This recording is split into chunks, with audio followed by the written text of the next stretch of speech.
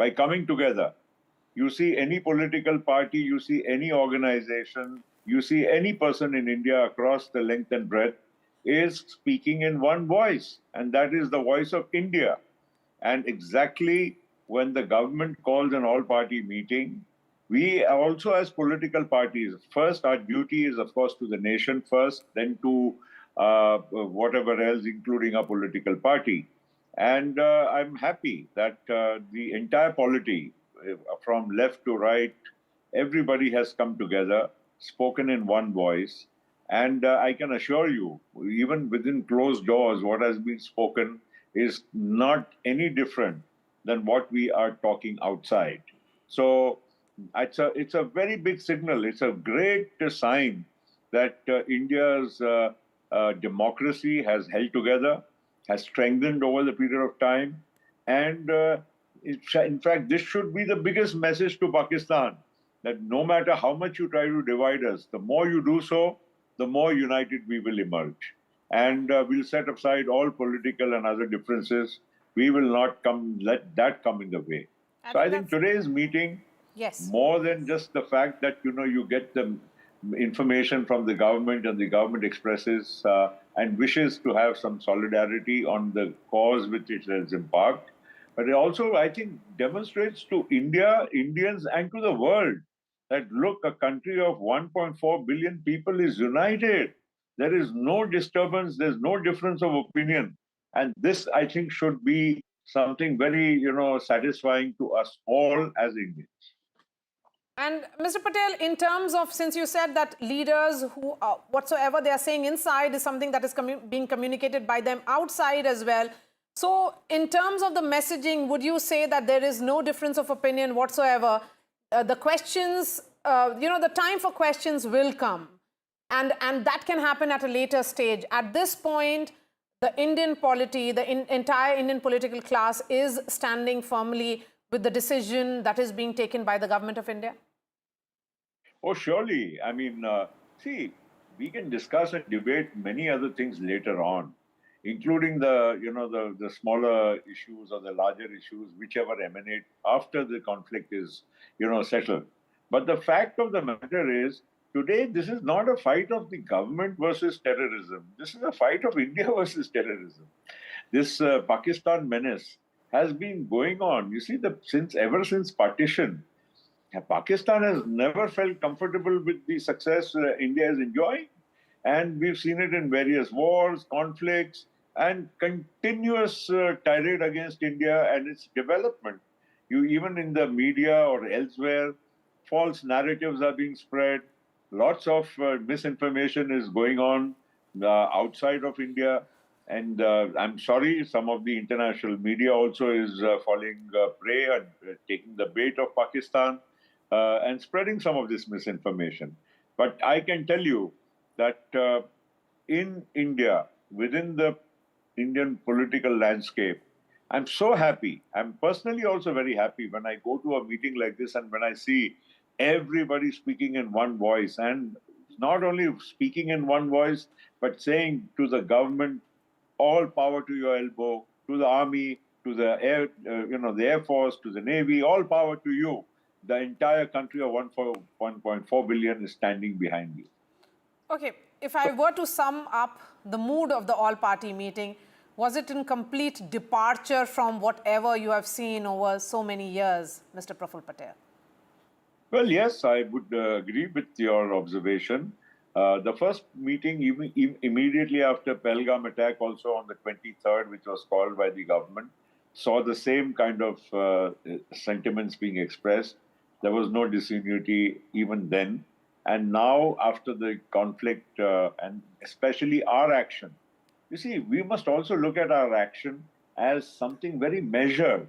The statement of the defense, the MEA yesterday, was so, I would say, confidence building, that we are a mature democracy. We don't go out and shoot like Rambos and try to kill other people.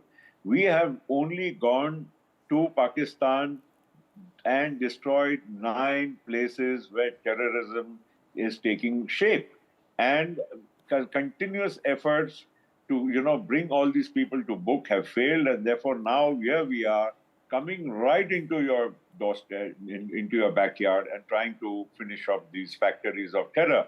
So if you look at it in totality, everybody is also very happy that India, as a political democracy, has had a measured response in spite of all the provocation. We've not just gone like Rambos. We've only attacked terrorists.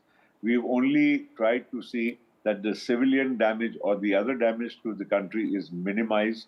And that has been I think, a very big success. Operation Sindoor is not just symbolic, it is also, I would say, very well calibrated.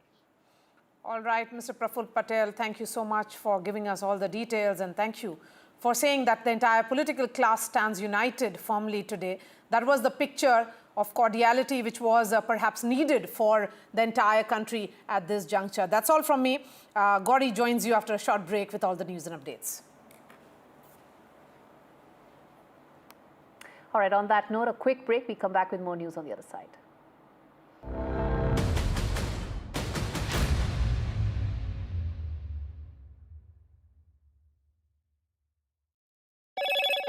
Hello, Moto.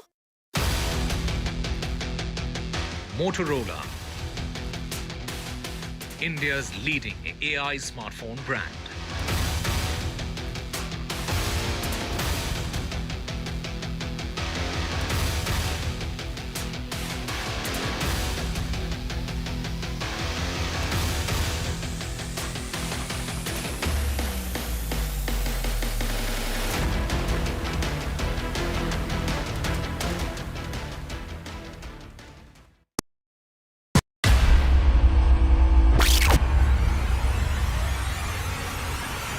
In the last 1 month, if you see, the share prices of Gensol Engineering has fallen more than 58%. Why are the rating firms calling the debt payments as default? We have two credible credit rating agencies on March 4th coming and downgrading the stock to D. Statements are consistently being proven wrong, and transactions are being taken place which are different from what they were originally pictured to be.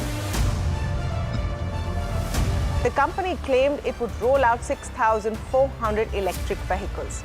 But what it has rolled out is a shocking scam. Funds meant for the project were funneled allegedly back to the promoters, the Junkie brothers.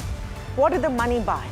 Not EVs, of course, but a lavish flat in Gurgaon's luxurious DLF Carmelias.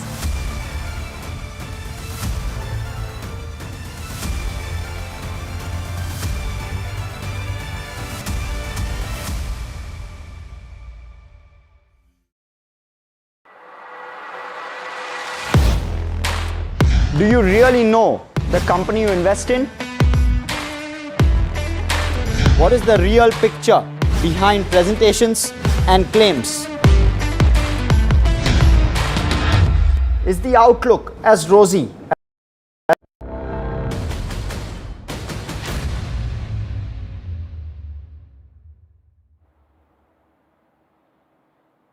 All right, a meltdown has happened in the Karachi Stock Exchange, where trading has halted as panic has gripped investors in Pakistan. The stock market is facing a huge decline. Let's quickly now rope in NDTV Sakshi Bajaj, who will take us through what exactly is it that is driving the panic amongst the investors in Karachi. Tremors are being felt in the Pakistan Stock Exchange as well. We have seen the Karachi Stock Exchange plunge over 7% and a pause really in trading there. Now, what exactly has led to this? Well, experts believe that, look, the panic mode that investors are seeing in Pakistan is clearly being felt as far as sharp declines on their stock markets and their stocks that have been seen since the past 2 days. Remember, this is ever since India's payback for Pahalgam and Operation Sindur. So now what does this mean in the near term? Well, experts believe in the near term, of course, this means that there could be more volatility. And in the near term, it also signals the fact that, look, while, of course, India is resilient, India's stock markets are resilient at the moment, experts believe in the near term, they will remain in wait and watch mode as far as Pakistan's impact is concerned. And, of course, they do believe that this does signal near-term volatility. All right, turning focus now to the families who've reacted, families of the victims of Operation Sindur who have reacted to the latest developments coming in. In fact, they've said that Sindur means our lives, and the victim's wife has in fact thanked Prime Minister Modi for Operation Sindur. Listen in.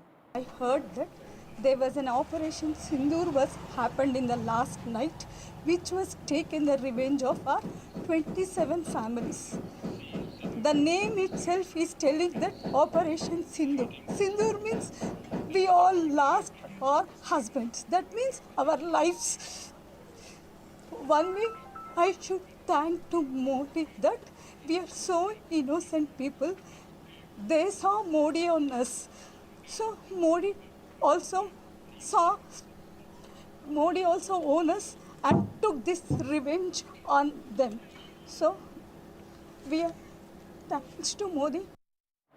Pakistan has unleashed a full-blown disinformation offensive in a very desperate attempt to try and shift the focus and the narrative. There have been a barrage of lies and digital theatrics that have come in after Operation Sindur. What started as a focused and effective military operation by the Indian Armed Forces, the Pakistani side is trying to create some sort of fake news around it, all of which has been busted by India and Indian government. Vishal Vivek gets you all the details on that front. Pakistan's fake news machinery is on an overdrive. Let's take a look at a few examples. This video was shared by various Pak accounts on X, claiming that Pakistan struck a military base in Amritsar. That is not actually Amritsar. Those posts are totally fake, as it's an old video. As you can see here, this PIB fact-check tweet sheds light on how these teams spread fake news. Those posts are totally fake. It's an old video. This video was posted by several handles, claiming to show Indian soldiers recovering remains of deceased soldiers. This too is fake information, as this is an old video from 2019 September, and it actually shows Pakistani soldiers retrieving dead bodies of their fellow comrades near LOC. This, another fact check from PIB, sheds light on how Pak is spreading misinformation. These social media accounts that you see on the screen have posted this video of an Indian pilot who was injured back in February. His plane had crashed near Gwalior. But these handles from Pakistan say something different. They say that this happened during this campaign of India's, when Indian planes sent some bombs into Pakistani territory and POK. So this also has been debunked by the Press Information Bureau's fact-checking team. So these are some of the various examples that PIB and the Indian team have come up with to show how Pak has been doing its misinformation campaign. All right, on that note, a quick break. We come back with more on the other side. Stay with us.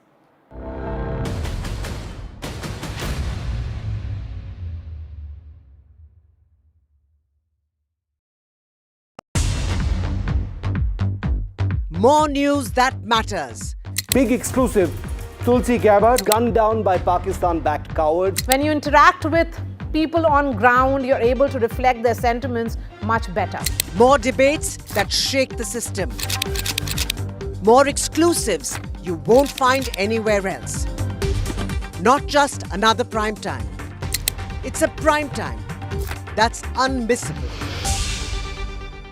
I've been reporting on all issues big and small from Andhra Pradesh, Telangana, rest of South India, bringing you all the action, all that you need to know, all that you want to know. The energy of Maximum City is infectious. I'm bringing that energy in our news coverage from financial capital Mumbai. Covering from the southernmost part of India over the last 23 years, I bring in-depth and 360-degree coverage from the Dravidian heartland. The land of Mishti, also known for its bitter politics. I have seen much water flow under the Howrah Bridge, covering Bengal in all its vivid colors. India's IT capital is always bustling, a city full of startups, stories and surprises. And I keep you ahead on all the Bengaluru buzz.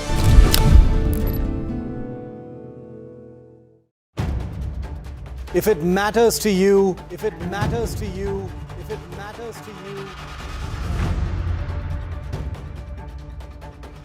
It matters to India. It matters to India. Turns with Shivaru. Only on NDTV 24/7. In today's interconnected world, India's voice is more crucial than ever. When India's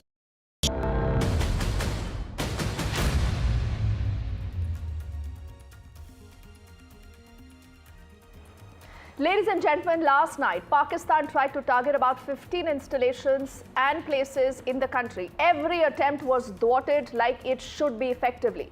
You're looking at a very detailed statement that has been put by New Delhi. We'll get you details of that and much more of that ever-developing story with our team of reporters tracking this from a lot of places right now. First up, as always, a quick check of our headlines right now.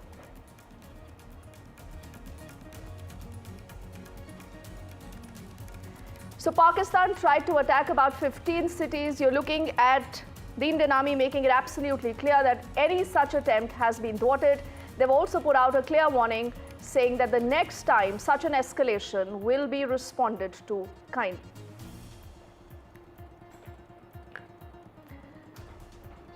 The Vice RCP MP, Subba Reddy, has spoken to NDTV. The Defence Minister has confirmed that 100 terrorists have been killed.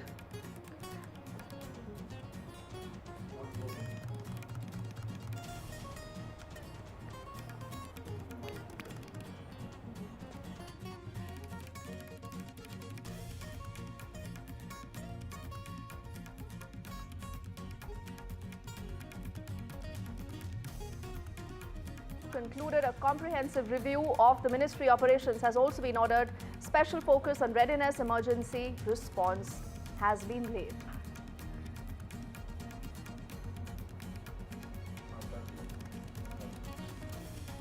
India has retaliated to the Pakistani response. Details of Operation Sindur Phase 2 now out. The government says that Pakistan air defense system has been neutralized.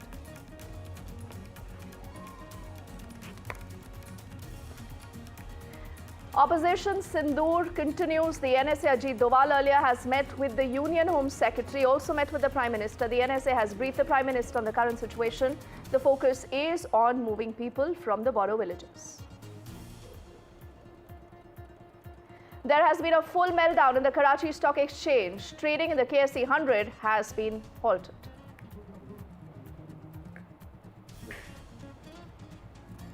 World leaders are in support of Operation Sindur. The world stands with India. There is also a call for restraint. Trump says he's also offered to mediate.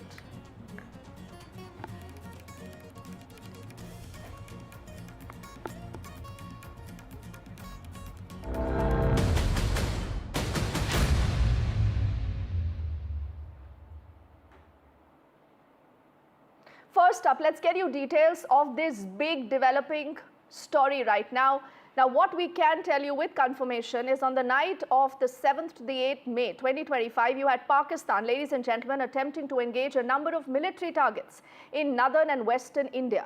Now, what were these places? These places were Awantipura, Srinagar, Jammu, Pathankot, Amritsar, Kapurthala, Jalandhar, Ludhiana, Adampur, Bhatinda, Chandigarh, Nal, Phalodi, Uttarlai and Bhuj, and this using drones and missiles. These were all neutralized by the integrated counter-US grid and the air defense systems. The debris of these attacks is also now being recovered from a number of locations that does prove that Pakistan was behind the attack. So this again is a clear indication of what Pakistan wants to do. Do remember, the government has made it very clear that any such attempt is going to be responded to in an equal measure. We've earlier maintained that our idea is not to escalate the situation, but this time around you're looking at Pakistan obviously wanting to cross the line. What does this mean and what more do we know about this? Let's get you details. Well, what we said in earlier bulletin that Pakistan was swarmed by drones. There was drone swarm which hit Pakistan's multiple sites, locations and military installations, and their air defense system in Lahore has been hit and badly damaged. Pakistan's DG ISPR has said that it was a drone attack at at least 12 locations, which he claimed most of them have been actually neutralized, but one he admitted that it hit their equipment at military installation in Lahore, and 4 military personnel were injured. This is the admission of Pakistan's army, which DG ISPR in his press briefing today. And then the army defense India has issued a statement talking about how Pakistan tried to attack India with drones and missiles. They have been neutralized at all the places, multiple places across western India and the northern India, in Jammu and Kashmir and in Punjab and Rajasthan. Everywhere they have been neutralized, both drone and missile attacks, and then India has hit back. Clearly, it's Operation Sindur 0.2, but also it is clear sign of the escalation from Pakistan when they tried to use missiles and drones to target India, which have all, according to army, they have been defense officials' statement, they all have been neutralized. And then Pakistan admitting it is a military facility, which we know is a air defense system, has been hit by Indian drones as well. So clearly we were waiting for an official statement. Since afternoon we were talking about this, how the Operation Sindur 0.2 has started since last night. It was also shelling along the borders, along the line of control during the night, second day of artillery shelling, and army has said that they have responded in equal measure, which is small arms and artillery as well. So that is Nazir Masoodi helping us understand what really has happened. But what is happening right now and what more do we know about what Pakistan attempted to do and how India has responded? Let's also get in our colleague Ghazali, who's been at the Rajouri sector getting you a lot of other ground reportage. Ghazali, one thing is absolutely clear. You know, all those who thought that this is a Pakistan that possibly could mend its ways, could learn the lesson, that is absolutely not happening. Now, you had India going in for those precision strikes, but this is Pakistan that wanted to try and attempt to hit out at our military installations. Yeah, certainly. Pakistan has been trying to do that. Yesterday it attempted, and the government's statement clears now that how our aerial defense system managed to neutralize all those aerial threats coming from Pakistan's side. And more than 16 cities of India were targeted by Pakistan, and that's why we were getting all those reports of loud explosions yesterday, particularly in the north from Amritsar, from Rajouri, from other neighboring cities like Chandigarh as well. And government has put out that how its aerial defense system managed to neutralize all those aerial threats from Pakistan. But meanwhile, I'll tell you what is happening in Rajouri. Heavy shelling happened day before yesterday. Yesterday it was a quiet night, but a lot of people have been asked to evacuate these areas. My camera person will show you all these beautiful houses on these hilltops are vacant right now because people have been asked to move to safer places in Rajouri, towards the urban areas. People are moving towards low-lying areas in the plains, towards Jammu, and toward other safer areas away from the LOC, or say the international border.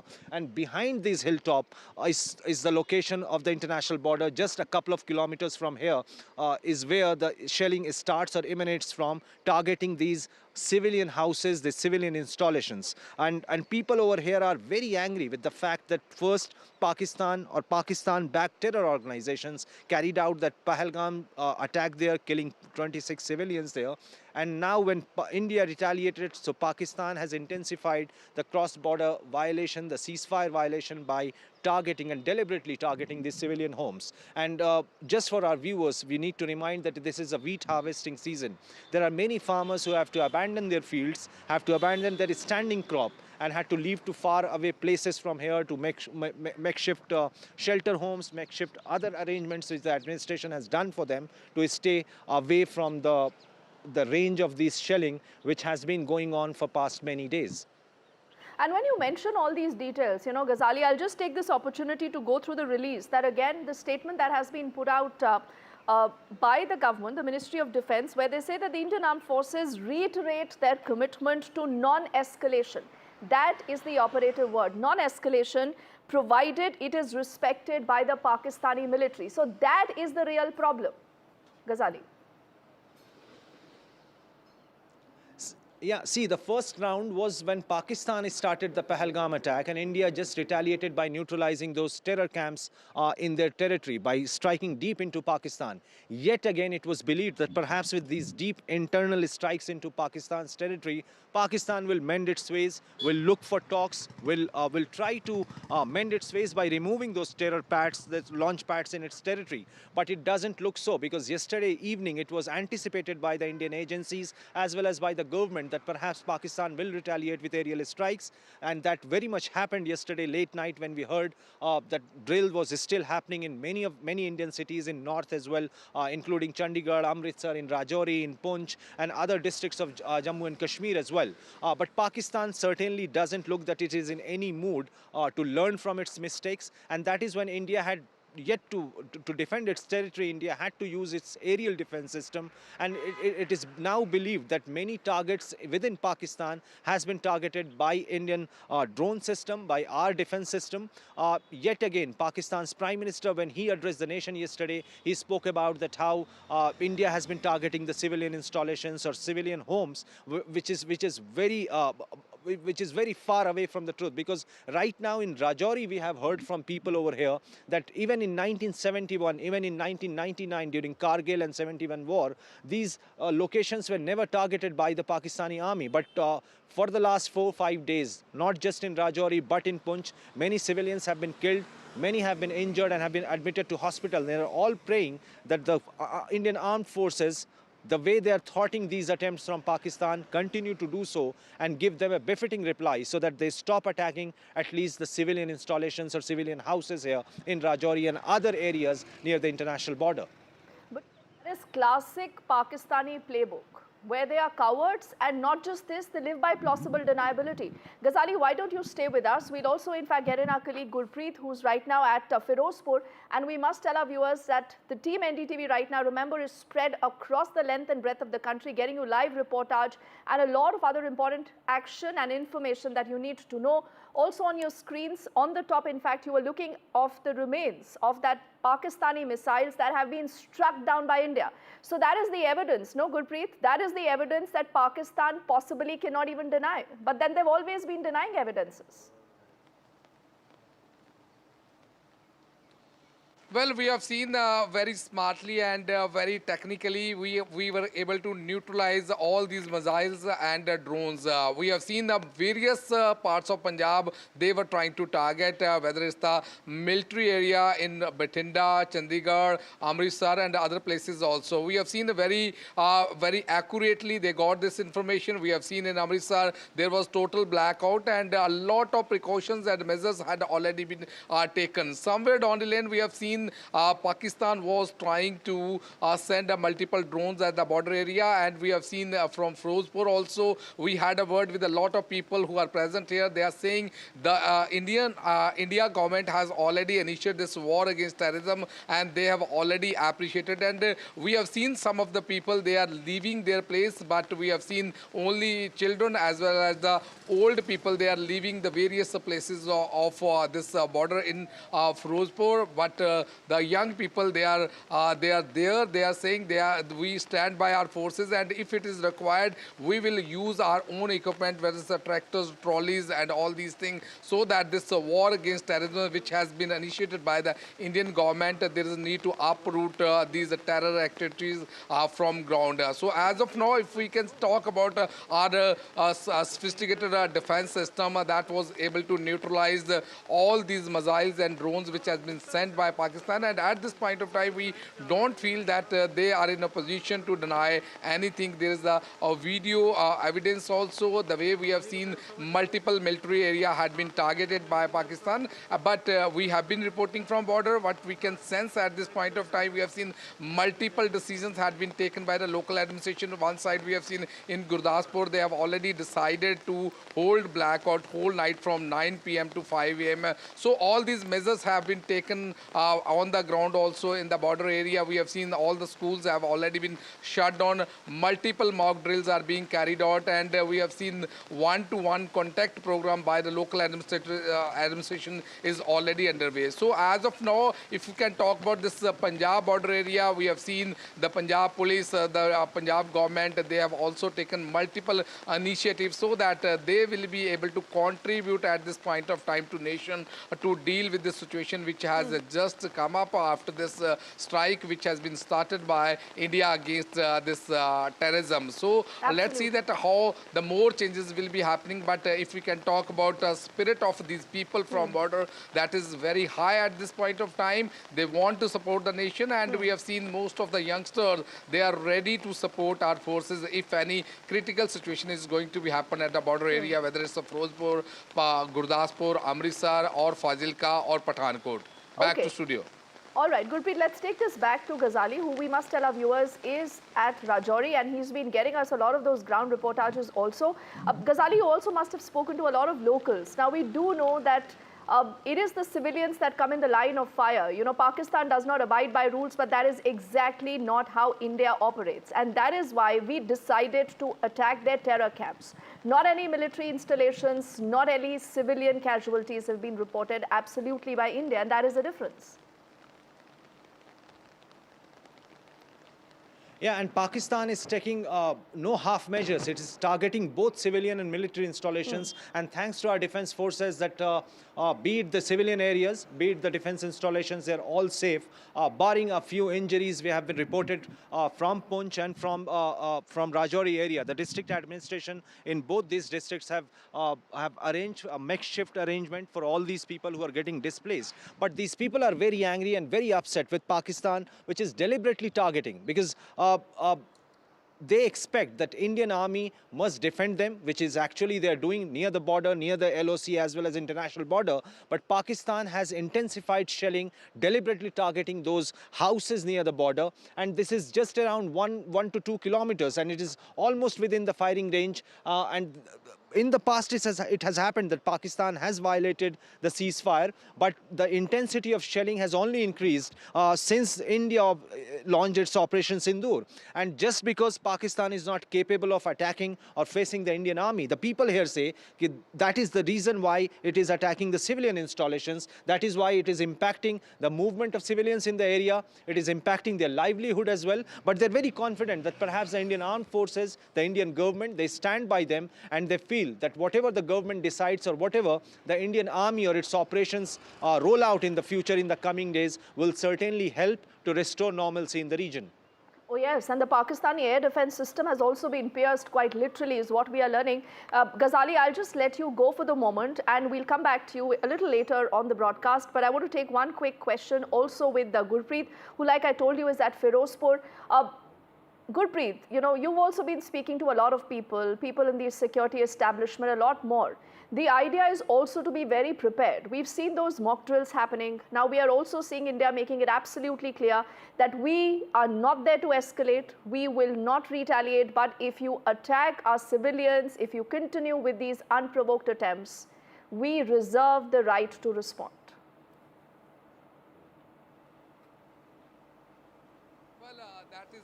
A spirit of people here at the border area. We had a word with the multiple people, whether it's in the administration of Firozpur district or the people who stays at border. They say this is the time to teach them lesson. The way this Pahalgam attack had been executed by these anti-national and from across the border, this is the right time, this is the need of the hour to teach them a very serious lesson to all these people who are involved in such terror activities.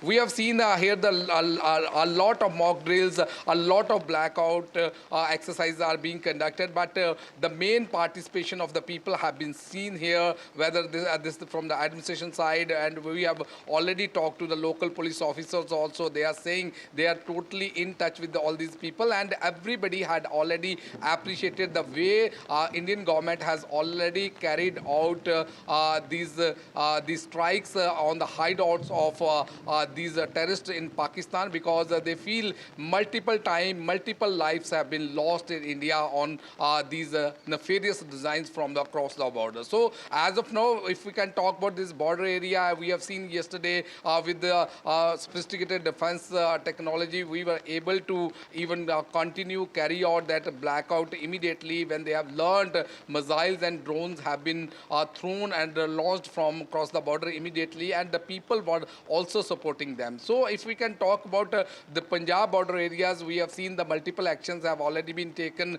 to just restore this confidence in the people of this border area, that they are ready to combat and grapple with any situation if it is arising. We have seen multiple mock drills which are being carried out at the various locations of various borders. That means they are trying to guide the people. If any siren sounds, how and what action they are going to take, and how the people should react to these sirens which are going to be used by these. All right, we'll just thank Gurpreet. He's reporting from Firozpur, and apologies for that bad audio line. But let's keep our focus on a lot more ground reportage that our team of reporters has been getting to you non-stop here. And we also have the Raksha Mantri speaking live right now.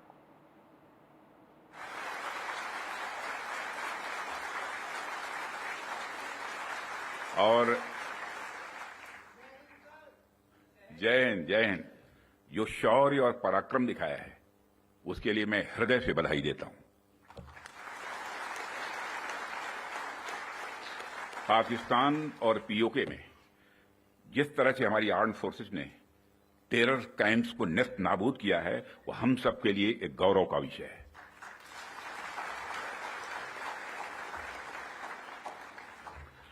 साथियों, आप सभी national quality conclave का आयोजन ये आपका चल रहा है।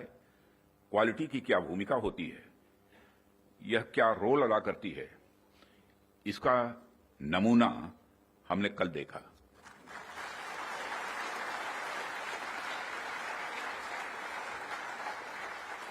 जिस प्रेसिजन के साथ यानी जिस सटीकता के साथ ऑपरेशन सिंदूर एग्जीक्यूट किया गया, वह अनइमेजिनेबल है, बहुत ही सराहनीय है।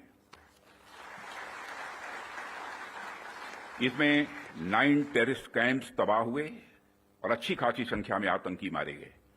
जिस तरह से इस ऑपरेशन को किसी भी इनोसेंट को नुकसान पहुंचाए बिना मिनिमम कोलेटरल डैमेज के साथ अंजाम दिया गया, वह इसलिए संभव हो पाया क्योंकि हमारे formidable and professionally trained armed forces के पास इक्विपमेंट भी हाई क्वालिटी के थे।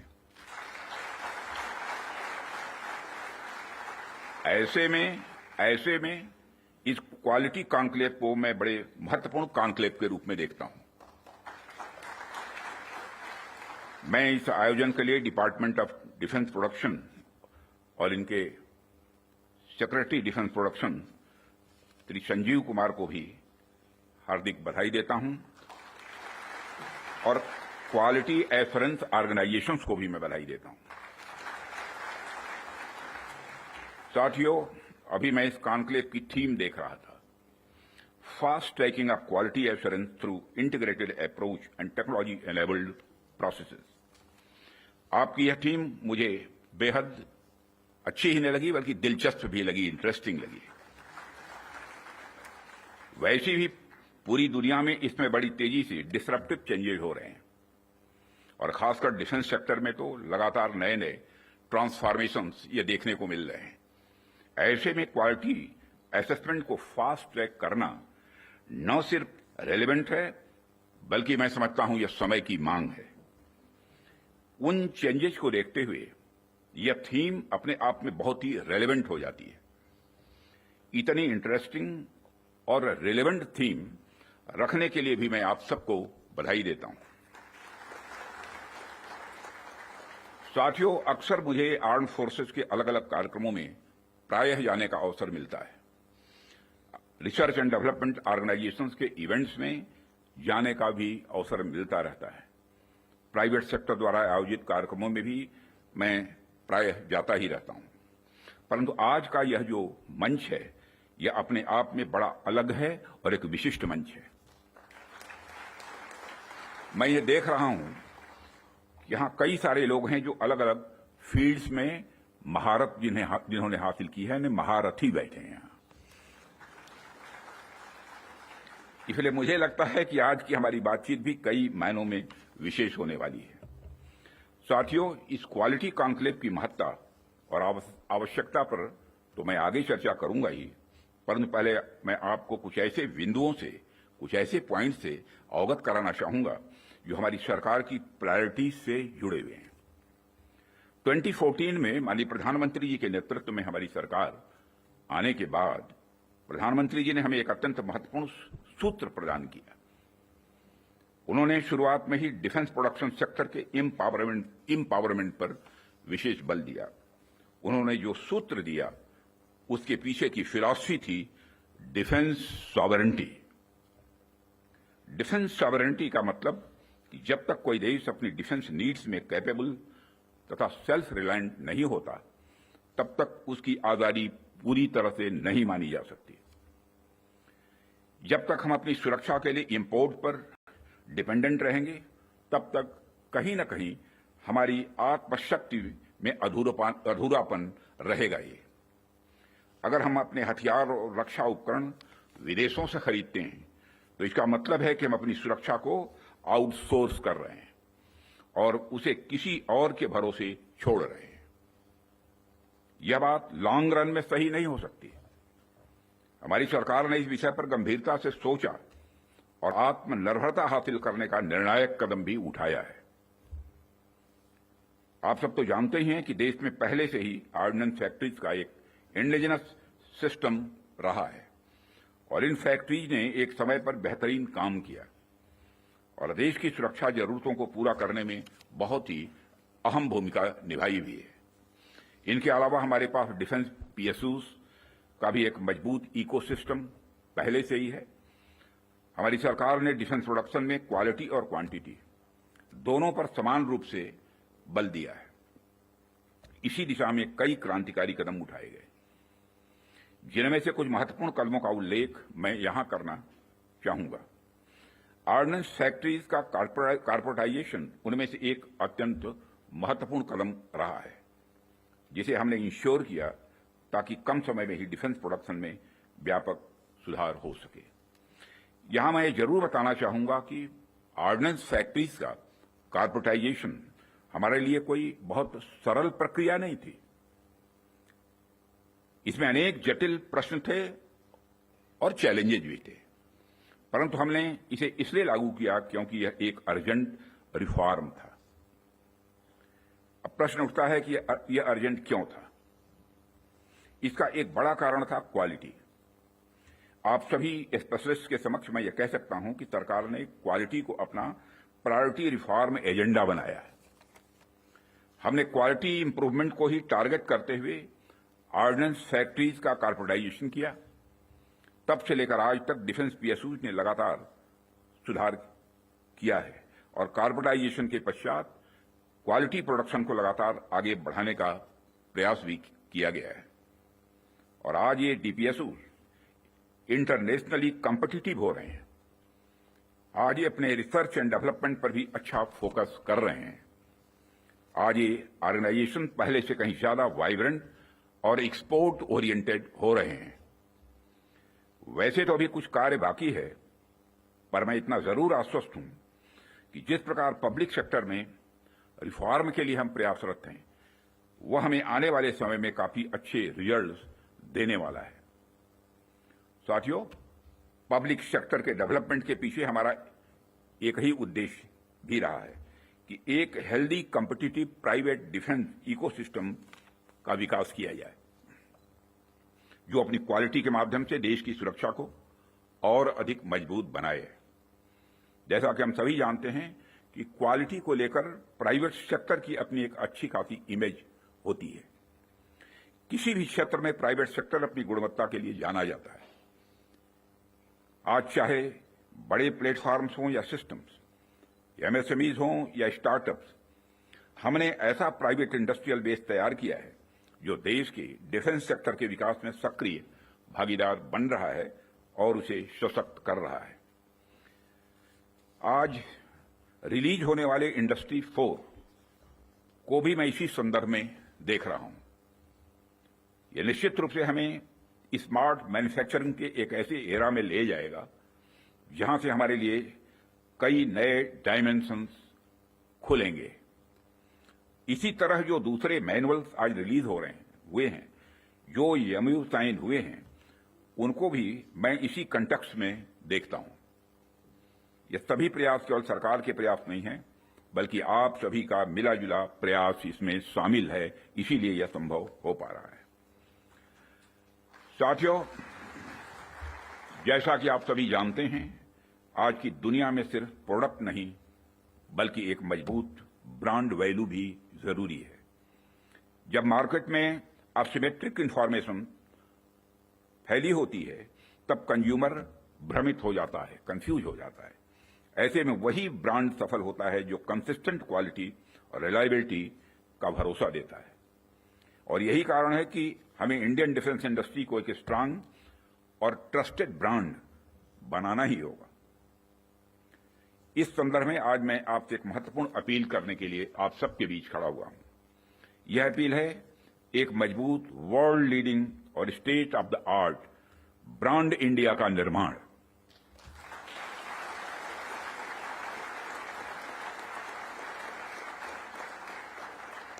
ताकि दुनिया की डिफेंस मार्केट में प्रोडक्ट्स को लेकर जब कंट्रीज के मन में डाउट हो तो वह ब्रांड इंडिया को चूज करे। Whenever in doubt, go for India। यह हमारी यूएसपी होनी चाहिए, यही हमारी यूएसपी होनी चाहिए। ब्रांड इंडिया का मतलब है कि अगर किसी इंडियन कंपनी ने कुछ प्रॉमिस किया है तो वो होगा ही होगा, होकर ही रहेगा। किसी प्रोडक्ट की फला रेंज तक मारक क्षमता है तो होगा ही होगा, यह भरोसा होना चाहिए। उससे नीचे का तो कोई सवाल ही खड़ा ही नहीं होता। किसी प्रोडक्ट की फला टेम्परेचर तक में काम करने की कैपेसिटी है तो होगी ही होगी, उससे नीचे का तो कोई प्रश्न ही नहीं खड़ा होता। यह होना चाहिए हमारा क्वालिटी एश्योरेंस और ब्रांड इंडिया का भरोसा। और जब हम ऐसा कर पाने में सफल होंगे तभी इंटरनेशनल बायर्स हमें एक ट्रस्टेड सप्लायर के रूप में देखेंगे और कहेंगे don't go for doubt, go for India.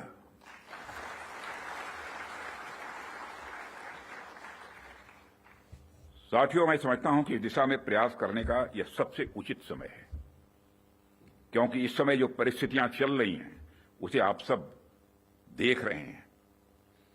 हमारे रीजन में ही आज जो स्थितियां उत्पन्न हो रही हैं उससे आप सभी अवगत ही नहीं हैं बल्कि अच्छी तरह परिचित हैं।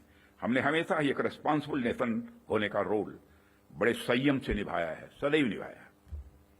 हम लगातार इस बात के पक्ष कर रहे हैं कि समस्याओं का समाधान बातचीत के जरिए से हो, परंतु इसका अर्थ यह नहीं है कि हमारी सहनशीलता का कोई नाजायज फायदा उठाए। यदि कहीं कोई हमारे इस संयम का फायदा उठाने की कोशिश करता है तो उसे कल की तरह ही क्वालिटी कार्रवाई का सामना करने के लिए भी पूरी तरह से तैयार रहना होगा।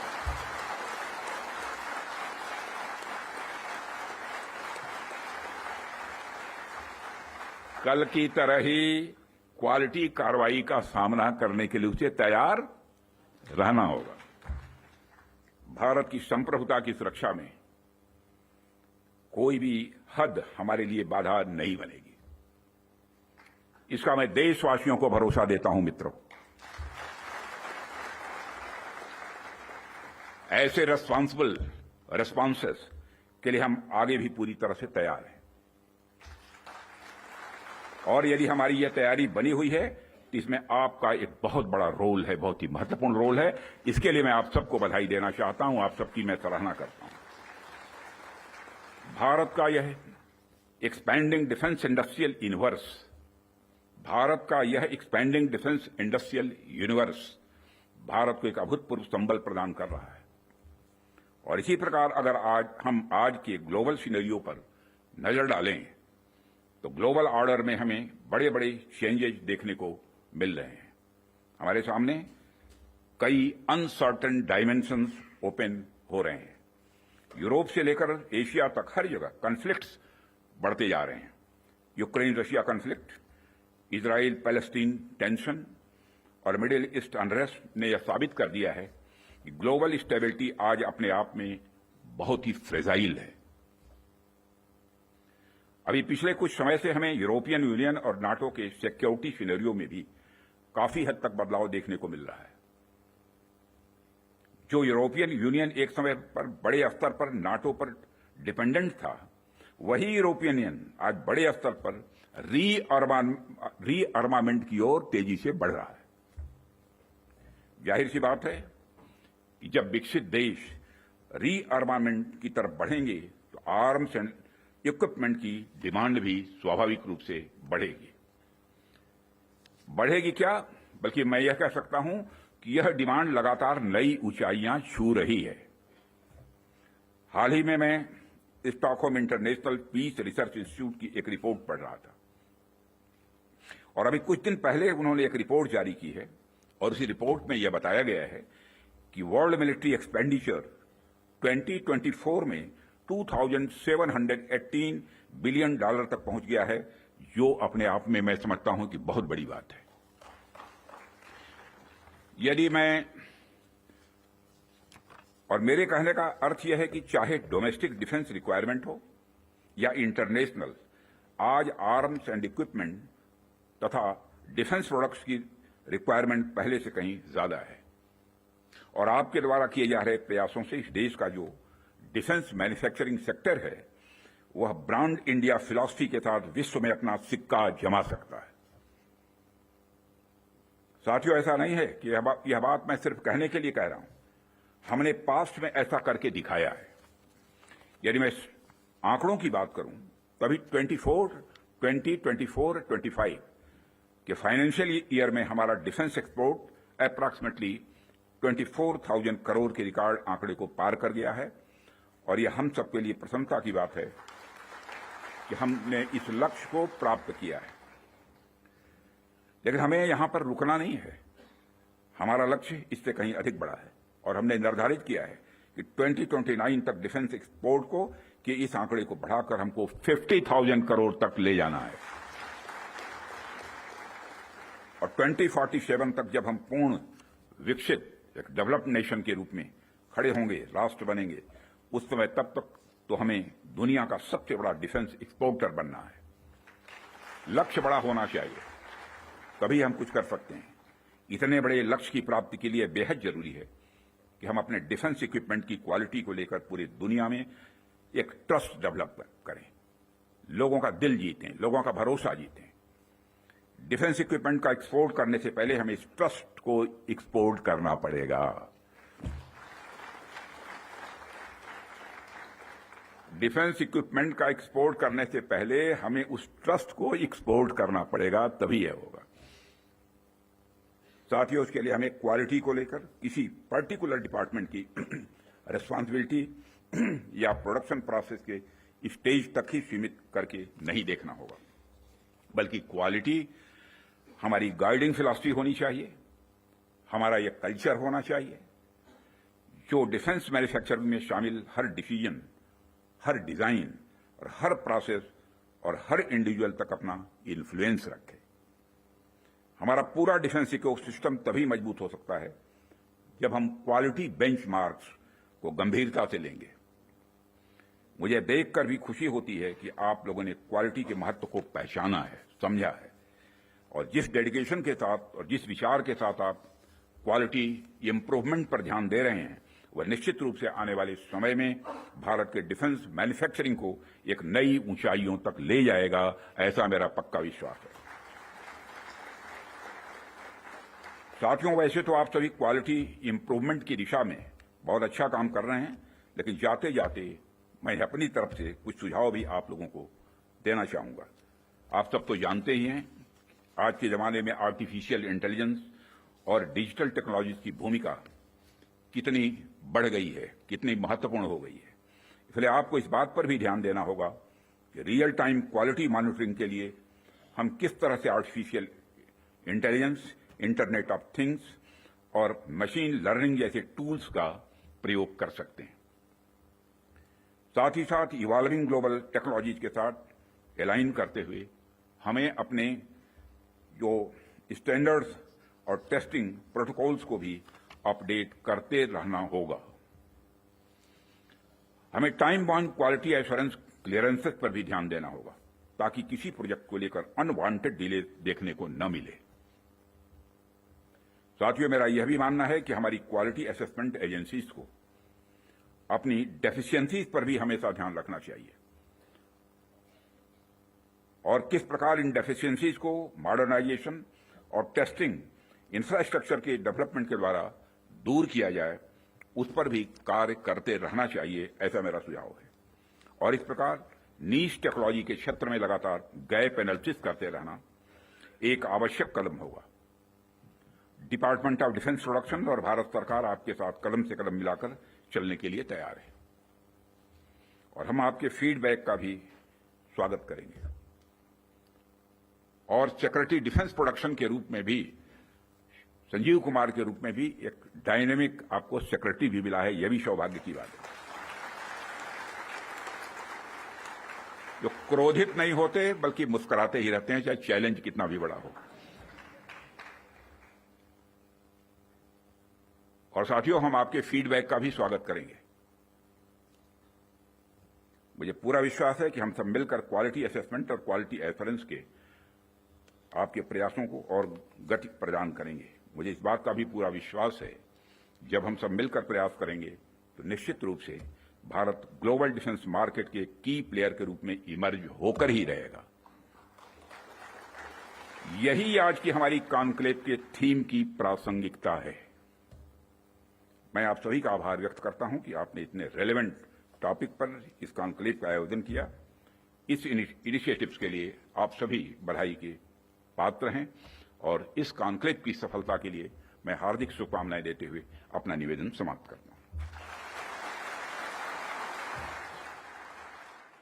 All right, so we just heard the Raksha Mantri putting out that all-important address where he's also lauding our armed forces for not just the precision strikes that have happened, but also for retaliating in good measure to the attempt by Pakistan late last night to attack our installations, about 15 of them. He also does say that we are willing to go to any extent to protect our sovereignty, do not test our patience, do not exploit our tolerance.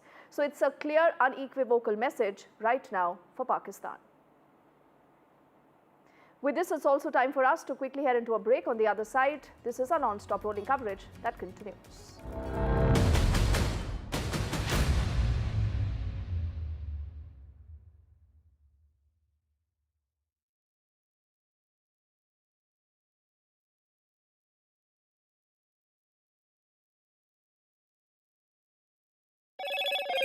Hello, Moto. Motorola, India's leading AI smartphone brand.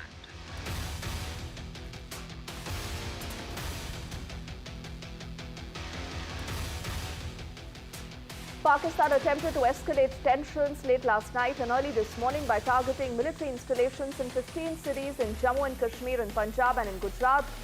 We've seen a response also by India, and we've targeted and neutralized Pakistani air defense radars and systems in several locations, including in Lahore. And this was an attempt by Pakistan that has been thwarted.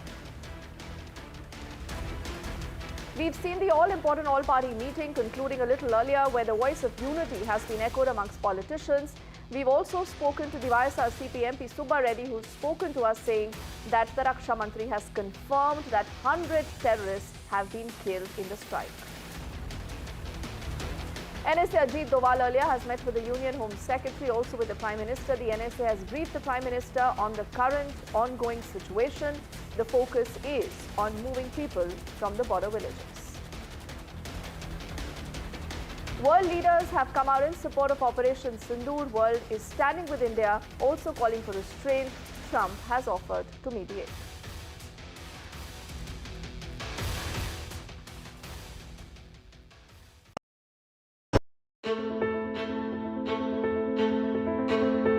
News is not just headlines.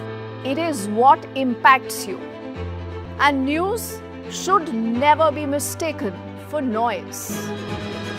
What matters is the reality. Accurate, in-depth, and with the right perspective. For over 20 years, I have been a journalist, and never has clarity mattered more than now.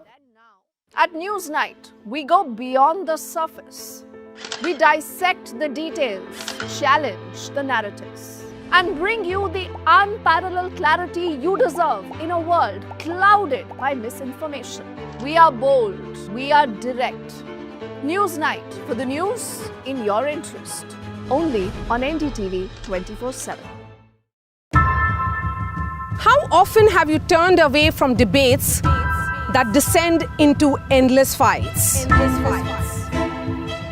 We bring you a show where every question is answered, where every debate finds its resolution, where every story finds its conclusion, where opinions collide but facts prevail, where stories unfold with insights and trust. When the noise ends, the last word begins.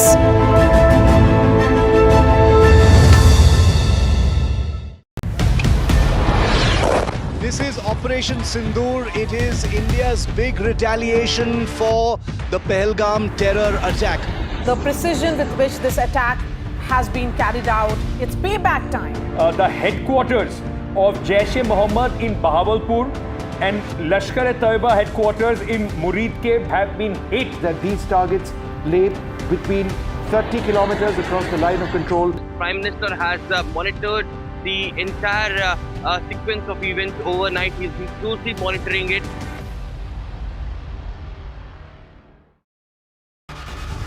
If it matters to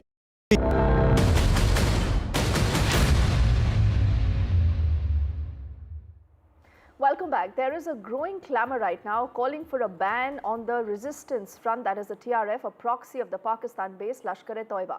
Identified as the perpetrators of the Pahalgam attack, TRF's actions, remember, have sparked a lot of outrage, with leaders like the AIMIM chief Assuddin Owaisi urging a unified international campaign to designate the TRF as a global terror organization.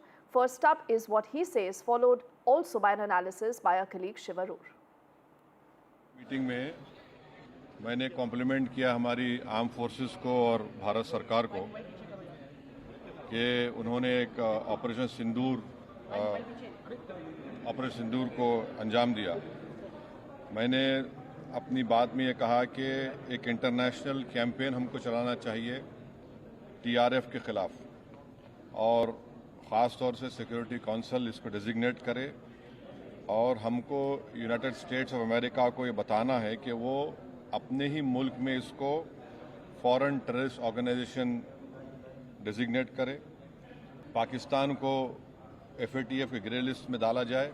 Well, they first claimed responsibility for it, the resistance force, and then they, issued a social media statement saying that their platform was hacked and that this was an erroneous statement of claiming responsibility for what happened in Pahalgam. So that was the first sign that something was very wrong within the Pakistan establishment. Point number two, the resistance force, let's call it TRF, for the sake of this conversation, is an offshoot of the Lashkar-e-Taiba, which sprung up in the aftermath of the abrogation of Article 370 and became very active in the Kashmir Valley, has taken responsibility for a whole variety of attacks, whether it is in Sonamar, Gulmarg, etc.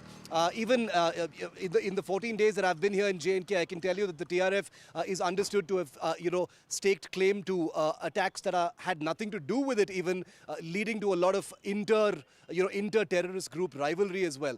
But I think the one thing we should mention, since Assaduddin Owaisi has said it, and the TRF has, become front and center as far as Pahalgam is concerned, nobody should really dignify the TRF with a separate identity from the Lashkar-e-Taiba.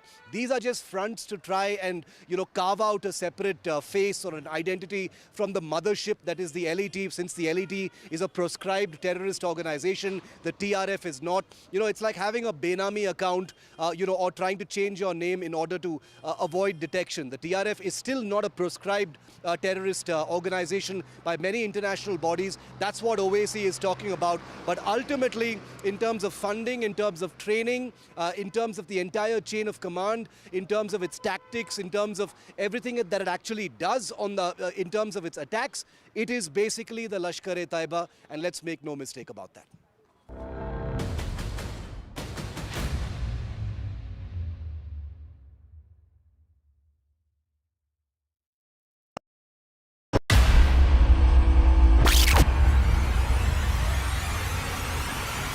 The last 1 month, if you see, the share prices of Gensol Engineering has fallen more than 58%. Why are the rating firms calling the debt payments as default? We have two credible credit rating agencies on March 4th coming and downgrading the stock to D. Statements are consistently being proven wrong, and transactions are being taken place which are different from what they were originally pictured to be.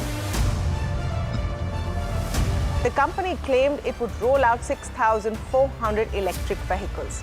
But what it has rolled out is a shocking scam. Funds meant for the project were funneled allegedly back to the promoters, the Junkie brothers. What did the money buy? Not EVs, of course, but a lavish flat in Gurgaon's luxurious DLF Carmelias.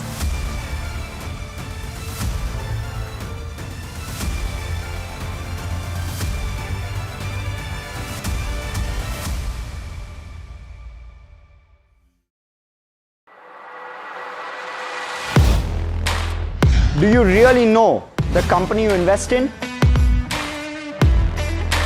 What is the real picture behind presentations and claims?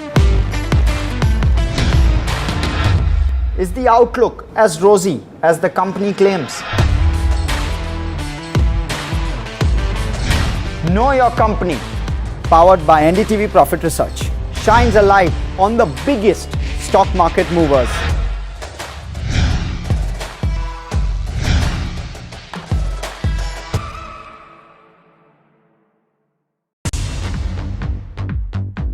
More news that matters. Big exclusive. Tulsi Gabbard gunned down.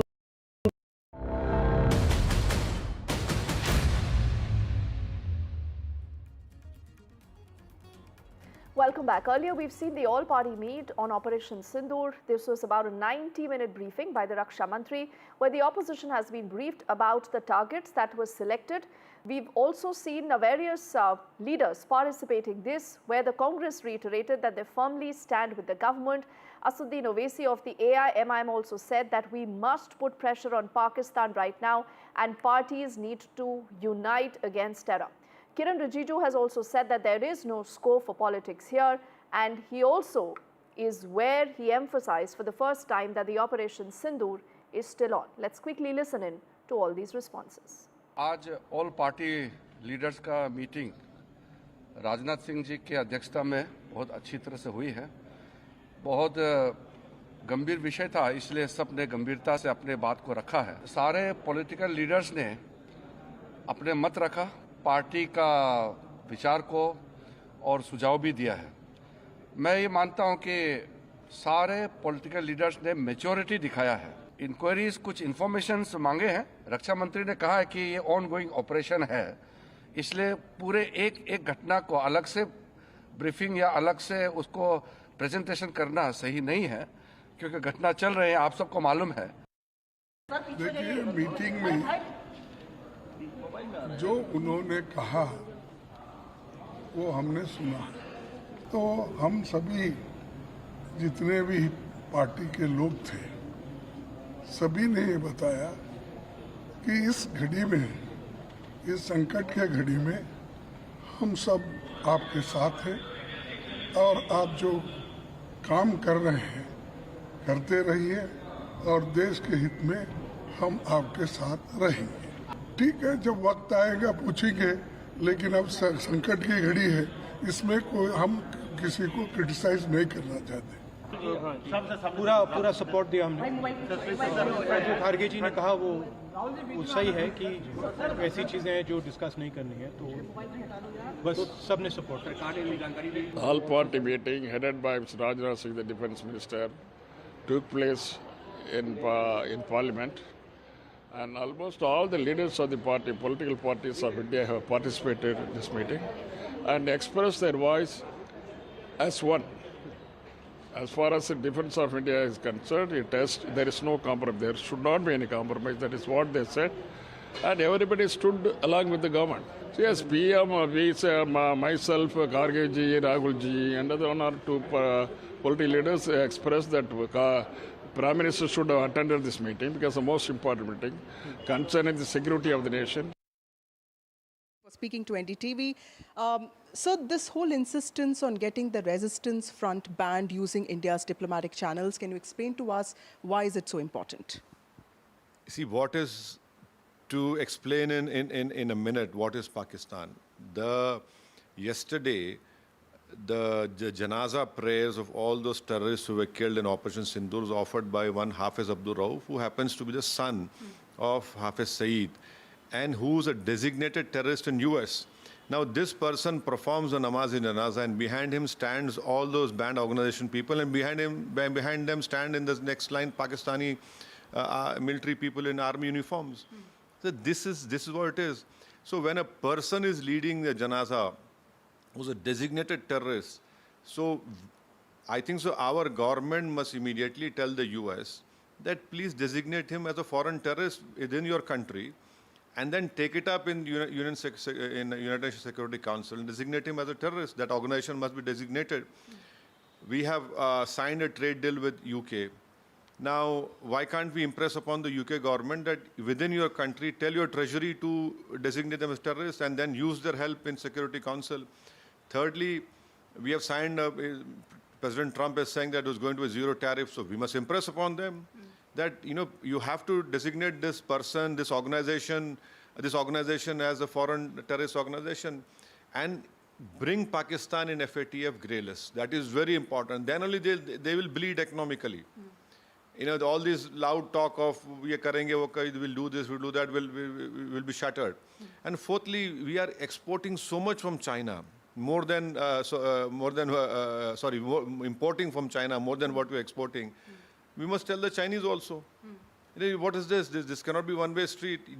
The Chinese can really use their influence, impose upon on Pakistan what India wants, and tell the Pakistanis to hand over those terrorists to us. We'll follow the due process in our country, and then the courts will decide what fate should be done to them. With this, it's a wrap on this edition of the news, but do not go anywhere. This is our non-stop rolling coverage, and we are also building up to that all-important briefing by the MEA in the next 30 minutes here on NDTV.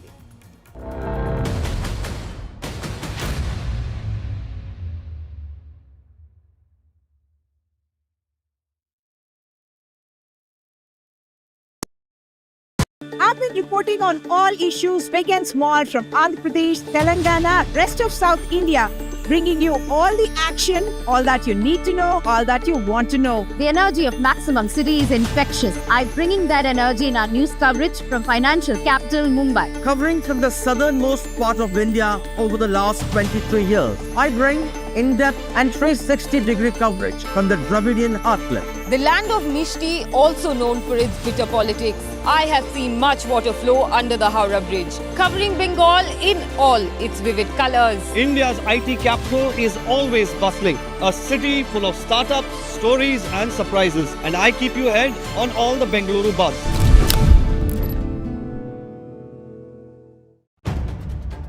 If it matters to you, if it matters to you, if it matters to you, it matters to India. It matters to India. And it matters to me. And it matters to me. India Matters with Shivaru. Only on NDTV 24/7. In today's interconnected world, India's voice is more crucial than ever.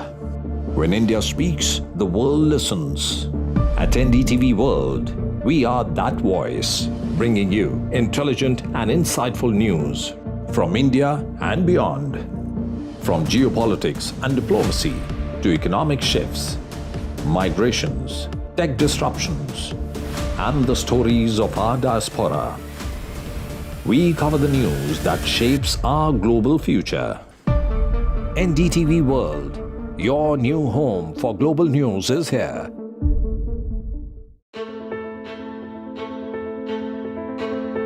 News is not just headlines, it is what impacts you. And news should never be mistaken for noise.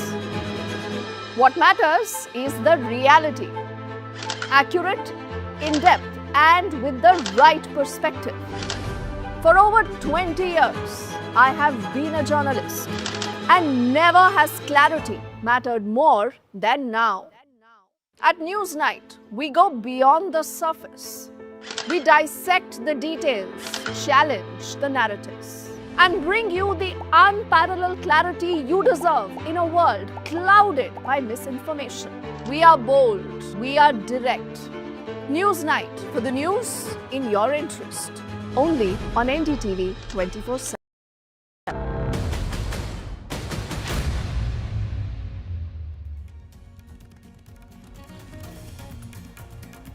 Hello and welcome. You're watching NDTV. I'm Gargi Rawat. Coming up ahead, we'll get you all the latest updates a day after Operation Sindur, and attempts were made on 15 Indian cities. Indeed, I'm Gauri Dwivedi, and over the course of the next 60 minutes, we're going to decode Operation Sindur second phase, what it means, India's preparations, and a lot more. But first up, the headlines. Rajnath praises armed forces on Operation Sindur. Defence Minister says precision strikes without hitting any civilian or military installations. Defence Minister says world will see India's weapon strength. Pakistan attempted to escalate tension late last night and early this morning, attempting to target military installations in 15 cities from Jammu and Kashmir to Punjab and even Gujarat. These were neutralised by India. Prime Minister Modi's high-level meeting with government officials, a comprehensive review of ministry operations underway. Special focus remains on readiness and emergency response. A big claim by the BJP. They say that Abdul Rauf Azhar, IC-814 hijacking mastermind, was killed in Operation, the younger brother of Jaish-e-Mohammed chief Masood Azhar.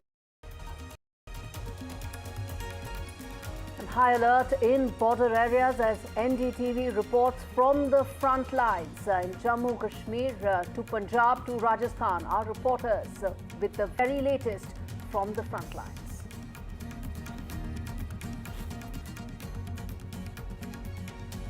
In one of the villages which has been impacted by shelling. This is the last village on the border. We're at the line of control in Salamabad. It's one of the last outposts before the line of control. I'll request my Vijay to show all these pictures from ground. We are a few kilometers away from international border.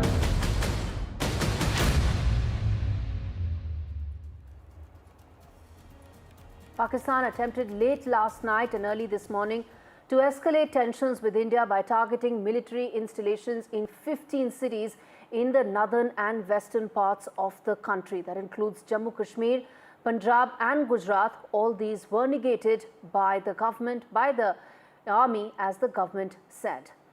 That's right. The government said Indian forces responded by targeting and neutralizing Pakistani air defense radars and systems in several locations, including in Lahore. So this is Operation Sindur that is ongoing. This is something Defense Minister Rajnath Singh said during the briefing at the all-party meeting as well. And speaking at an event just a short while ago, Rajnath Singh lauded our security forces and he praised the way that the armed forces destroyed the terror camps in Pakistan and POK. He says the precision in which this operation was executed is a matter of pride.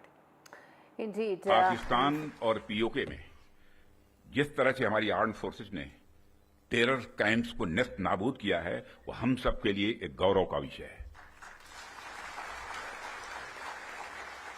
जिस precision के साथ यानी जिस सटीकता के साथ operation सिंदूर execute किया गया, वह अनइमेजिनेबल है, बहुत ही सराहनीय है। इसमें 9 टेररिस्ट कैंप्स तबाह हुए और अच्छी खासी संख्या में आतंकी मारे गए। जिस तरह से इस ऑपरेशन को किसी भी इनोसेंट को नुकसान पहुंचाए बिना मिनिमम कोलेटरल डैमेज के साथ अंजाम दिया गया, वह इसलिए संभव हो पाया क्योंकि हमारे formidable and professionally trained armed forces के पास इक्विपमेंट भी हाई क्वालिटी के थे। इंडियन डिफेंस इंडस्ट्री को एक स्ट्रांग और ट्रस्टेड ब्रांड बनाना ही होगा। इस संदर्भ में आज मैं आपसे एक महत्वपूर्ण अपील करने के लिए आप सबके बीच खड़ा हुआ हूं।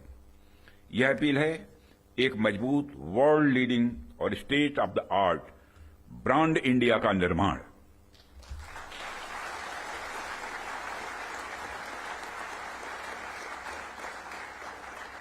ताकि दुनिया की डिफेंस मार्केट में प्रोडक्ट्स को लेकर जब कंट्रीज के मन में डाउट हो तो वह ब्रांड इंडिया को चूज करे। When ever in doubt go for India, यह हमारी यूएसपी होनी चाहिए, यही हमारी यूएसपी होनी चाहिए। और जब हम ऐसा कर पाने में सफल होंगे तभी इंटरनेशनल बायर्स हमें एक ट्रस्टेड सप्लायर के रूप में देखेंगे और कहेंगे don't go for doubt, go for India. All right, Rajnath Singh, they're praising India's effort and Operation Sindur. Let's go across to our reporters now for the very latest. And Nazir joins us from Kupwara. Aishwarya joins us right here in Delhi. And we're also being joined by Wing Commander Gitanjali Singh, Aeronautical Engineer. Thank you so much, ma'am, for joining us. But first, Aishwarya, to you on the latest that we're hearing from the government. It's now been put out that 15 Indian cities were in fact targeted overnight. These attempts were neutralized.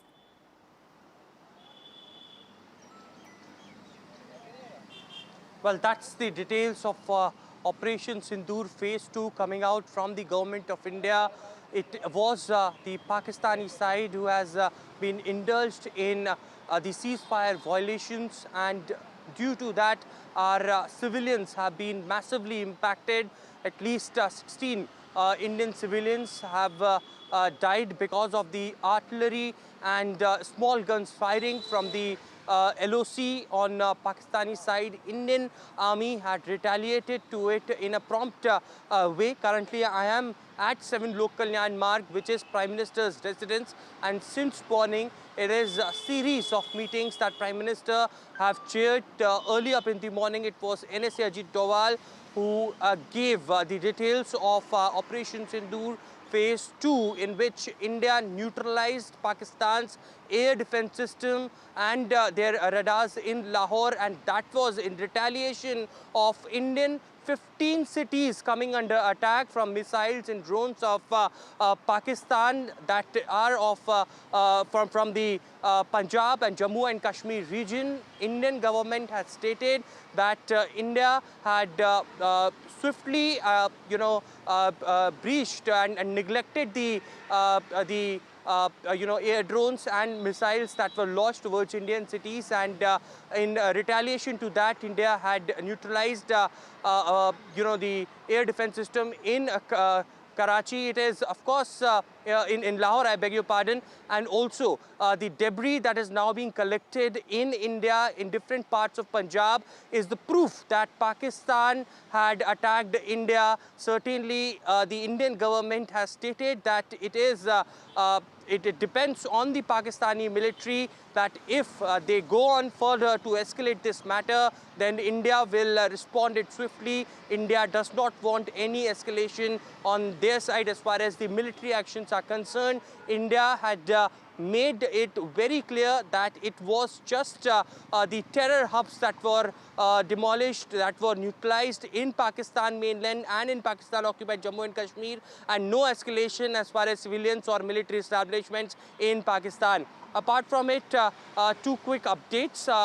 As I mentioned, it was earlier NSA Ajit Doval who briefed. Later, it was Prime Minister Narendra Modi who chaired the inter-ministerial secretariat meeting. The secretaries from different departments had arrived at 7 Lok Kalyan Marg, and a coordinated effort is the message that the Prime Minister gave to all of them in the current situation.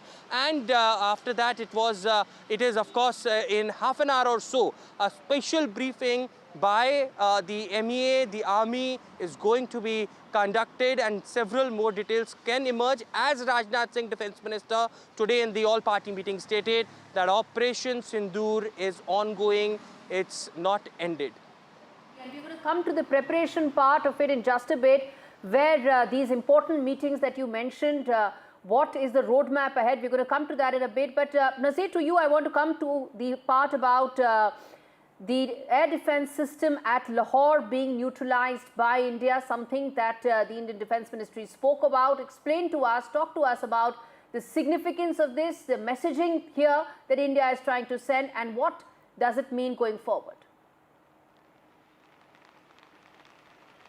Well, India has made it very clear that India's action was in retaliation to Pakistan's drone and missile attacks across 15 cities in western and northern India, Gujarat, Punjab and Jammu and Kashmir. So there were multiple attacks from Pakistan on their attempt to target cities and defense establishments, which Defense Ministry has said have been successfully neutralized. So in retaliation to that, as part of Operation Sindur, India launched massive drone attacks on Pakistan, and they have smashed this air defense system of Pakistan at Lahore. In fact, Pakistani DGP ISPR has admitted that one of the drones hit their military installation in Lahore, and he admitted also defense equipment was also damaged without mentioning it was air defense system. And he also admitted that 4 army soldiers have been injured in that attack. DG ISPR also talked about drone attacks in Karachi as well, in which he said 1 civilian has been killed and several others injured. He talked about other places. Then he said around 1 dozen drone attacks have been neutralized by Pakistan. He said the Israeli-made drones have been used by India in this what was drone swarm on Pakistan. So as we see, Operation Sindur is going on. It was not just about the missile strikes on Pakistan and terror strikes, terror sites there, which India said was carried out with full military precision. The intended targets were hit very hard at Bahawalpur to Murdiki and Sialkot to Muzaffarabad and Kotli, both POK and mainland Pakistan. So Pakistan had tried to hit back at India, clearly trying to widen the spectrum of hostility and confrontation. But India said, Defense Ministry in the statement clearly said that all the attempts to target our cities and the defense establishments has been neutralized, and in retaliation, India has hit at Pakistan's air defense system, and which was already, breached after India carried out missile strikes at terror sites in Pakistan. One important thing India is making very, very calculated, which is we had a terror attack in Pahalgam. So in retaliation to that terror attack, in which 26 civilians were killed and 17 others injured, India responded with targeting terror sites in Pakistan. Jaish-e-Mohammed headquarters in Bahawalpur, Burdiki, where we know this Lashkar headquarters there, which our army and the defense ministry has been repeatedly talking about. They are also talking about Hizbul Mujahideen and other groups. Their headquarters have been, sites have been targeted. So that is one that was in retaliation to Pahalgam attack. Now there was and India made it very clear those attacks were not carried out at any defense installation of Pakistan or any civilian population. But when Pakistan tried to attack Indian cities and Indian defense establishments last night, so there was a response in equal measure. So Pakistan's air defense system was targeted, and one defense system was eliminated or neutralized in Lahore. So huge setback for the Pakistan in this round 2 of this Sindur. So it is going on, as Defence Minister Rajnath Singh clearly said, it is going on. But we have to see the impact of this hostility or the Pakistani shelling in the borders. It is the people living near the border who have to bear the brunt of this hostility.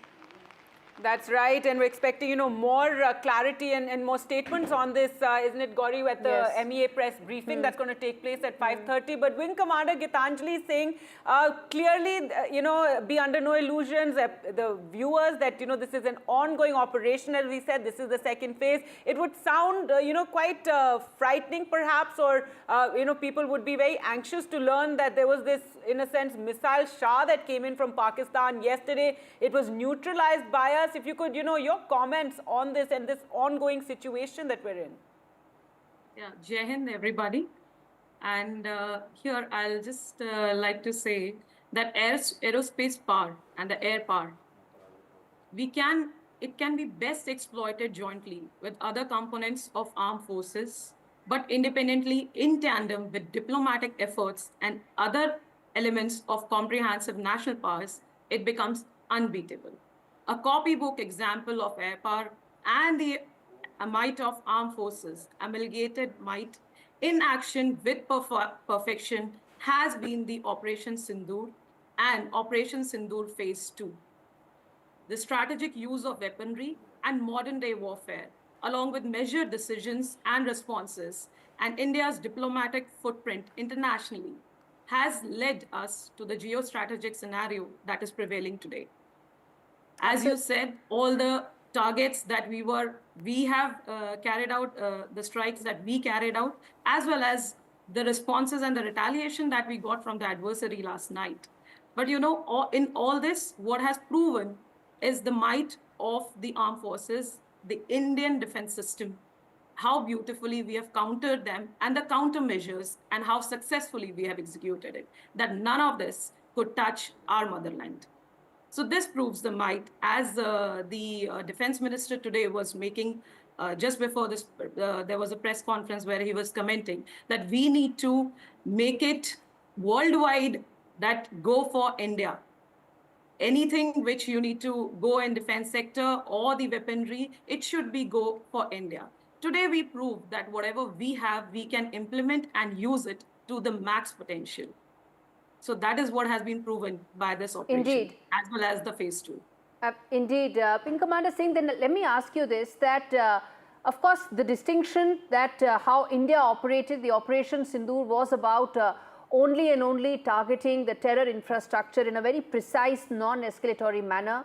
The response that came from Pakistan was to target 15 cities and the military installations in these 15 cities, thwarted successfully by India. But help us understand the next 24 to 48 hours. What is it that we are now looking at? What is it that we should now be preparing for going ahead? As far as our stance is concerned, I guess it would be more clear in the next 15 to 20 minutes, wherein the Foreign Ministry and the press conference would take place, and our stances as well as the further actions will be explained. However, as far as the nation's stance on the whole operation is concerned, we are not here for escalations. We just wanted to target and stand against terrorism. That's the stance globally everybody has taken, and that is what we are here for. As far as the retaliation and further actions are concerned, of course, there would be substantial action in case we are targeted. As far as the other actions are concerned, I think that would be more clear by the press conferences. We have Aishwarya also with us, and they've been, as Aishwarya, you've been reporting a series of meetings today. The Prime Minister also chaired a meeting with top secretaries for better coordination in these times, when we're seeing these kind of missile attacks as well. And and we're waiting for that MEA briefing, Aishwarya, but also very interesting are the visits that are currently underway. A minister from Saudi Arabia who arrived here in India today, and also the visit by the Iranian minister. And these are countries that could possibly, put some pressure on Pakistan, or in a sense carry messages or mediate as well.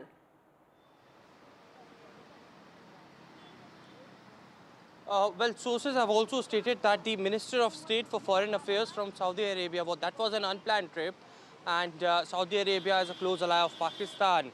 Certainly at this point in time, if the Minister of State of Foreign Affairs meets Prime Minister Narendra Modi, and the meeting lasted for almost 1 hour at 7 Lok Kalyan Marg, and if there is a straight message from India to Saudi Arabia, and if any directions are being given to reach out to Pakistan, who is indulging in the terrorism and also the terror hub spots over there, that's something that would be considered as a big diplomatic win. India, on the other side, is reaching out to several envoys, the representatives of non-permanent and permanent members of the UNSC. Today as well in the morning, I saw several envoys going towards the Ministry of External Affairs, and they have been regularly briefed about the India's action against the terrorism and India's Operation Sindur as well.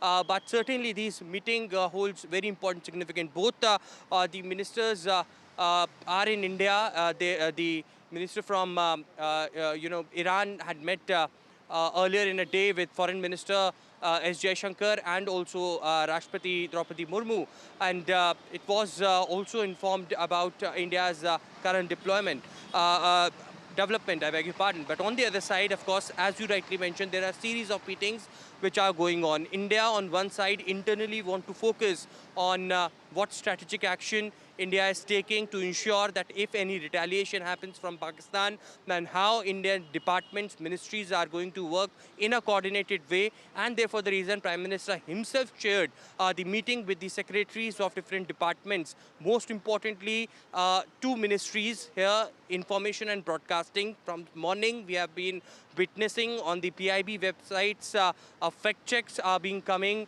as far as the anti-India propaganda and fake narrative being spread by several social elements, and it is, of course, yesterday Home Minister Amit Shah also gave directions to the chief ministers that their cybercrime unit should be activated in full scale, so that those being identified who are peddling this fake narrative or making such anti-India posts, then there should be an action that should be taken against them. Secretary of Information Broadcasting had been given standing instructions on that very part. On the other side, the Ministry of Power, the Power Secretary was also here in occasions of blackouts, in the drills that were conducted. Power Ministry holds a very important role, and therefore the reason perhaps the instructions were given to the Power Secretary as well. It was earlier in a day, as I mentioned, NSA Ajit Doval also briefed Prime Minister Narendra Modi. So PM Narendra Modi constantly and very closely monitoring each and every development what is happening. And as Rajnath Singh mentioned, Operation Sindur is ongoing. We can probably see more meetings coming up till late night as well. And of course, all focus would be on that important press conference at 5:30 p.m. Absolutely. The press conference that will start in about 10 minutes from now will provide key insights and answers, of course, and also the roadmap, both from a diplomatic point of view and, of course, from operational point of view, whatever the government is in a position to share. As Aishwarya was pointing out, Operation Sindur is still underway. Thank you so much, Wing Commander Singh and Aishwarya, for joining us with this story. We're going to slip into a very short break. Karkim, we're going to come back with lots more news on the other side. Stay with us. Stay with us.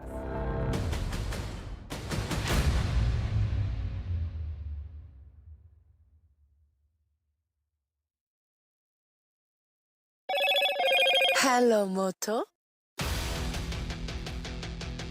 Motorola, India's leading AI smartphone brand.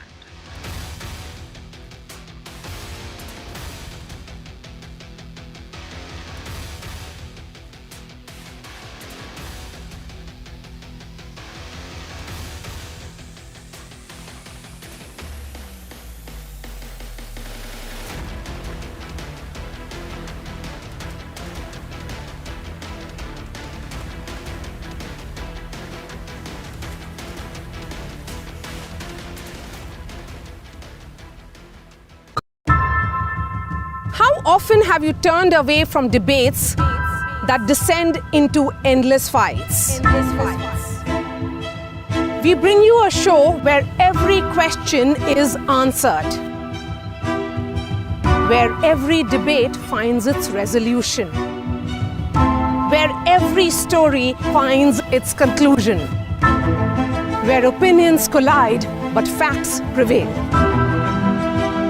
where stories unfold with insights and trust. When the noise ends, the last word begins.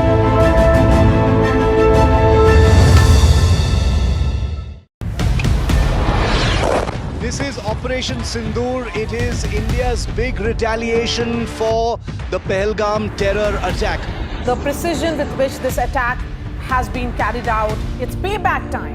The headquarters of Jaish-e-Mohammed in Bahawalpur and Lashkar-e-Taiba headquarters in Muridke have been hit. That these targets lay between 30 kilometers across the line of control. Prime Minister has monitored the entire sequence of events overnight. He's been closely monitoring it.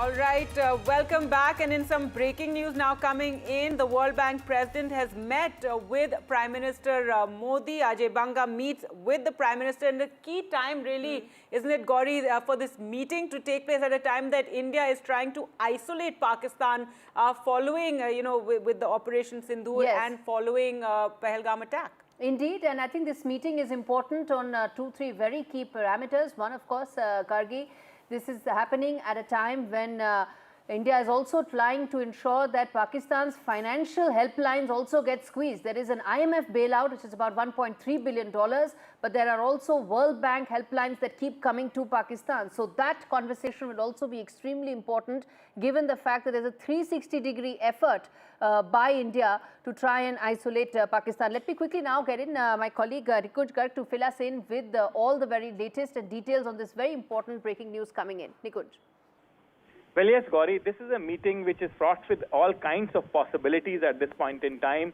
Remember, India wanting to tighten screws on Pakistan financially this time. This is an exercise which we have never undertaken prior to this time. And in the past, we have briefly mentioned to multilateral organizations that Pakistan should not be given liberal loans and moved on from there. But for the first time, we have actually actively engaged with multilateral banks, multilateral organizations, particularly the financial one in nature, and told them that not only Pakistan's liberal loans should be halted, but the active loans should be disengaged. So the multilateral organizations or associations should disengage from any kind of financial loaning activity to Bangladesh is what our message has been.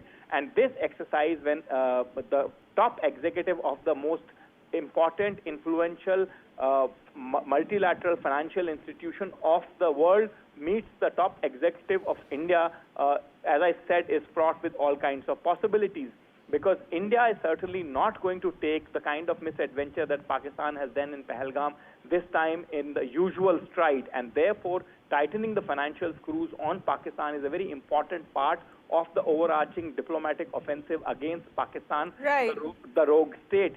And the issue here is also very, the most important part of this entire exercise is that more you mount financial pressures on Pakistan, the more the Pakistani elite and the establishment is likely to yield, because this is where it hurts them the most.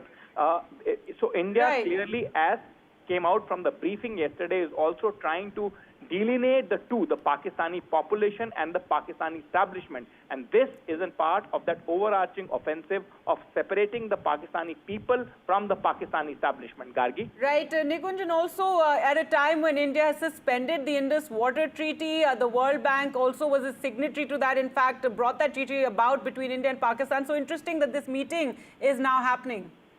Well, absolutely. I mean, this is all part of an exercise of engaging multilateral bodies like United Nations, like World Bank, like Asian Development Bank, like the European Union, to tighten the screws on the Pakistani establishment. Remember, Pakistan is in a very, very, very precarious financial position for a fairly long time now. And that situation has, despite the best effort put in by the Shahbaz Sharif government, who himself comes from a business family, refused to improve. They have tried very hard to improve the taxation structure of that country, which is the principal demand of all the multilateral organizations, but it hasn't actually happened. And once that is not happening quite clearly, revenues for the Pakistani state are feeble. And once your revenue ingress is feeble, then obviously you are dependent on the international loans, particularly on agencies and corporations like World Bank. And India has made its intent absolutely crystal clear this time on the World Forum that the offensive that India is going to mount against Pakistan will not limit itself only to the military and the diplomatic components of it. However, it will also have the financial and other cultural aspects of the offensive ingrained in it, and that's what the government is now trying to send out a message to the world and Pakistani establishment particularly. Remember, Prime Minister has today met Saudis, the Iranians, and now he's meeting the president of the World Bank, which is the most crucial agency with probably highest loan exposure to the Pakistani establishment and the government. Absolutely, Nikunj. Extremely important development coming in, helping India squeeze Pakistan financially as it continues some of the other parameters as well. Economic, diplomatic, political, all coming in together. On that note, Gargi. Right, time for us to slip into a very short break, but do remember in a short while from now that all-important briefing by the Ministry of External Affairs. Stay with us.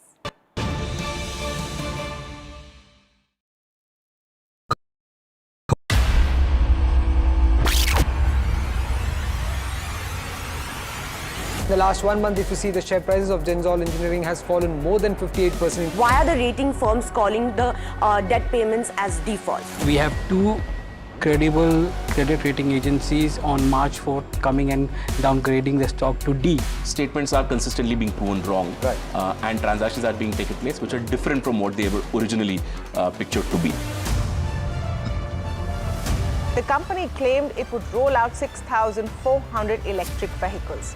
But what it has rolled out is a shocking scam. Funds meant for the project were funneled allegedly back to the promoters, the Junkie brothers. What did the money buy? Not EVs, of course, but a lavish flat in Gurgaon's luxurious DLF Carmelias.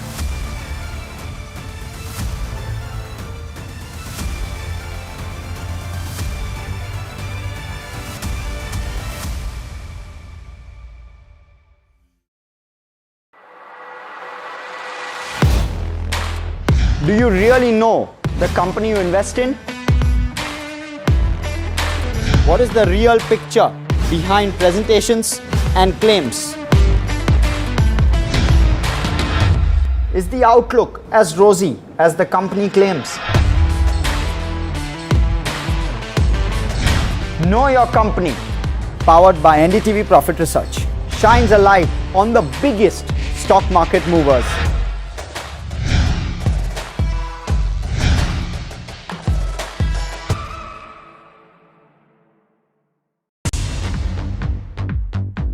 More news that matters. Big exclusive. Tulsi Gabbard gunned down by Pakistan-backed cowards. When you interact with people on ground, you're able to reflect their sentiments much better. More debates that shake the system. More exclusives you won't find anywhere else. Not just another prime time. It's a prime time that's unmissable. I've been reporting on all issues big and small from Andhra Pradesh, Telangana, rest of South India, bringing you all the action, all that you need to know, all that you want to know. The energy of Maximum City is infectious. I'm bringing that energy. Hello, Moto. Motorola, India's leading AI smartphone brand.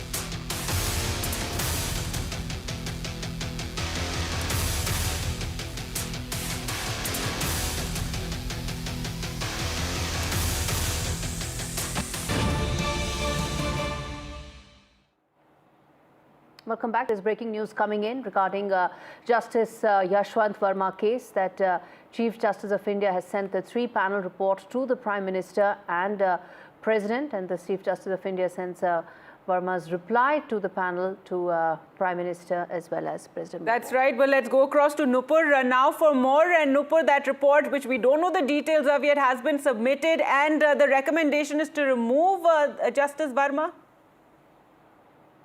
Sources have suggested us that CGI has impacted Justice Yashwant Verma's removal as a High Court judge. Remember, the procedure to remove a High Court or a Supreme Court judge has to be initiated by the CGI by recommending it to the President and the Prime Minister, and the Parliament passes. After the Parliament passes the removal motion, it is then approved by the President. So this could be a step towards that only, as the CGI has now sent the response that he received from Justice Yashwant Verma. Remember, last week only on Sunday, the report was submitted by the 3-judge panel to CGI on the inquiry that was conducted on the allegations of cash recovery. Remember, there was a debris of cash that was found at his residence, and after that, a massive controversy had broken out about how that cash came about and where that cash came from. Justice Yashwant Verma had categorically denied any knowledge of the same, and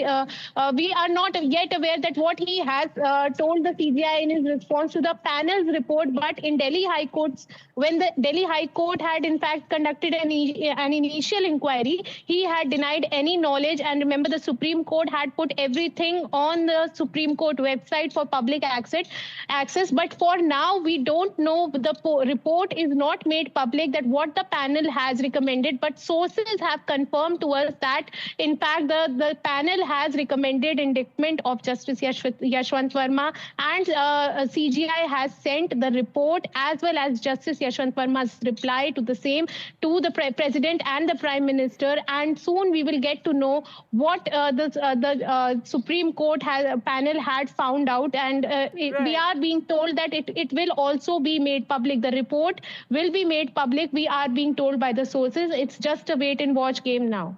Right. In fact, this entire episode has been dealt with a lot of transparency. Thanks so much, Nupur, for joining us there with all the latest developments. But returning now to our top story, in a short while from now, that all-important briefing by the MEA.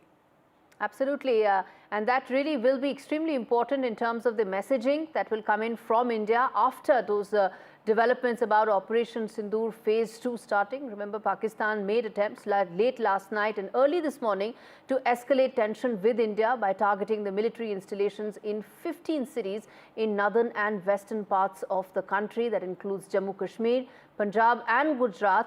All of these were negated, the government said. Now, reporters have been bringing you reports from the frontline affected border states, and NDTV's Gurpreet sent us this report from Firozpur in Punjab. We have come to a village who is the last village of Punjab, and next to this village is the border and then Pakistan. We have seen that a lot of our family members, they have already started moving from this last village of Punjab, and I'll request my Vijay to show all these pictures from here. We have seen some of the houses which have already been locked there, and what we have learned from the local villages, most of the women as well as the children, they have already migrated from this place to some safer place. Some of the people, they are with us. We will talk to them to understand what type of movement is going to be taken place from this village. We will talk to them to understand, but I'll show this house which has been locked, and the people from this village, they have already started moving from this place to some safer places. We will talk to them. तो गांव में देख रहे हैं काफ़ी तनाव का अभी माहौल है पाकिस्तान और इंडिया में. गांव में देख रहे हैं कि लगातार लोग यहां से किसी और जगह पे जा रहे हैं.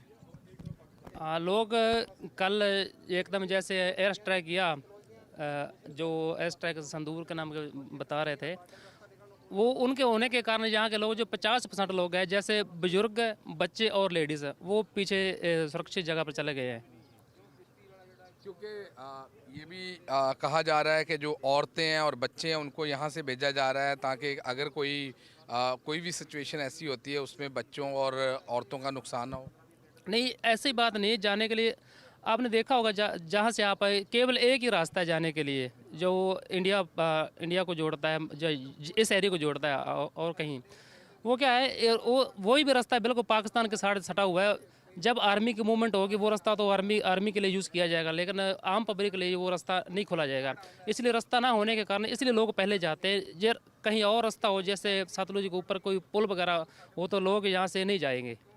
ठीक है, तो लेकिन आप लोग तो लगातार आर्मी के साथ खड़े हैं, क्योंकि लगातार यहाँ पे हम देख रहे हैं कि लोग कह रहे हैं कि अगर कोई भी सिचुएशन होती है हम अपनी फोर्सेस के साथ खड़े हैं। हमने आपको इसलिए बताया, जो लेडीज़, बच्चे और बुजुर्ग को इसीलिए पीछे भेजा गया है। जो नौजवान युवा लड़के हैं जो चलने के लिए तंदुरुस्त है, जाने के लिए वो फौज के साथ खड़े हैं। वो फौज जो जैसे हमने बताया, गांव में कहीं कहीं ट्रैक्टर ट्रॉली भी रोके हुए, जहां बीएसएफ आर्मी की गाड़ी नहीं जा सकेगी, वो लोग खुद अपने वो बीएसएफ के साथ जाएंगे। Pakistan's heavy shelling has been continuing ever since the Pahalgam terror attack, and ever since Operation Sindur started, it has intensified further. Shivarur's ground report from one such location highlights what has been the extent of Pakistani shelling on Indian civilians. Take a look. This might seem like the odd pothole on any road in any part of this country, especially for those of us who live in towns or cities. But what you're seeing right here is actually the impact point of a Pakistani shell or mortar that landed on the night of Operation Sindur when Pakistan began to escalate. I'm here very close to the line of control in Chowkibal town in North Kashmir's Kupwara sector.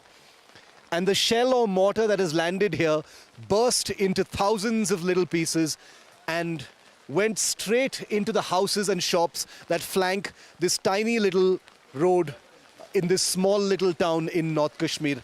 This little shoe shop right next to the impact point suffered the most. Take a look at that signboard. You don't even know what the shop's name is because it's been completely shattered, the pieces everywhere. Thankfully, there was nobody in the shop when this happened. But please take a look at the damage here in this shop. All the glass panes have been destroyed. They lie here in pieces. All of the glass pieces here are of the glass panes of this shop. They have to put the shutters down because nothing anymore protects them, from the elements. Completely shattered products, damage, huge amount of glass pieces everywhere, and a cost to the shopkeeper who thankfully lived about 6 or 7 kilometers away from here, and thankfully there was nothing. ये आपकी दुकान है जी, और आप नहीं थे जब ये हुआ था? लगभग 4 बजे के करीब हुआ है, सुबह के 4 बजे के करीब हुआ है। तो अब तो हम उस वक्त घरों में थे अपने, तो नमाज से पहले। थैंक गॉड कि आप नहीं थे यहाँ पर। सर जी, हम शुक्र पढ़ते हैं कि हम यहाँ पर खुद नहीं थे, तो वरना यहाँ पर जानी हालात बहुत ज़्यादा ख़राब होते हैं। जी, क्योंकि ये जो इलाका है यहाँ पर इस वक्त बहुत ज़्यादा भीड़ होती है, तो यहाँ पर ब्लॉक जो है नज़दीक ही पड़ता है, तो अप्रॉक्सीमेटली 30-40 बंदों की जान तो जानी थी फिर ऐसे। जी, कितने शेल्स गिरे थे उस रात? यहाँ पर लगभग इस पूरे चौकीबल एरिया में 8 से 10 शेल गिरे हैं जो, और यहाँ पर जो इस मार्केट में एक गिरा है और यहाँ से थोड़ा आधे किलोमीटर दूर एक और गिरा हुआ है। You can see the glass pieces. Just look at the all the damage in this particular shop. And if you just walk a little outside, remember this is not a military installation as we've been reporting from Uri sector as well. This is hardly a military installation. This is where human beings live. And now all the shutters are down. You can see glass shattered everywhere, windows shattered everywhere. Some of the people in the houses have actually left and gone towards Srinagar and Sopor, which are safer territories at this point of time, because they just don't know when that next shell is going to land. The irony of this entire unfolding situation, and in many ways underlined by this horrifying crater caused by a shell here on the road in Chowkibal. I'm going to ask Ashwini to, once again focus on this. where the impact happened, is that India and Pakistan are currently trading in sophisticated weapons. Operation Sindoor's second phase is in full swing.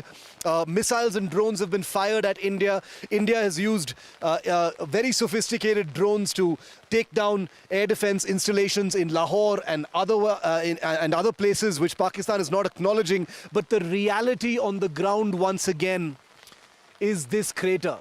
How many more craters in how many more human settlements, non-military, innocent, human, civilian settlements is Pakistan going to target, is going to be that big question. Remember, the army, the military today has acknowledged a large number of civilian deaths in different places. What is it going to take for Pakistan to be a true country and stop targeting civilian installations? There is a military confrontation going on between India and Pakistan. When will Pakistan stop using civilians as targets? All right, and civilians really bearing the brunt from Pakistani firing, and that was Shiv reporting from Kupwara. Let's get you this report from Rajouri, where Mohammad Ghazali also spoke to several of the local people who are affected. Many have left the area. So right now we are here in Patara village in Rajouri district, and I'll ask my camera person to show you the locality here, the location, that how close it is from the international border. So on your screen in the frame, if you can see those hilltops, that is the international border from Mishri on the ongoing developments regarding Operation Sindur. We also have with us Colonel Sophia Qureshi and Wing Commander Vyomika Singh for this briefing. With that, I hand over the floor to Foreign Secretary. Sir. Thank you, Ranveer. Good evening. Thank you all for joining for this briefing. You would have perhaps seen some information related to developments since late last night, early this morning, which has been put out by the Ministry of Defense. Just in case it has been missed, I will request Colonel Sophia Qureshi and Wing Commander Vyomika Singh to just update you and fill you in on the details. Thank you, sir. Operation Sindoor पर 7 मई 2025 को हुई press conference के दौरान भारत ने अपनी प्रतिक्रिया को केंद्रित, संतुलित और गैर उत्तेजक बताया था। यह विशेष रूप से स्पष्ट किया गया था कि पाकिस्तानी सैन्य ठिकानों को निशाना नहीं बनाया गया। साथ ही दोहराया गया कि भारत में किसी भी सैन्य लक्ष्य पर हमले का उचित जवाब दिया जाएगा। 7 से 8 मई 2025 की रात को पाकिस्तान ने उत्तरी और पश्चिमी भारत में स्थित कई सैन्य ठिकानों को, जैसे कि अवंतीपुरा, श्रीनगर, जम्मू, पठानकोट, अमृतसर, कपूरथला, जालंधर, लुधियाना, आदमपुर, भटिंडा, चंडीगढ़, नाल, फलौदी, उत्तरलाई और भुज पर ड्रोन और मिसाइलों से हमला करने का प्रयास किया। इन हमलों को इंटीग्रेटेड काउंटर यूएएस ग्रिड और वायु रक्षा प्रणालियों द्वारा निष्क्रिय कर दिया गया। इन हमलों का मलबा कई स्थानों से बरामद हुआ, जो कि पाकिस्तानी हमलों का प्रमाण है। On the night of 7th May 2025, Pakistan attempted to engage a number of military targets in northern and western India using drones and missiles. These places included Awantipura, Srinagar, Jammu, Pathankot, Amritsar, Kapurthala, Nal, Jalandhar, Ludhiana, Adampur, Bhatinda, Chandigarh, Phalodi, Uttarlai and Bhuj.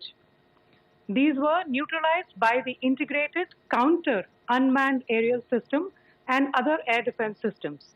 The debris of these attacks is now being recovered from a number of locations that prove the Pakistani attacks. आज सुबह भारतीय सशस्त्र बलों ने पाकिस्तान के कई स्थानों पर वायु रक्षा रडार और प्रणालियों को निशाना बनाया। भारत की प्रतिक्रिया समान क्षेत्र में समान तीव्रता के साथ की गई।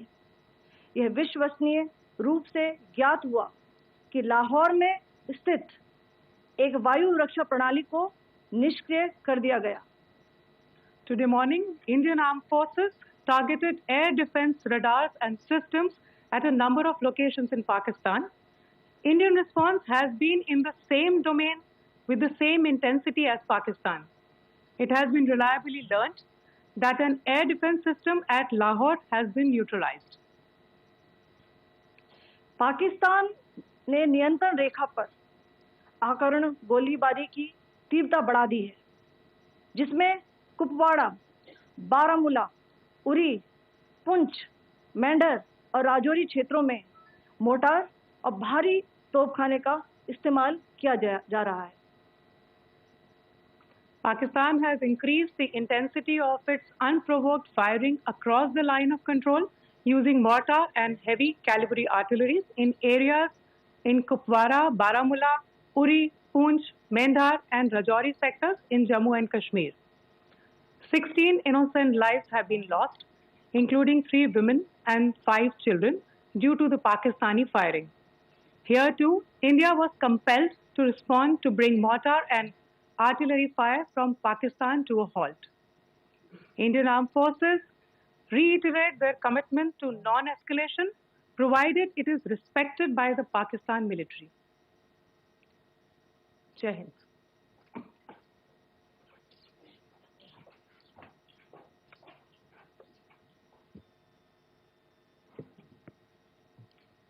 Thank you. Friends, this is, as I said, further to the briefing that was provided yesterday and some of the updates that have been just provided by Colonel Qureshi and Wing Commander Singh. I thought that we would just put some of the aspects related to the events that started on 22nd April with the barbaric terror attack in Pahalgam into further context, because there is a certain amount of commentary that has happened with regard to the events since then. And more than the commentary, there has been a lot of disinformation that has been directed at us from across the border. So a few things that I would like you to keep in mind. First of all, there is mention on all sides of escalation. I think the first point that you have to keep in mind is the attack of 22nd April in Pahalgam is the original escalation. ये जो सिलसिला है जो हम देख रहे हैं आज की घटनाओं को लेके, ये 22 अप्रैल के पहलगाम के हमले से शुरू हुआ है. एस्केलेशन वहाँ पे हुआ है और उस एस्केलेशन का जवाब भारतीय सेना ने, भारतीय फौज ने कल अपने एक्शन से दिया है. Secondly, I want to invite your attention to the involvement of the group calling itself the Resistance Front in these attacks. I pointed this out yesterday that this is a group that is a known front for the well-known Pakistan-based terrorist organization, Lashkar-e-Taiba. The group has been reported earlier. I mentioned to you about the Indian authorities providing information to the UN 1267 Sanctions Monitoring Committee. And in fact, we are going to be meeting with the team again very soon, and we will be providing an update to the information that we have provided earlier. But what is interesting, दिलचस्प बात यह है कि संयुक्त राष्ट्र की सुरक्षा समिति में जब पहलगाम के हमले को लेके एक प्रेस वक्तव्य जारी करने की बात चल रही थी, तो आप सोचिए किस देश ने टीआरएफ का, द रेजिस्टेंस फ्रंट का उसमें मेंशन किया जाना, उसको अपोज किया, पाकिस्तान ने. This was after the fact that the TRF claimed responsibility for this attack not once but twice within a few hours after the incident on the 22nd of April, and then again on the morning of 23rd April.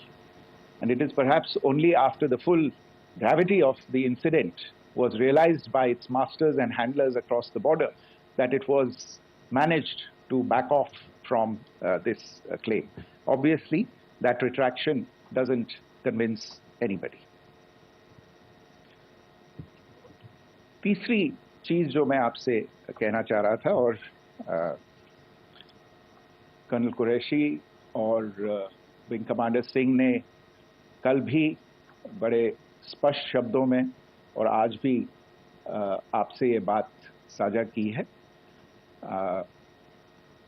जो भारतीय response है वो non escalatory है, precise है, सटीक है, measured है और कंसिडर्ड है।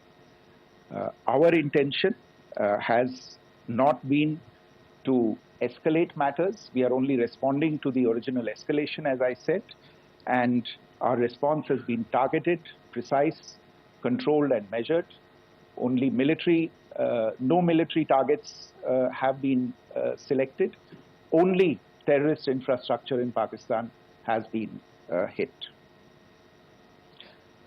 Now, there are, as I said, a number of issues that have been raised in commentaries, and there's a lot of, as I said, unfounded disinformation and fabrication that has come from across the border. And I would just like to use this opportunity to set the record straight on some of these issues. The first of these is Pakistan trying to wash its hands off any and all involvement with terrorism. I think the Pakistani information minister said there are no terrorists in Pakistan. And I think he was challenged on that in the television program that he was appearing on. But even if I partially repeat myself from yesterday, I think Pakistan's reputation as the epicenter of global terrorism is rooted in a number of instances where concrete evidence is available, not just to India, but to governments and authorities and agencies around the world. There are several terrorist attacks around the world where Pakistani fingerprints have been found. I don't need to belabor the point with regard to this audience about where Osama bin Laden was found and who called him a martyr. Pakistan has also for decades pursued cross-border terrorism into India with impunity, and as I said yesterday also, in order to deliberately mislead the international community, they claimed that the terrorist Sajid Mir was dead. They came under pressure, and Sajid Mir was then brought back to life, arrested, and is now apparently in Pakistani custody. Pakistan is also home to a very large number of UN proscribed as well as UN proscribed terrorists, as well as terrorists proscribed by a number of other governments in the world, including, of course, the Lashkar-e-Taiba and the Jaish-e-Mohammed, as well as their leaders, Masood Azhar and Hafiz Mohammed Saeed. आपने देखा होगा हाल ही में पिछले ही कुछ दिनों में पाकिस्तान के रक्षा मंत्री और उनके पूर्व विदेश मंत्री दोनों ने इस बात को माना है कि पाकिस्तान का ऐसे ग्रुप्स के साथ जो रिश्ता है वो क्या रहा है. Both the defense minister and the former foreign minister of Pakistan, I think they've done a more eloquent job of this than I could ever do in terms of describing their country's implication in international terrorism and their involvement in housing these kinds of groups. दूसरा जो विषय है वो है पाकिस्तान का जो एक दावा है कि एक international impartial investigation hona chahiye, joint investigative committee honi chahiye. These calls for jointly investigating this heinous and barbaric attack in Pahalgam. Again, I think you know the history well on this. You know the track record well, and it is not a bright track record insofar as Pakistan is concerned. In fact, in the pursuit of justice for the victims of multiple terrorist attacks, whether it be Mumbai in 2008, in Pathankot in 2016, or many others.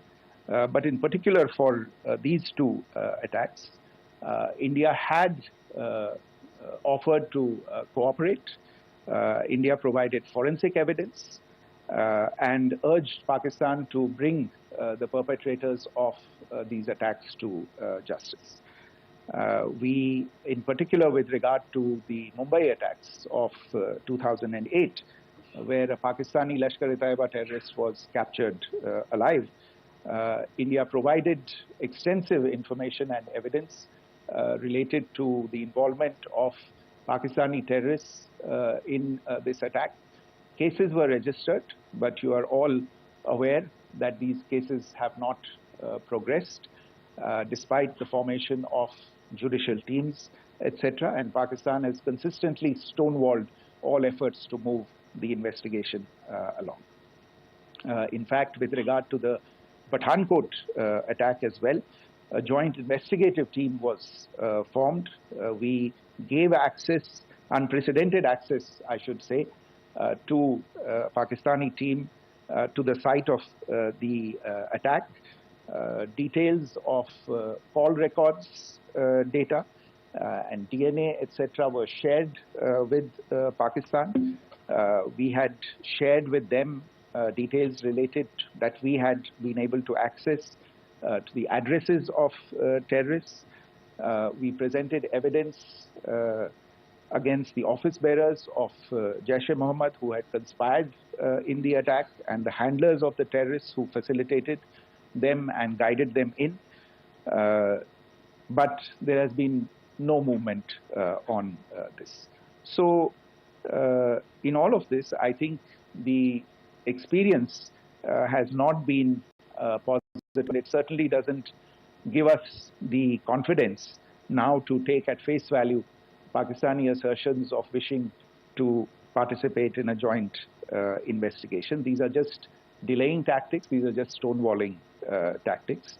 And in fact, there is reason to believe that Pakistan uses the evidence that we provide only to cover its tracks and, in fact, defend the terrorists who we are looking for and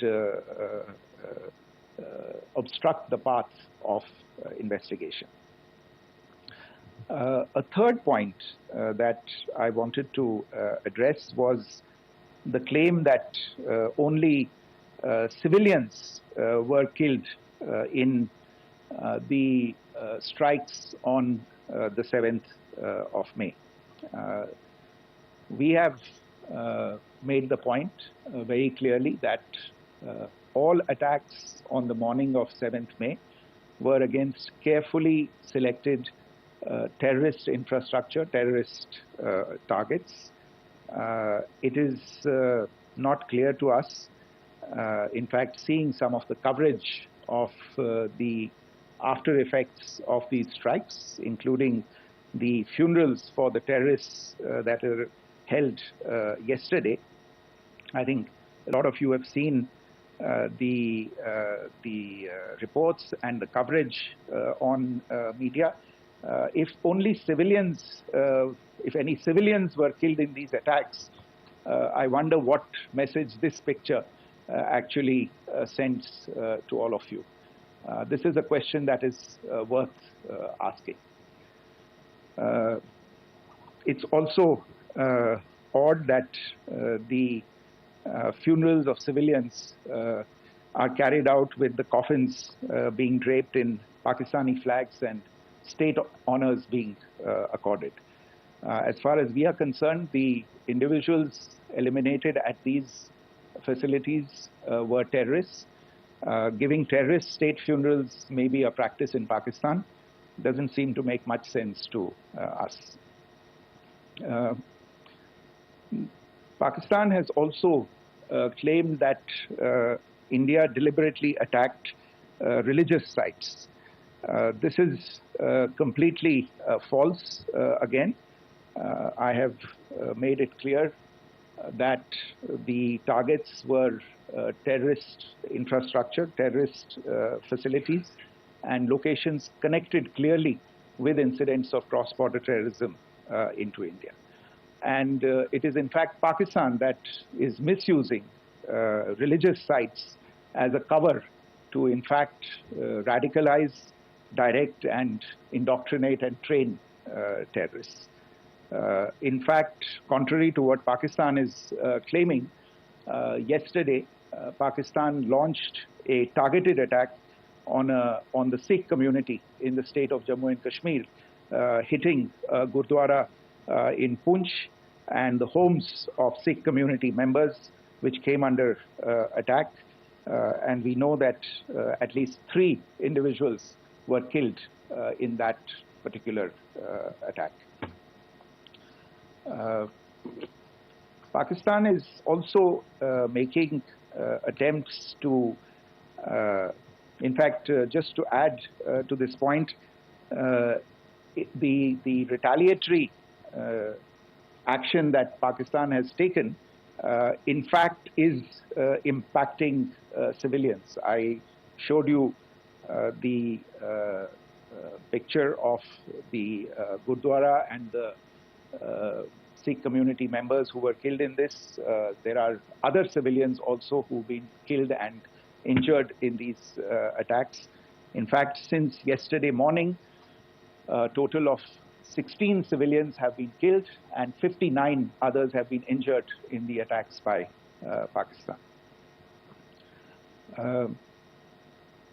Not only this, Pakistan is also making attempts as part of its disinformation campaign to paint our action with regard to cross-border terrorism through the communal angle. If that is the issue, then I think I can do no better than to cite or point you in the direction of the Pakistan Army Chief's speech of 16 April 2025.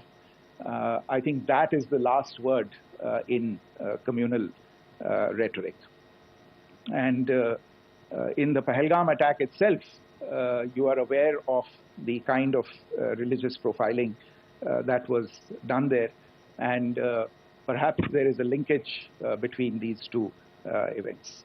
I can only say that these nefarious designs will not be allowed to succeed in India. And it is to be noted that people from all faiths, all religions, all regions in India have unequivocally, not just in India but around the world, have condemned these attacks. The Pakistani claims of now responding to India's strikes of the 7th of May. As I said right at the outset, it is India which is responding. The original escalation was by Pakistan on the 22nd of April. We are the ones who are responding to that escalation with the action that was taken yesterday morning. And again, I would like to emphasize that the action was restrained.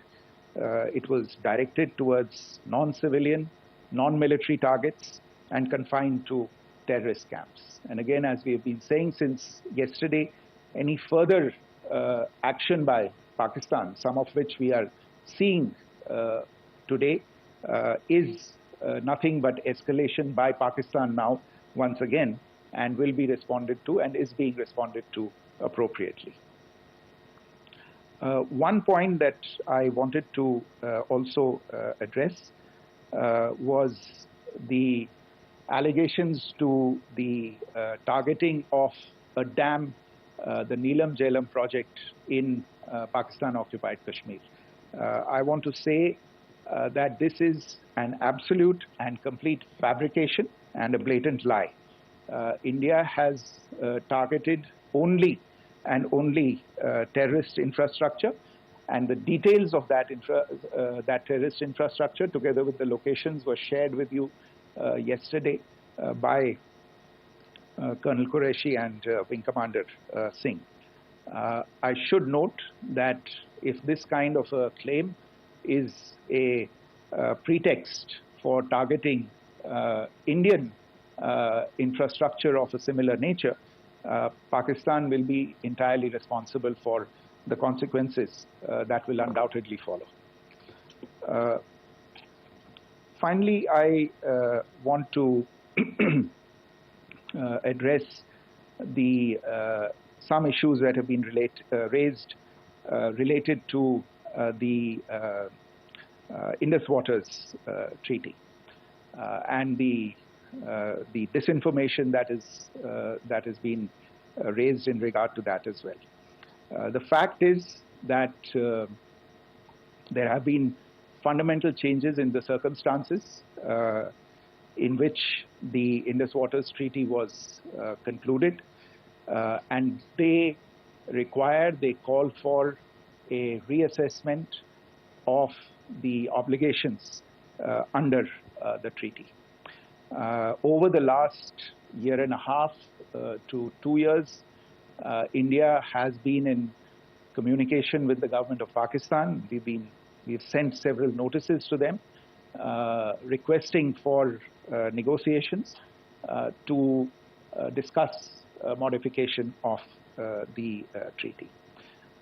India has for 6+ decades now honored the treaty, even during periods when Pakistan imposed multiple wars on us, and even when relations were adversarial.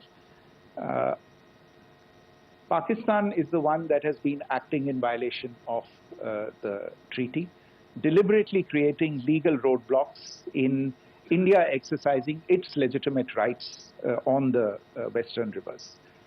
Any projects that India sought to build on the eastern rivers, and even on the western rivers, which we are allowed to by the treaty, were always challenged by Pakistan, thereby hampering our rights to utilize our legitimate waters under the treaty. In fact, if you see the preamble of the treaty itself states that the treaty was concluded in a spirit of goodwill and friendship. Mark those words, concluded in a spirit of goodwill and friendship. ये भारत का धैर्य और भारत की सहनशीलता है जो 65 साल से हम इतनी प्रोवोकेशन के बावजूद इस ट्रीटी को निभा रहे हैं. However, as has been made clear earlier as well, Pakistan has not responded to our requests to enter into negotiations for a reassessment of the obligations under the treaty. A number of conditions have changed. This is a treaty that was based on the engineering techniques of the 50s and the 60s. We are living through the first quarter of the 21st century. Technological changes and technological advancements have to be taken into account. There are demographic changes. There are climate changes that have taken place. There is the imperative of clean energy. And of course, the terrorism that Pakistan has wreaked in the state of Jammu and Kashmir itself has hampered India's ability to exercise its rights under the treaty. Pakistan's persistent refusal to respond to our requests to enter into government-to-government negotiations on the modification of the treaty is, in a sense, itself a violation of the treaty. And therefore, India has taken the step of putting the treaty in abeyance until Pakistan abjures irrevocably its support for cross-border terrorism. Maybe I'll stop there. I mentioned earlier yesterday as well that this is an evolving situation.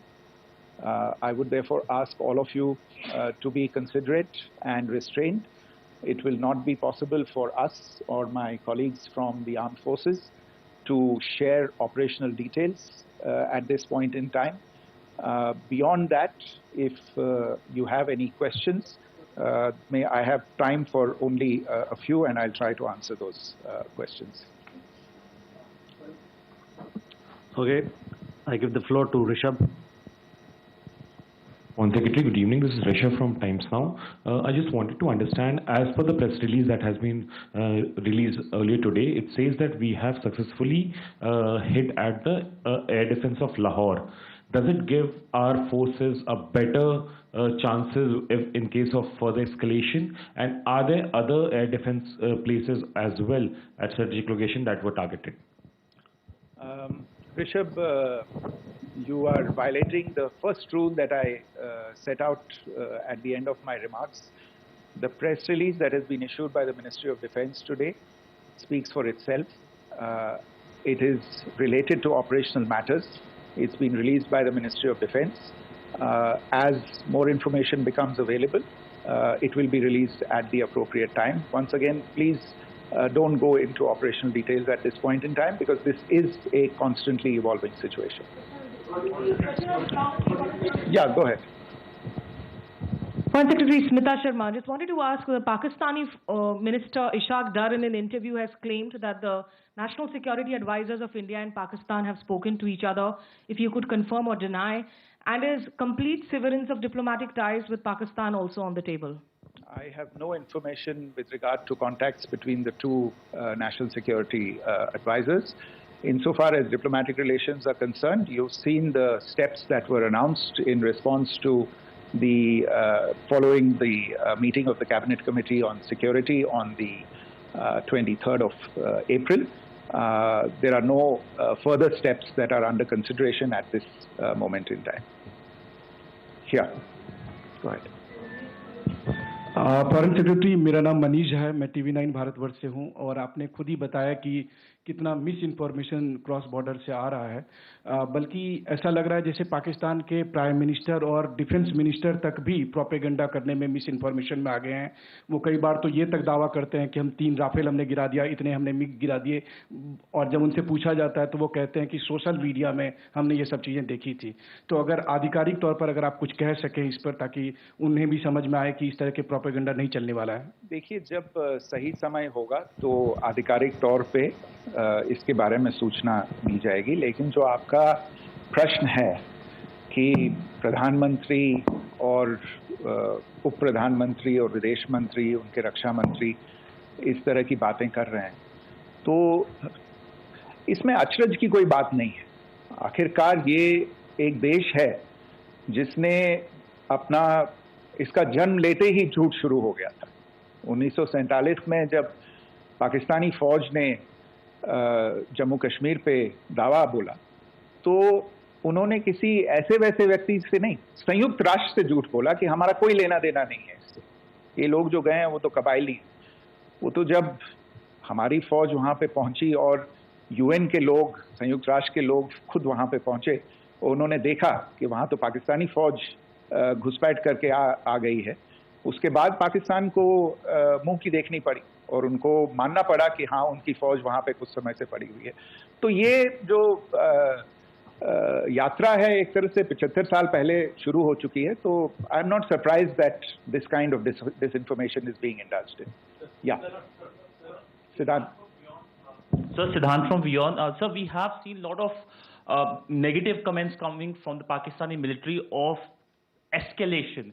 If tomorrow there is an escalation, there are strikes, we know one attempt has been thwarted, what will be the Indian response to those attempts of creating more escalation? Because it is looking like it's going towards more escalation. And my second question is, are any other world powers, essentially the P5 countries, the West Asian countries, reaching out to de-escalate the current situation? Look, on escalation, we've already made our stance clear. I mean, there are two basic points. First of all, it is Pakistan that escalated on the 22nd of April. We are only responding to that escalation. And then what we have said yesterday and what my colleagues have said today, that now if there is an attempt at further escalation by Pakistan, it will be responded to in an appropriate domain. And therefore, the choice is entirely that of Pakistan to make. As to your second question, I don't think I can do better than to point you in the direction of the statements that are being made from practically every chancellery in the world and the sentiment that they are carrying. That sentiment essentially and for the major portion is support for the government of India in the context of the condemnation of the terrorist attack in Pahalgam on the 22nd of April. There is wide recognition of the government of India's right to respond to these attacks in self-defense, and of course a desire to ensure that there is not further escalation. I think these statements speak for themselves. Yeah. Sir, this is Mausami from India Today. Now, in the all-party meeting, we have learned that the Defense Minister has said that, in the operations in Sindur, almost 100 terrorists were killed. Would we have any details about what is the number like, and also about if there were any big faces, masterminds, terrorist masterminds who were in fact killed? There is also a report that Masood Azhar's family's 10 members have been killed, and Rauf Asghar, who was actually the mastermind of Pulwama, he's also been badly, severely injured. I don't have information at this point in time to share with you on these issues. But as I said, I think, there is so much information out there on television, in the news media, in social media, that it sometimes looks like a long time has passed since this. Please understand that slightly over 36 hours only have passed since this operation was undertaken. Let us have some patience. Information will come out. It will be shared in due time. Shruti. Thank you, Foreign Secretary. Shruti Ranjan from Bloomberg. Sir, could you give us any understanding whether India has moved the IMF or the World Bank to kind of, sensitize them about the the bailout that Pakistan has, and the kind of stuff that the Pakistan government is doing? Look, we have an executive director at the IMF. Tomorrow there is a meeting of the board of the IMF, and I'm sure that our executive director will put forward India's position. The decisions of the board are a different matter. The process through which they are made.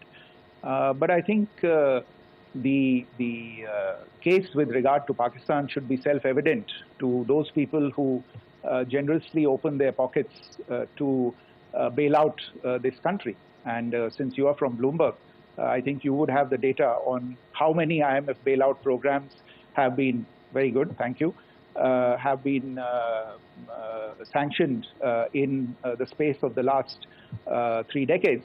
And I think you would also have an idea of how many of those programs have actually reached successful conclusion.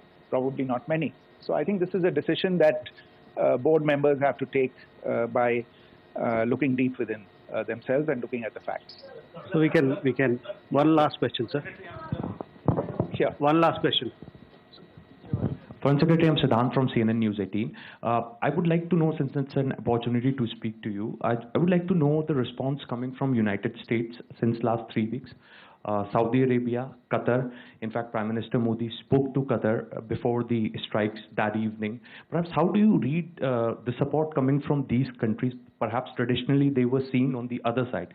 This time around, their statements are strong worded. In fact, India-Saudi joint statement also had a very strong condemnation, strong worded condemnation. United States at all levels have condemned the attack and have extended support. In fact, Saudi Deputy Foreign Minister is in India. He just met EMS Jaishankar. Also, if you could shed some light on his visit, his meeting with EMS Jaishankar. In fact, we have also been told that he met Prime Minister Modi. Thank you. Look, all the countries that you named and many others, we have been in touch with them. The Prime Minister has spoken to a large number of world leaders. A large number of world leaders have called him, as have called the External Affairs Minister. As we speak, there are conversations going on. today as well with world leaders. And your assessment or conclusion of the general tenor of these messages is very much on point. And I think this is a recognition of the fact, firstly, of the barbaric nature, the unprecedented nature and character and features of the attack in Pahalgam, and a recognition of India's right to respond to this, and also a recognition of the fact that in responding, we have been nothing but responsible and have done so in a restrained, in a measured, and in a non-escalatory manner. I think that counts for something. People have taken that into account, and that is what is explaining the kinds of reactions that we are seeing. And we appreciate the sentiments and the statements that have been made by the vast majority of world leaders.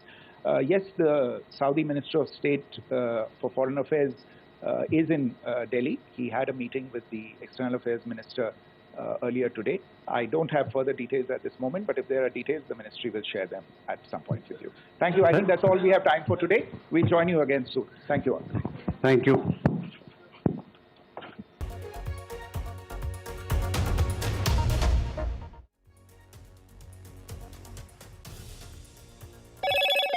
Hello, Moto. Motorola, India's leading AI smartphone brand.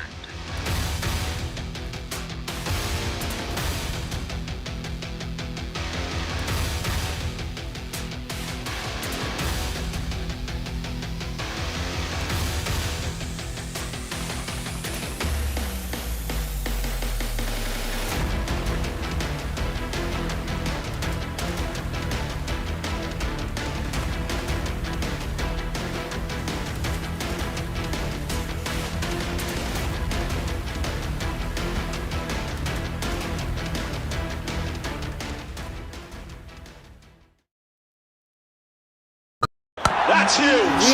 That is a biggie. It's out of it. Gold Plus Clear Glass. Far ho ya near, sab kuch dikhe clear. In today's interconnected world, India's voice is more crucial than ever. When India speaks, the world listens. At NDTV World, we are that voice, bringing you intelligent and insightful news from India and beyond. From geopolitics and diplomacy to economic shifts, migrations, tech disruptions, and the stories of our diaspora. We cover the news that shapes our global future. NDTV World, your new home for global news is here.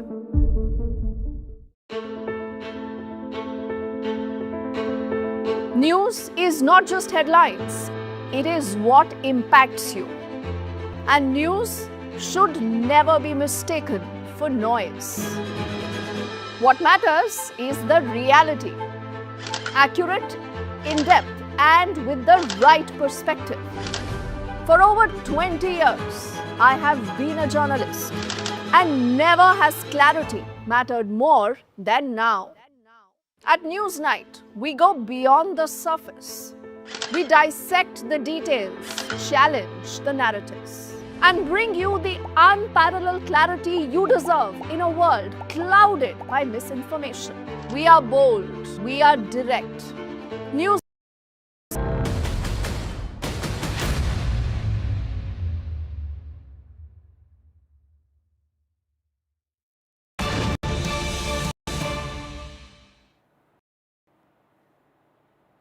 Hello, ladies and gentlemen. You're watching NDTV. We start with some breaking news. The Army Chief has met the Prime Minister today. In fact, this is just hours after NSA Ajit Doval also met the Prime Minister. In fact, today morning, there was an important meeting of all secretaries. The Prime Minister is taking stock of how the country is getting prepared. Remember, Ankit, today is when Pakistan, a day after India launched precision strikes on 9 terror bases in Pakistan, Pakistan has retaliated, in fact, attempting to target several cities in the country, but all those attempts have been neutralized. But absolutely. Yes. This is a big escalation coming in from Pakistan, and in that context, this meeting with the army chief becomes very, very important. Remember, it's just been 36 hours, ladies and gentlemen, since India's precision strike on 9 terror targets, including possibly for the first time since 1971, going deep in Pakistani territory in Pakistan's Punjab province. Now, let's very quickly go across to our colleague Aishwarya, who's joining us on the phone line for more details on this important meeting. This, Aishwarya, and keeping in context what is happening in the, with the way Pakistan tried to, in fact, retaliate, and also the complete heating up of the LOC and the international border. Well, 15 Indian military bases were under attack in the intervening night of 7th and 8th May, and in that regards, the Indian armed forces retaliated and had neutralized the Pakistani air defense system as far as Lahore is concerned, and that's been briefed by the Indian armed forces officials as well in the press conference. Prime Minister Narendra Modi today in the morning was briefed by NSA Ajit Doval about the Operation Sindur Phase 2, and it is Army Chief General Upendra Dwivedi who had reached Lok Kalyan Marg. The meeting lasted for almost 30 minutes. Prime Minister was briefed by the Army Chief about the current developments and the operation that the Indian Army is conducting. Remember, Prime Minister Narendra Modi had said it earlier that he had given a free hand to the Indian Armed Forces, and he believes in the professional abilities of the Indian Armed Forces. And Prime Minister being briefed regularly about the ongoing operations of Indian Army in along the line of control and also at the international border, and therefore the reason perhaps now General Upendra Dwivedi, Army Chief, going to 7 LKM. For joining us with those details. Important meeting there of the Army Chief with the Prime Minister of the country. Also remember, the Prime Minister is constantly monitoring the situation. Just a short while ago, Foreign Secretary Vikram Misri has also briefed media, and in fact he's also talked about Pakistan being the epicenter of terror groups, terrorism for several years now. He's also talked about how Pakistan has sheltered several terror groups, including Jaish-e-Mohammed and Lashkar-e-Taiba for several years. He's talked about non-compliance of treaty by Pakistan. This is even as Pakistan has retaliated to India's precision strikes that India launched yesterday. And of course, Pakistan has attempted to target several cities in the country. But remember, India has managed to neutralize all those attempts. The situation, however, remains tense, which is why the Prime Minister is constantly monitoring the situation and checking on the preparedness of this country. My colleague Ankit is there in the studio with us. Ankit, take us through what did Pakistan exactly do and how did India counter that? Well, since the precision strike of India, the ball was in Pakistan's court, and India has already said that Operation Sindur is not yet over. It is just the first phase. So now let me take you to the second phase of Operation Sindur, which India had to launch because Pakistan dared once again and tried kamikaze drones and missiles to try and attack 15 defense bases of the country. Very quickly, let me show you on the map how Pakistan tried to target, and this happened in the intervening night of 7th and 8th, ladies and gentlemen. This is what their three primary targets right at the top of the country in Jammu and Kashmir was. In the Jammu army base, Awantipura, Srinagar, there were strikes launched from the Pakistani side. If I take you to Punjab, the other border state of the country, this is where the large attempt from Pakistanis were done last night with projectiles coming in from across the border in Kapurthala, Amritsar, Jalandhar, Adampur, Ludhiana. Even the Chandigarh army base was the target along with Bhatinda. Let's go further to Gujarat, where Pakistan also tried, in fact in Rajasthan first, where Phalodi and Uttarlai were targeted by the projectiles coming in from Pakistan. It was a combination of some missiles along with the drones and the UAVs that they used. It was not just Jammu, Kashmir, Punjab and Rajasthan. They also went as west in the country to Bhuj, where they tried, in fact, some projectiles were launched. Now, India responded to this. All these projectiles were put down by an air defense system, which included the S-400 and other batteries, which are now being on high alert and lined across the border states. And there was a retaliation. This was something which was told or been explicitly underlined by the leadership of the country. If Pakistan escalates, there is going to be further retaliation on Pakistan. This is what India did. Many places in Pakistan saw kamikaze drone action. For the first time, drones were used, and it will also give you a sense of, ladies and gentlemen, how our systems are much better than compared to Pakistan, because many of our drones were able to penetrate Pakistan's air defense systems, and particularly the one which a lot of people are talking about. Multiple cities in Pakistan and their installations were targeted, including Rawalpindi. There are some reports of Karachi, but what people are talking about is Lahore. Just take a look, keep looking at this circle at this moment. You will see a drone which is diving down, and then of course a battery of Pakistan's air defense was destroyed in this. There have been visuals from across Pakistan which confirm that the target was HQ-9 air defense system, which has been supplied to Pakistan by China, and this was built for air defense of Lahore. One of those batteries has been destroyed by India's kamikaze drone, which was deployed to take on this system. Very quickly, now it does two things, Vasudha. Like we have been talking about, it is just not about the air defense system in Lahore, which has evaded Pakistan's defense and attacked our air defense battery. This is a Chinese model which has been given to Pakistan. So while India strikes in Lahore, destroying this battery, it sends a message to Pakistan and also to China, because China also in the last many years was aggressive, and this tells us the kind of weapons that China has supplied to Pakistan. These are the visuals that we were talking about. You will, in this circle, you will suddenly see, a drone, which a kamikaze half drone that we were talking about, and which has then goes down and destroys a Pakistan defense battery. Our colleagues are also with us, Mohammad Ghazali, and along with him, Gurpreet, both of them joining us at this moment. Mohammad Ghazali is in Jammu and Kashmir. Gurpreet is reporting from Punjab. Ghazali, if I may come to you, very important briefing just took place, which very clearly mentioned that Pakistan's nefarious designs were not only defeated, but India has warned Pakistan again not to escalate. Yeah, it was a clear warning to Pakistan, one, that don't get too adventurous, because yesterday Pakistan's aerial attack was certainly neutralized by our own aerial defense system. But an important point made by Vikram Misri, the Foreign Secretary, Pakistan from day one, since the Pahalgam attack, has been claiming that these terrorists are not backed by Pakistan. Pakistan didn't send them. But what is more important is that Pakistan kept asking that it wants more evidence and proof. It wants a joint investigation. At most of the international forums, Pak diplomats as well as their own foreign minister kept claiming that India hasn't shared any shred of evidence with any diplomat or either with Pakistan about the involvement of Pakistan or its terror groups. Foreign Secretary clearly said that in the past as well, Pakistan had met such demands back in in the wake of 26/11 Mumbai attack, as well as after other terror attacks and in Pathankot airbase attack.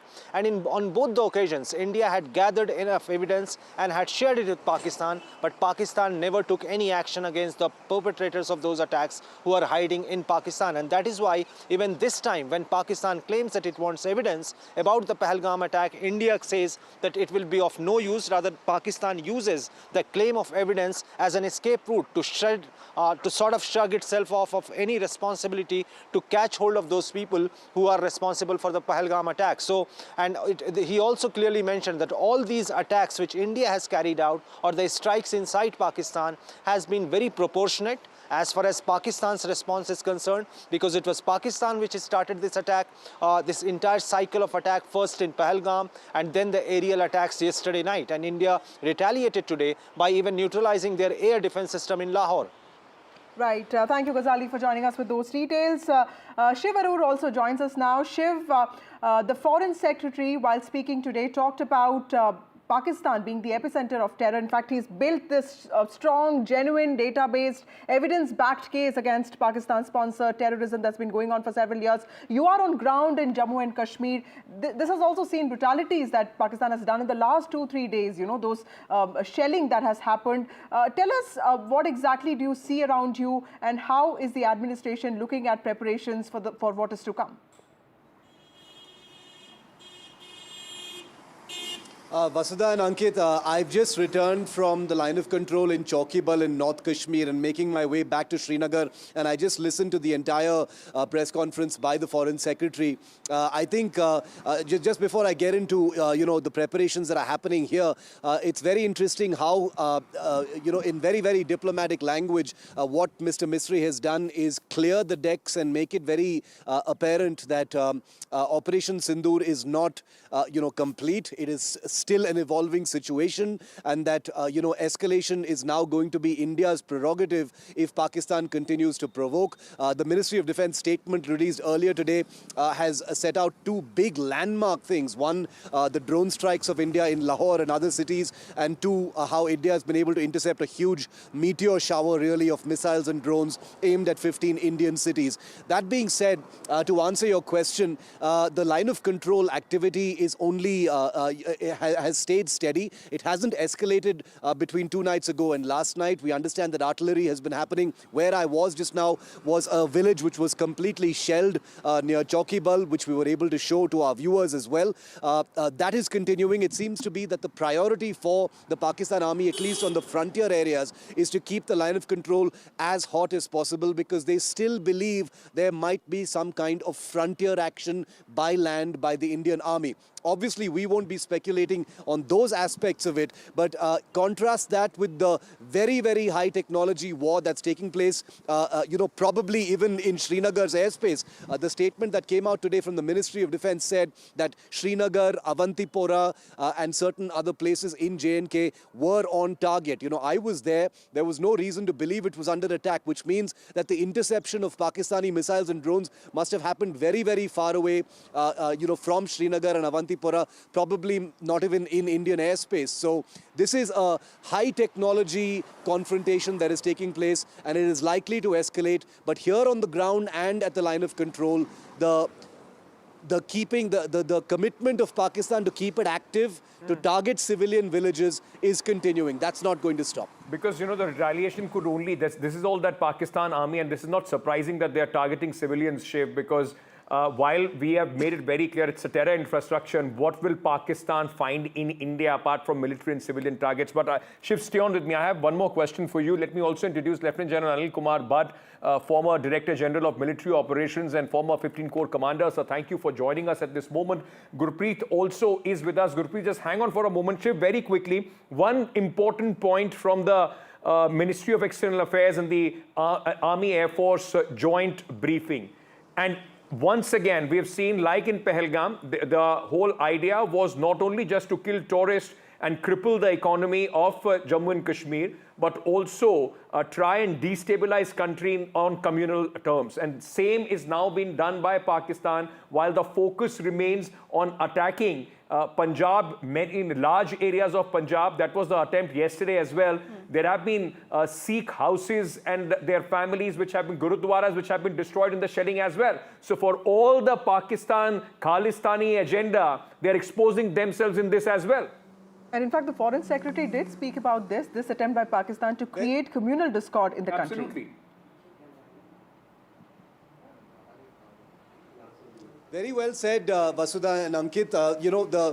What Vikram Misri did was to completely flip that narrative against Pakistan. The attempt to create a communal divide in India, the fact that 5 of the 15 cities that they tried to target with missiles and drones happened to be in Punjab, the Sikh heartland as it were, Kapurthala, Amritsar, Bhatinda, Jalandhar, Adampur, places like that. Also Chandigarh, Poonch, where Ghazali is reporting from, a Gurudwara was was destroyed over there. So if, not that anyone needed any reminding about the hollowness of Pakistan's support for so-called Khalistan, but this shows you the utter contempt they have for, any community, really, that they wish to manipulate to divide an adversary nation. So I don't know if Khalistanis, as they are so-called, will be convinced by this, but it is a reminder to everyone of the kind of rules of engagement Pakistan really deals with. And I think it's important that India made that point, Ankit and Vasudha, because of the last 2 years that we've seen India dealing with the entire Khalistan issue, the fact that Pakistan had seen this as an opportunity to fan the flames and, raise that issue once again and energize that issue once again. We've seen what's been happening in Canada and the United States and the United Kingdom as well. So I think this is an important point that Vikram Misri has laid, and I hope the government continues with it diplomatically as well. Right. Thank you, Shiv, for joining us. Also, Gurpreet, you've been up and about. You've been traveling to several districts there, bordering districts especially, and schools are shut in the border districts of Punjab now. Punjab cities were also on the target list of Pakistan. Tell us, what is the situation on ground? What are people feeling about this? There was a blackout yesterday in Amritsar, so clearly the situation isn't that great. There is a certain amount of uncertainty and anxiety. How are people looking at this? Well, we are reporting from district Firozpur, and we have been traveling to the border area, but somehow we are not able to show all the visuals because of the security reasons. What we have seen, the people are very motivated since they have learned that our defense mechanism has already neutralized a lot of missiles which are going to happen at the various locations of Punjab. We have seen the various defense base had been targeted in Punjab. Now, what we have learned from the people from this border area, they wanted to stand by the nation. We have seen from the various villages of the border area, some of the people have already left their children and women to the safer place, and they have come back to the same villages. They say if there is a need and if there is a requirement, they will use their tractors and trolleys to support our defense forces, so that this fight which has been initiated by the Indian government against terrorism, that should be continued. One of the person from this border area, he is with us. We will talk to him. तो क्या लग रहा है, जैसे लगातार tension चल रही है, माहौल चल रहा है, तो हम देख रहे हैं लगातार लोग ये कह रहे हैं कि टेररिज्म के खिलाफ जो ये लड़ाई चल रही है, ये चलनी चाहिए। सर, लोग ना अक चुके हैं, डू और डाई की पोजीशन में हैं लोग। हमारे बॉर्डर के लोग हैं ना, वो कहते हैं कि हम माइग्रेट हो जाएंगे कुछ समय के लिए, बट ये सलूशन परमानेंट होना चाहिए, डेली की ये नहीं होनी चाहिए रूटीन। अभी हम कई बॉर्डर एरिया में, कई विलेजेस में गए, यहाँ लोग कह रहे हैं कि हमने अपने बच्चे और अपने जो औरतें हैं उनको दूर छोड़ा है, लेकिन हम वापस आ गए हैं क्योंकि हम देश के साथ ये लड़ाई लड़ना चाहते हैं। हाँ, यस, इसमें सर कोई दो राय नहीं है। हमारे जो विलेजर्स हैं, पेंडू लोग हैं, वो कंधे के कंधा मिला के सरकार के साथ खड़े हैं, सिस्टम के साथ खड़े हैं, फौज के साथ खड़े हैं। So, well, these are the sentiments of the people. They are very emotionally charged since they learned our defense mechanism was so capable that had already neutralized a lot of missiles and drones which were launched from Pakistan side to disturb communal harmony and to disturb Punjab peace. Back to studio. Thank you for joining us at this moment. My colleague reporting from, in fact, all the NDTV is spread across on the ground from all across the border areas to give you a sense of what is happening, because the tension is palpable there. General Bhatt, let me bring you in at this moment, sir. We are seeing what Pakistan's retaliation has been. Of course, the LC and international border in Jammu and Kashmir were expected, but a very big thrust right now seems to be coming in as far as Punjab is concerned, sir. What do you make of that? And I also would like your appreciation on the fact that, we destroyed a Chinese air defense system in Pakistan. The message is just not for Pakistan, but for China as well, sir, on their weaponry. So, firstly, I should start with saying that the armed forces are doing an excellent job. And the professionalism and restraint with which the second response was also given is really praiseworthy. The ability for us not allowing them for us to have any losses in any of the 15 places is really credible. And then the response has ensured that one air defense battery at Lahore has been destroyed. Both very excellent actions by the Indian Armed Forces, and I, as an ex-army officer, am very proud of it. You know, today Pakistan is going up the escalatory ladder. We had a just bellum. We had a just cause to react and target those 9 terrorist camps, which we did after what they had done in Pahalgam. Pakistan, and we also indicated that this is non-escalatory. We are not targeting civilian targets or military targets. But Pakistan wants to raise the ante. And that is what they did last night by trying to attack 15 locations. Mostly it seemed airfields and other forward areas. We have responded in kind, and we will keep responding in kind till the time Pakistan doesn't start behaving. But our responses will be restrained and professional, because we do give a window to Pakistan to realize what they have done is wrong. They've been punished for it. If they want more punishment, that will be delivered. Thank you, Lieutenant General Anil Kumar Bhatt, for joining us with your insights. Clearly, Ankit, Foreign Secretary today, has made it very clear that India is building the strong evidence-backed case against Pakistan. And while military options are still on, Operation Sindoor 2 Part 2 is still on, and India has managed to neutralize these attempts by Pakistan to target several cities of the country. The diplomatic offensive is also going on, which is why it's making these attempts to ensure that Pakistan remains globally alienated. With that, it's time for a short break. More news and updates on the other side.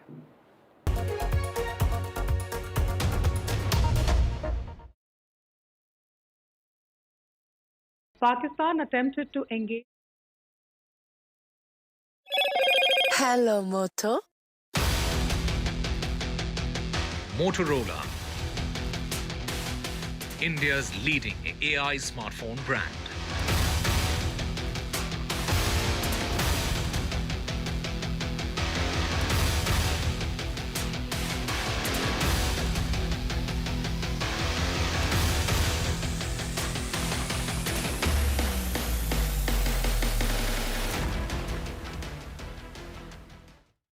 तू ही तो है जिसकी सच्चाई वाली clarity की वजह से मैं आज यहाँ हूँ। गोल्ड प्लस सिल्वॉक्सी मिरर्स, ऐसी क्लैरिटी कि आपको सिर्फ सच नजर आए, चाहे कितने भी साल बीत जाएं। This is Operation Sindur. It is India's big retaliation for the Pahalgam terror attack. The precision with which this attack has been carried out, it's payback time. The headquarters of Jaish-e-Mohammed in Bahawalpur and Lashkar-e-Taiba headquarters in Muridke have been hit. That these targets lay between 30 kilometers across the line of control. Prime Minister has monitored the entire sequence of events overnight. He's been closely monitoring it.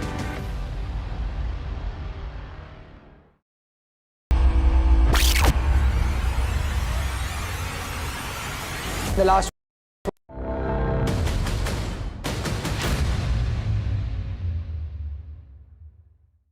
Operation Sindoor पर 7 मई 2025 को हुई press conference के दौरान भारत ने अपनी प्रतिक्रिया को केंद्रित, संतुलित और गैर उत्तेजक बताया था। यह विशेष रूप से स्पष्ट किया गया था कि पाकिस्तानी सैन्य ठिकानों को निशाना नहीं बनाया गया। साथ ही दोहराया गया कि भारत में किसी भी सैन्य लक्ष्य पर हमले का उचित जवाब दिया जाएगा। 7 से 8 मई 2025 की रात को पाकिस्तान ने उत्तरी और पश्चिमी भारत में स्थित कई सैन्य ठिकानों को, जैसे कि अवंतीपुरा, श्रीनगर, जम्मू, पठानकोट, अमृतसर, कपूरथला, जालंधर, लुधियाना, आदमपुर, भटिंडा, चंडीगढ़, नाल, फलौदी, उत्तरलाई और भुज पर ड्रोन और मिसाइलों से हमला करने का प्रयास किया। इन हमलों को इंटीग्रेटेड काउंटर यूएस ग्रिड और वायु रक्षा प्रणालियों द्वारा निष्क्रिय कर दिया गया। Pakistan attempted to engage a number of military targets in northern and western India using drones and missiles. These places included Awantipura, Srinagar, Jammu, Pathankot, Amritsar, Kapurthala, Nal, Jalandhar, Ludhiana, Adampur, Bhatinda, Chandigarh, Phalodi, Uttarlai and Bhuj. These were neutralized by the integrated counter unmanned aerial system and other air defense systems. The debris of these attacks is now being recovered from a number of locations that prove the Pakistani attacks. We have made the point very clearly that all attacks on the morning of 7th May were against carefully selected terrorist infrastructure, terrorist targets. It is not clear to us, in fact, seeing some of the coverage of the after effects of these strikes, including the funerals for the terrorists that were held yesterday. I think a lot of you have seen the reports and the coverage on media. If only civilians, if any civilians were killed in these attacks, I wonder what message this picture actually sends to all of you. This is a question that is worth asking. It's also odd that the funerals of civilians are carried out with the coffins being draped in Pakistani flags and state honors being accorded. As far as we are concerned, the individuals eliminated at these facilities were terrorists. Giving terrorist state funerals may be a practice in Pakistan. Doesn't seem to make much sense to us.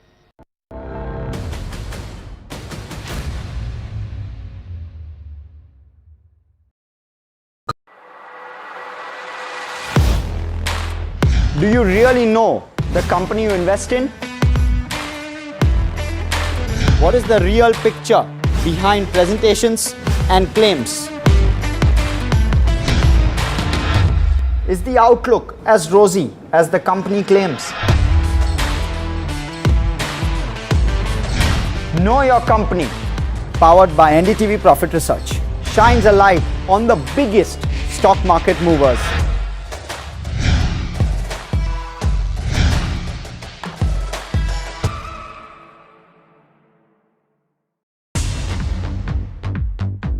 More news that matters. Big exclusive. Tulsi Gabbard gunned down by Pakistan-backed cowards. When you interact with people on ground, you're able to reflect their sentiments much better. More debates that shake the system. More exclusives you won't find anywhere else. Not just another prime time. It's a prime time that's unmissable. Gold plus optimistic reflective glass लगाओ, धूप की गर्मी को दूर भगाओ और बिजली का बिल भी बचाओ।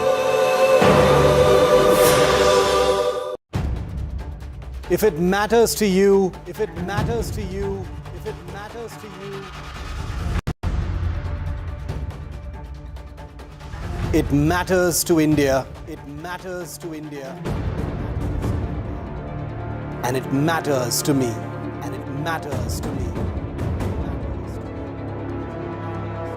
India Matters with Shivaru, only on NDTV 24/7. In today's interconnected world, India's voice is more crucial than ever. When India speaks, the world listens.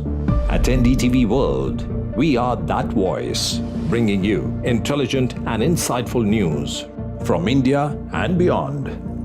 From geopolitics and diplomacy to economic shifts, migrations, tech disruptions, and the stories of our diaspora.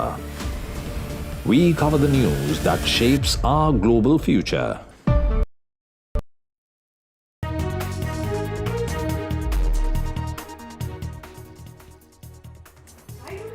Good evening, ladies and gentlemen. You're watching NDTV a day after India carried out precision strikes on 9 terror bases in Pakistan. Pakistan has retaliated now, hitting out at several cities. But these attempts of Pakistan have been neutralized by Indian Armed Forces. We'll get you all those details and more. But first up, the headlines. Operation Sindoor press briefing. India calls out Pakistan. Pakistan objected to TRF mention at United Nations state funeral for terrorists in Pakistan.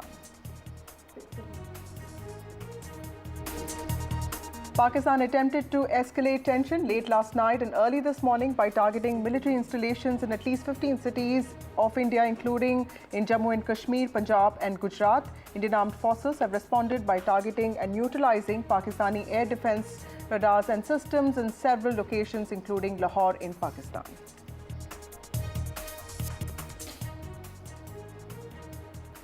The BJP says Abdul Rauf Azhar, IC 814 hijacking mastermind, has been killed in Operation Sindoor. The younger brother of Jaish-e-Mohammed chief Masood Azhar was killed in India's strikes on terror hubs. World Bank President meets Prime Minister Modi. First meet in the midst of Indus Water Treaty suspension. Loans to Pakistan likely to be discussed.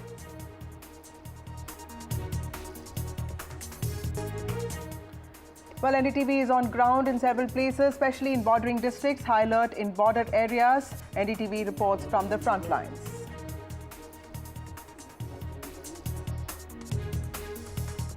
In the aftermath of Pahalgam terror attack, government has banned Pakistani content on OTT platforms now.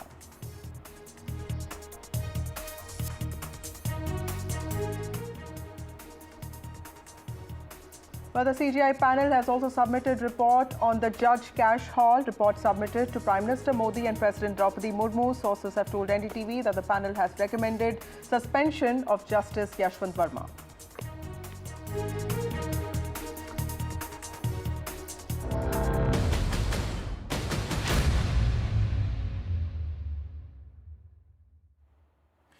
Hello everyone, this is news at 7 p.m. and I'm Maria Shakil. Today, India reiterated that it's Pakistan that is the aggressor and we are the victims of planned terror attacks emanating from the launch pads inside Pakistan. There was another attempt late night by Pakistan, which was, there were attempts to escalate tension by targeting military installations in 15 cities in the northern and western parts of the country. Though all these attempts were thwarted, India has called out Pakistan today, saying that there is no question of taking the route of any investigation into the 22nd April terror attack, instead adding that Pakistan continues to delay and stonewall investigations and uses evidence by India to cover its track. Well, Maria, the Indian government has said that Pakistan attempted to engage in a number of military targets in northern and western India, but the Indian Armed Forces neutralized these attempts. In fact, Vikram Misri, the Foreign Secretary, has made it very clear that the original escalation was what happened in Pahalgam on the 22nd of April, and it's India that's continuously responding to that original escalation. Meanwhile, leaders across the political spectrum attended an all-party meeting that was convened by the government today, and unlike a lot of other times, the whole political class of the country spoke in one voice. That's right. That picture that came out from the all-party meeting certainly sending a message that India stands united in these tough times. And what stood out again was that press conference and the imagery that came out from that press conference, with Foreign Secretary being flanked by two women officers, Sophia Qureshi, Colonel Sophia Qureshi, and Wing Commander Vyomika. Both of them also spoke about the details of Operation Sindoor 2.0. Let's listen in and then we go to the reporters. Operation Sindoor पर 7 मई 2025 को हुई press conference के दौरान भारत ने अपनी प्रतिक्रिया को केंद्रित, संतुलित और गैर उत्तेजक बताया था। यह विशेष रूप से स्पष्ट किया गया था कि पाकिस्तानी सैन्य ठिकानों को निशाना नहीं बनाया गया। साथ ही दोहराया गया कि भारत में किसी भी सैन्य लक्ष्य पर हमले का उचित जवाब दिया जाएगा। 7 से 8 मई 2025 की रात को पाकिस्तान ने उत्तरी और पश्चिमी भारत में स्थित कई सैन्य ठिकानों को, जैसे कि अवंतीपुरा, श्रीनगर, जम्मू, पठानकोट, अमृतसर, कपूरथला, जालंधर, लुधियाना, आदमपुर, भटिंडा, चंडीगढ़, नाल, फलौदी, उत्तरलाई और भुज पर ड्रोन और मिसाइलों से हमला करने का प्रयास किया। इन हमलों को इंटीग्रेटेड काउंटर यूएएस ग्रिड और वायु रक्षा प्रणालियों द्वारा निष्क्रिय कर दिया गया। Pakistan attempted to engage a number of military targets in northern and western India using drones and missiles. These places included Awantipura, Srinagar, Jammu, Pathankot, Amritsar, Kapurthala, Nal, Jalandhar, Ludhiana, Adampur, Bhatinda, Chandigarh, Phalodi, Uttarlai and Bhuj. These were neutralized by the integrated counter unmanned aerial system and other air defense systems. The debris of these attacks is now being recovered from a number of locations that prove the Pakistani attacks. We have made the point very clearly that all attacks on the morning of 7th May were against carefully selected terrorist infrastructure, terrorist targets. It is not clear to us, in fact, seeing some of the coverage of the after effects of these strikes, including the funerals for the terrorists that were held yesterday. I think a lot of you have seen the reports and the coverage on media. If only civilians, if any civilians were killed in these attacks, I wonder what message this picture actually sends to all of you. This is a question that is worth asking. It's also odd that the funerals of civilians are carried out with the coffins being draped in Pakistani flags and state honors being accorded. As far as we are concerned, the individuals eliminated at these facilities were terrorists. Giving terrorist state funerals may be a practice in Pakistan. Doesn't seem to make much sense to us. Well, the Foreign Secretary there, Vikram Misri, talking about Pakistan being the epicenter of terrorism for several years now. But there's also a national solidarity rally that's happening in Hyderabad in Telangana. Chief Minister Revanth Reddy, also a Congress leader, in fact, is leading this rally that opposes terrorism, shows solidarity with the armed forces. Those visuals that you can see there with the tricolour flying high. And of course, those people, those several high-ranking officials from armed forces, retired ones. My colleague Umar Sudhir joins us with more details on this. Umar, Operation Sindoor is so much about the states of this country, and this time it's also in some ways important that states remain united, and there is a sentiment of solidarity that's been pouring from several states. Tell us what is happening in Telangana, Hyderabad, because you know, something like this happened just a week ago. We saw what Revanth Reddy and Mr. Owaisi did. So this has become in some ways a ritual for Revanth Reddy to show his patriotism and of course solidarity with the armed forces. Absolutely. Revanth Reddy is leading the solidarity rally from the front, and along with them, he has ensured that it is not the political leaders of the Congress that are visible, but along with him are the retired officers of the defense forces, the army, navy, the chief secretary, Mr. Ramakrishna Rao, the DGP, the top police officers, the municipal corporation officers, to show that every department is in fact with the government, with the union government and with the defense forces, because this solidarity rally is something that they are organizing against terrorism at a time when the country has been threatened by terror from across the border. Revanth Reddy's solidarity rally is an attempt to show that the country stands together.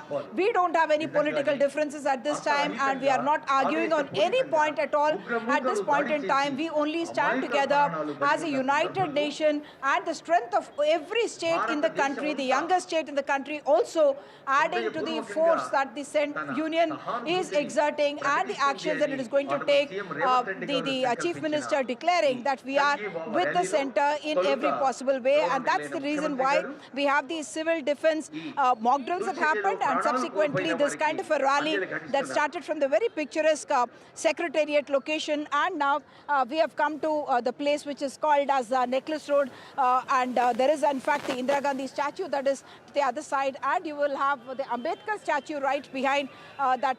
Nagraj will be able to show you the Ambedkar statue which is on Necklace Road. So that is the kind of a show of solidarity that they want to show. Three reasons why they want to do this. One, Telangana itself is saying that we are prepared for any kind of an exigency, and we stand with the centre on every point. Of course, there are many defence establishments here. What is also called the Integrated Command and Control Centre, very one of the probably the most sophisticated police headquarters here. All that has got extra security, and you also have the consulates and the foreign officers, all of them, and also visitors from outside the country, all of them actually being given extra security and extra surveillance at all critical installations. You would recall that Hyderabad also has the DRDO, the National Fuel Complex, and all of that is coming under extra surveillance to ensure that nothing at all goes wrong. And now, right now, is a time of silence. Everyone holding the tricolour. We saw the Chief Minister himself holding the tricolour and making that march. Now is a period of silence when all of them are in fact paying homage to the victims of terror, and now to say that it is our turn to stand together and say that we will not win. And we, as a strong country, will reply the way we will, the way we will retaliate is something that that enemy is going to remember forever. Back to you. That's right, and these are very, very strong visuals coming in from Hyderabad, perhaps reflecting sentiments of 140 crore Indians today, that the entire political class stands united, stands firmly with the tricolour, stands firmly in solidarity with our forces. We have Nazir Masoodi joining us from Kupwara. Harsha is from the border town of Jaisalmer. Remember, Rajasthan shares almost 1,000-kilometer plus long border with Pakistan, and Gurpreet is from Firozpur in Punjab. Nazir, coming to you. The big takeaways for you from the press conference which was held by the Foreign Secretary. Well, Foreign Secretary has made it very clear the original aggression was the terror attack in Pahalgam, in which 26 innocent people were killed. And whatever happened is the response to that aggression and that violation. And India appropriately responded after terror attack to attack terror sites in Pakistan. And when Pakistan attacked last night, with drones and missiles, there was an equal, befitting reply to the Pakistani military sites, including air defense station in system in Lahore, which has been neutralized, which Pakistan's own DG ISPR has said that their equipment in the military installation was damaged, 4 soldiers were injured, and then he normally talked about there were around a dozen drone attacks which have been neutralized by them. That would be what he has claimed. Having said that, Foreign Secretary and 2 lady officers there gave the details about how it unfolded since yesterday and how India is actually prepared for any eventuality. He talked about civilians are being targeted, and let me tell you,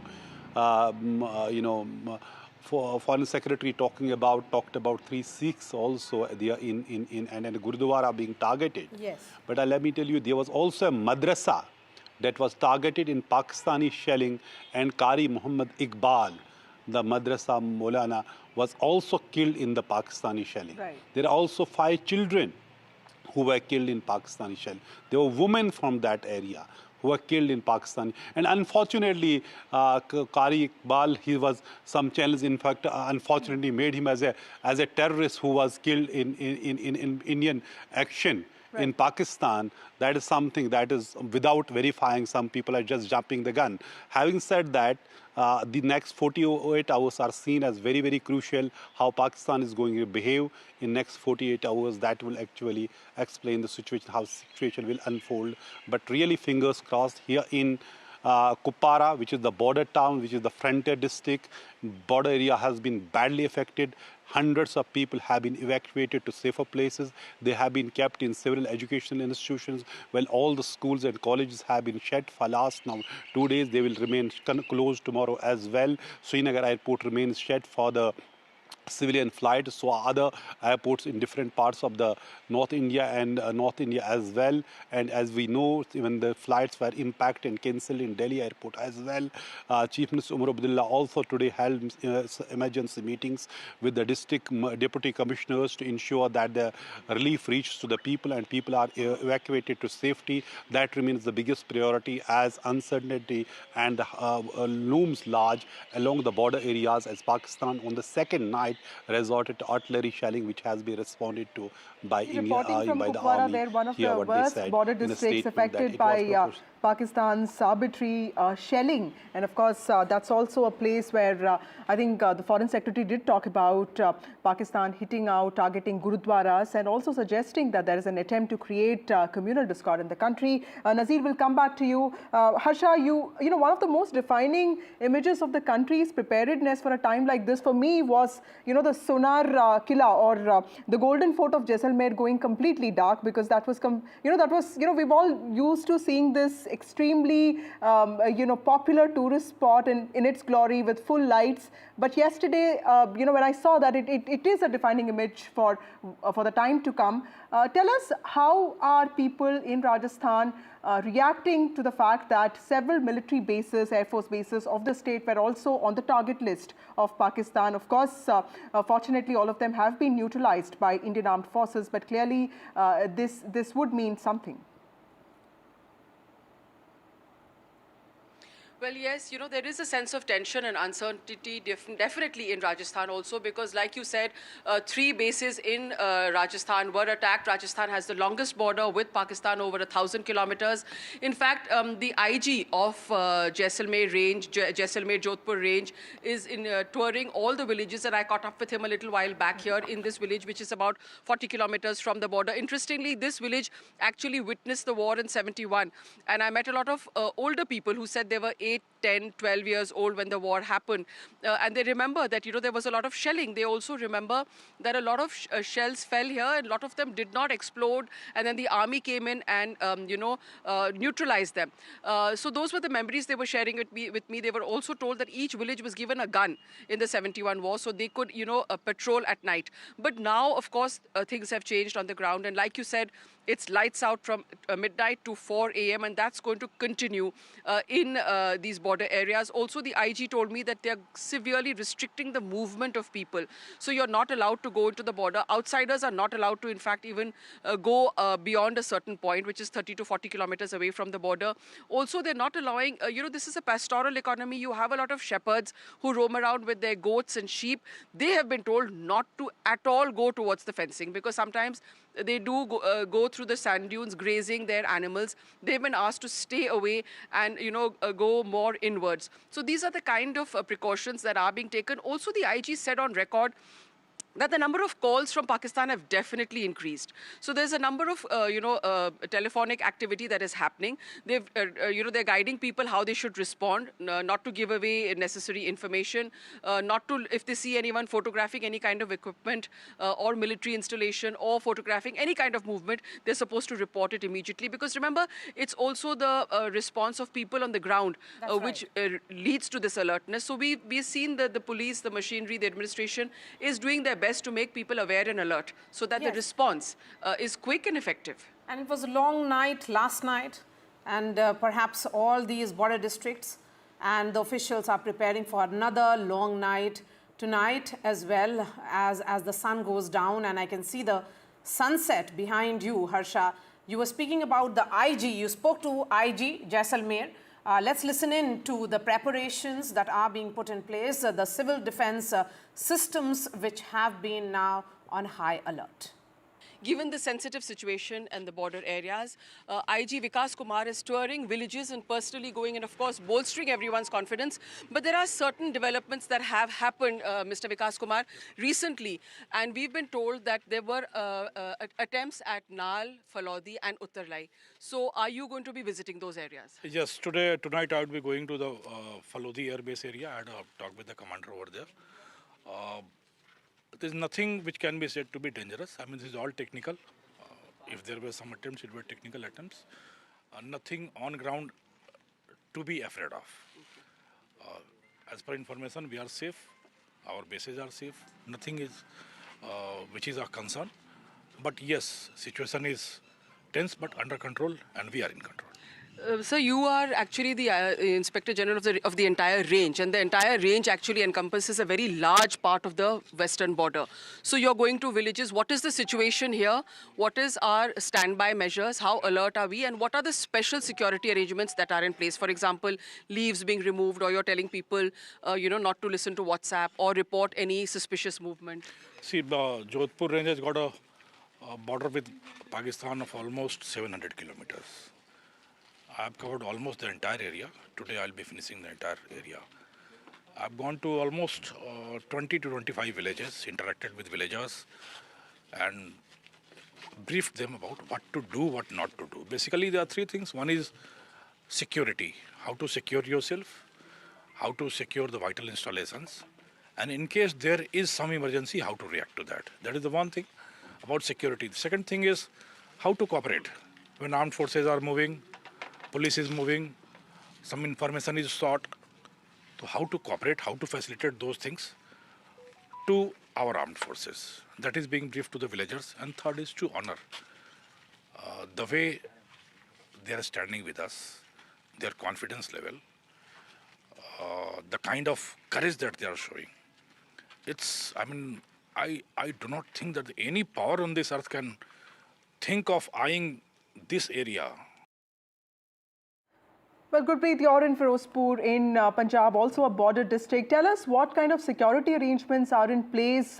Is there, any limitations on the kind of movements that people are able to do? And also tell us, how is the administration looking at this? Because Punjab too was on the list of the targets by Pakistan. And of course, yesterday we did see that blackout in Amritsar. So clearly there are preparations that are happening. But what is the assessment of readiness of the state?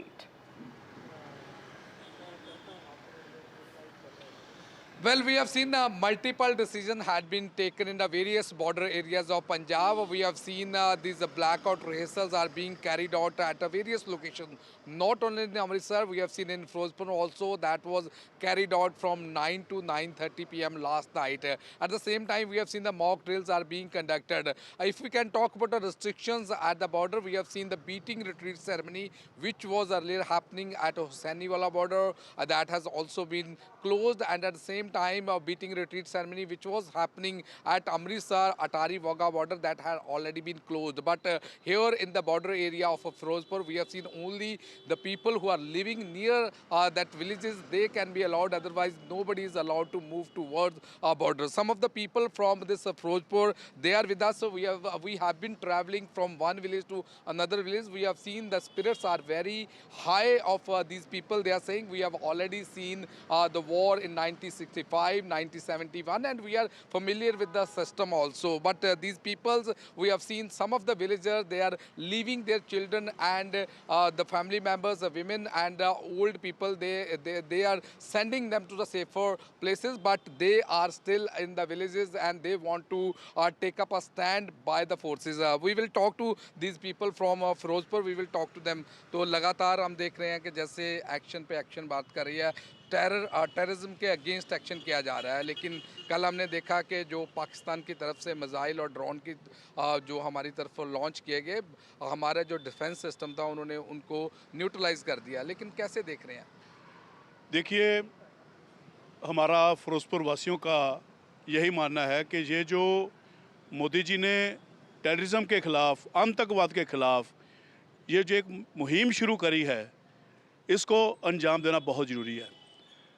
क्योंकि जिस तरीके से पहलगाम के अंदर धर्म के आधार के ऊपर हमारे जो वहाँ पे पर्यटक गए थे, सैलानी गए थे, उनको जिस तरीके से मारा गया, पूरी दुनिया के अंदर एक ऐसी स्थिति थी जैसे शर्मशार होने वाली बात थी कि हमारे पास टूरिस्ट कैसे आएगा, लोग देश के जो बाहर रहते हैं वो कैसे विश्वास करेंगे, और वो भी खासकर धर्म पूछकर। और मैं सल्यूट करता हूँ हिंदुस्तान की आर्मी को, नरेंद्र भाई मोदी जी को, देश के गृह मंत्री अमित शाह जी को और रक्षा मंत्री श्रीनाथ सिंह जी को, जिन्होंने 15 दिन के अंदर पाकिस्तान जो आतंकवाद की मशीनरी जो फैक्ट्री है उसके अंदर जाकर के उसको ध्वस्त किया है। तो बिल्कुल, लेकिन अगर आप फिरोजपुर की बात करें तो फिरोजपुर में हम देख रहे हैं कि लगातार जो यहाँ के लोग हैं वो कह रहे हैं हमने 1965 की भी वॉर देखी, 1971 की भी वॉर देखी, अब भी हम देश के साथ खड़े हैं। बिल्कुल सही कह रहे हैं जी। जब कोई हमारा दुश्मन हमारे घर में आकर हमारे किसी सदस्य को मारेगा तो ये कौन व्यक्ति इसको बर्दाश्त करेगा, उसका जवाब हमें देना ही पड़ेगा। और ये ही मौका है आज हम अगर पड़ोसी जो देश हमारा दुश्मन है, जो हमारे घर में इतना आतंक फैला रहा है, हमारे सदस्यों को मार रहा है और उसका कोई रीज़न नहीं है, उसी हमें उसका जवाब देना पड़ेगा जी। अगर हम नहीं जवाब देते तो हम गलत हैं। Well, we have seen these people, they are saying we are with the forces, and the way this drive has been started by the Indian government against terrorism, that should be continued. Back to studio. All right.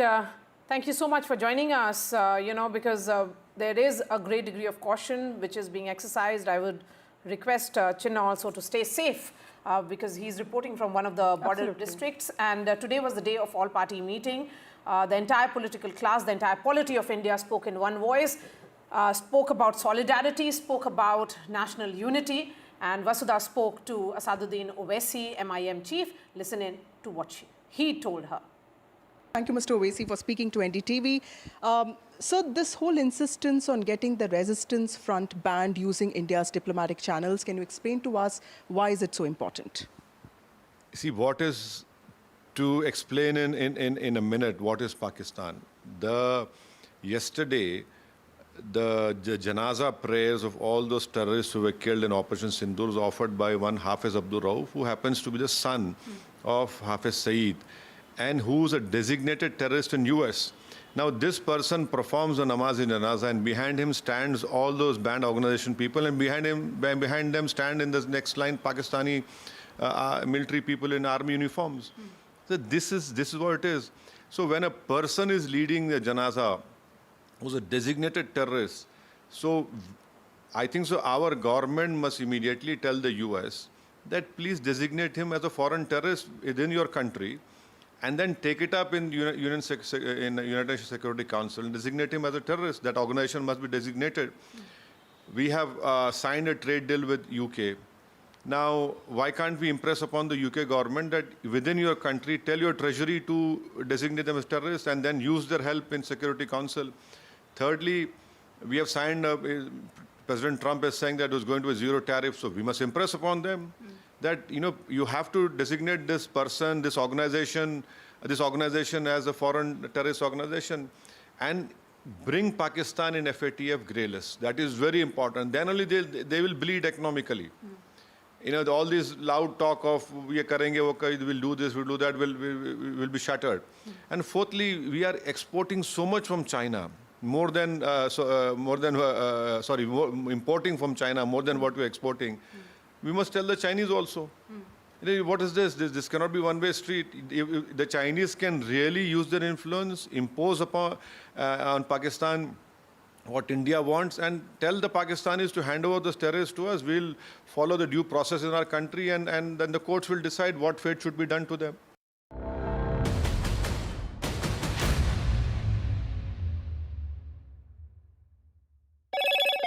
Hello, Moto. Motorola, India's leading AI smartphone brand. Foreign Affairs Minister Dr. S. Jaishankar on X, a good meeting with Adil Al-Jubair, Minister of State for Foreign Affairs of Saudi Arabia this morning, shared India's perspectives on firmly countering terrorism.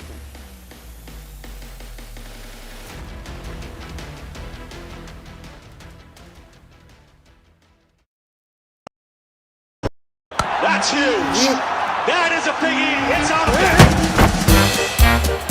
Gold glass clear glass पार हो या near सब कुछ दिखे clear. How often have you turned away from debates that descend into endless fights?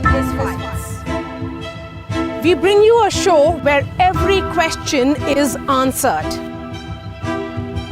where every debate finds its resolution, where every story finds its conclusion, where opinions collide but facts prevail, where stories unfold with insights and trust. When the noise ends, the last word begins.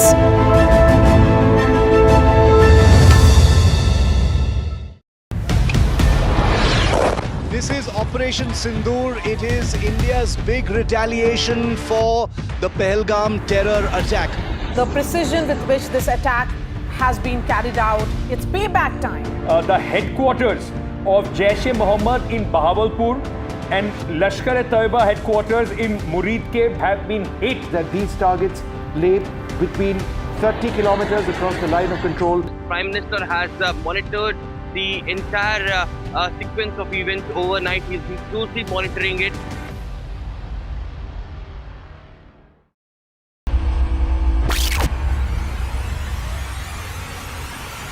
The last 1 month, if you see, the share prices of Gensol Engineering has fallen more than 58%. Why are the rating firms calling the debt payments as default? We have two credible credit rating agencies on March 4th coming and downgrading the stock to D. Statements are consistently being proven wrong, and transactions are being taken place which are different from what they were originally pictured to be.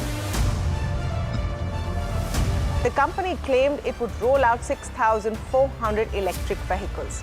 But what it has rolled out is a shocking scam. Funds meant for the project were funneled allegedly back to the promoters, the Junkie brothers. What did the money buy? Not EVs, of course, but a lavish flat in Gurgaon's luxurious DLF Carmelias.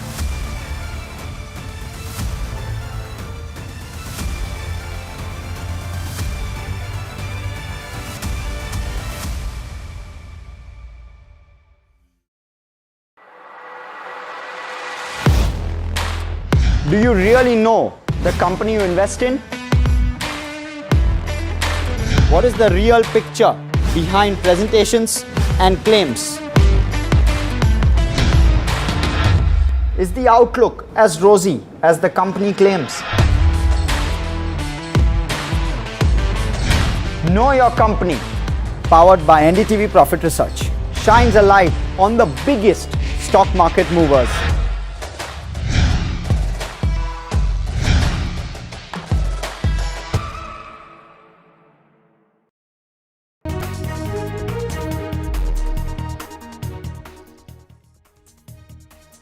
Welcome back. A day after India carried out precision strikes on 9 terror bases in Pakistan, Pakistan has retaliated, but its attempts targeting several cities in India have been neutralized by the Indian Armed Forces. The choice of de-escalation is with Pakistan as it escalated the situation with the Pahalgam terror attack, and India is only responding through Operation Sindur. That's what the Foreign Secretary of India, Vikram Misri, said today in a special briefing. He has also said that India's approach is not to escalate the situation and that India is only responding to April 22nd Pahalgam terror attack. He's also talked about Pakistan being the epicenter for terrorism for several years now. In fact, Maria, I do think that India is building a very strong, genuine, data-backed, evidence-backed case against Pakistan to alienate this country as a sponsor of terrorism for several years. That's right. And this dossier, as Vikram Misri said, it has shared such dossiers in the past. It did so after 26/11 as well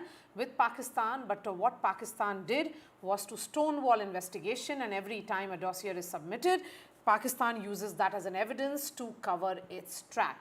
And as far as India is concerned, we are preparing for another long night, and there is a lot of, I would say, unease along the border districts, because what will happen tonight, we really do not know.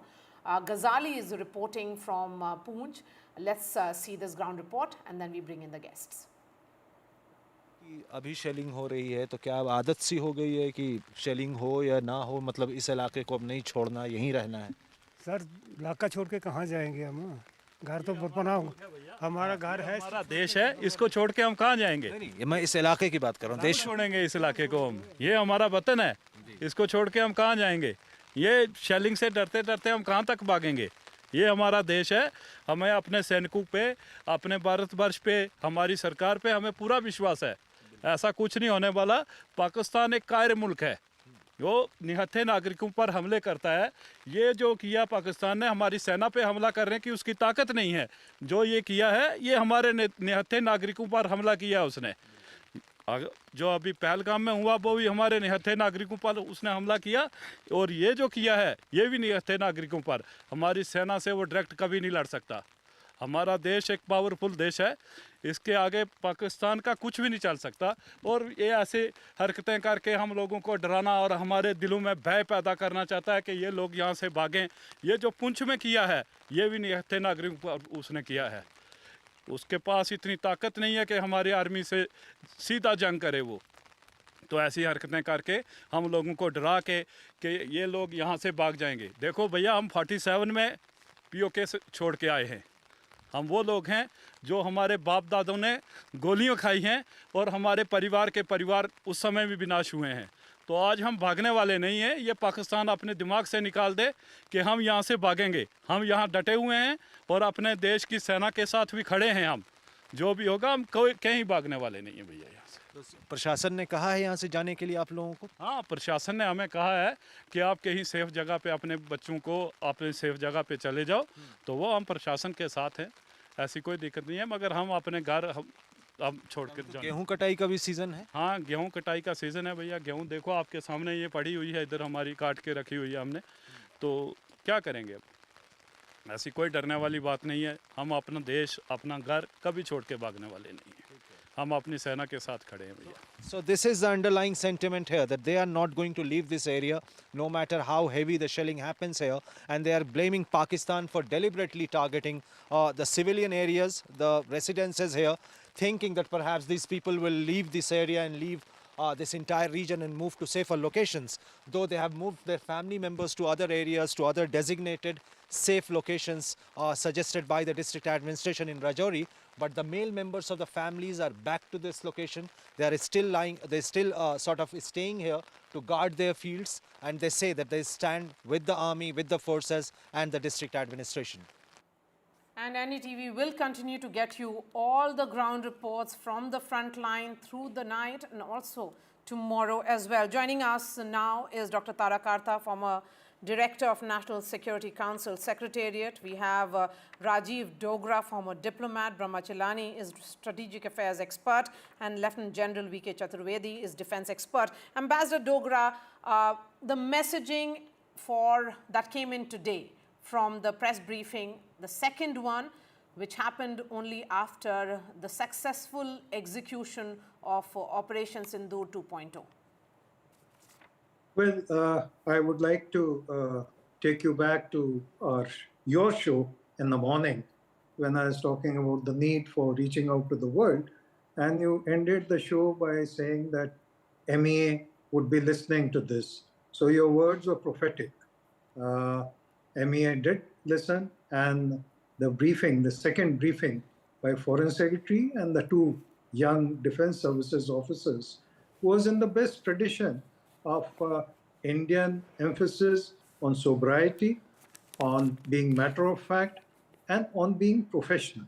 So they have reached out to the world and reached out to the world in a very detailed manner, listing out what compelled India to take the action that it did after the Pahalgam, and after giving considerable amount of time for Pakistan to mend its ways.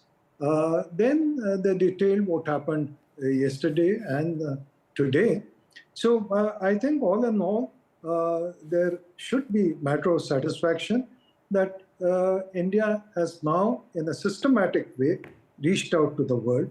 Now it depends, of course, on the world also to react through its influencers and opinion makers, because the leaders are in tune with India's needs at this hour, and also India's necessity and compulsion to respond to Pakistan's actions.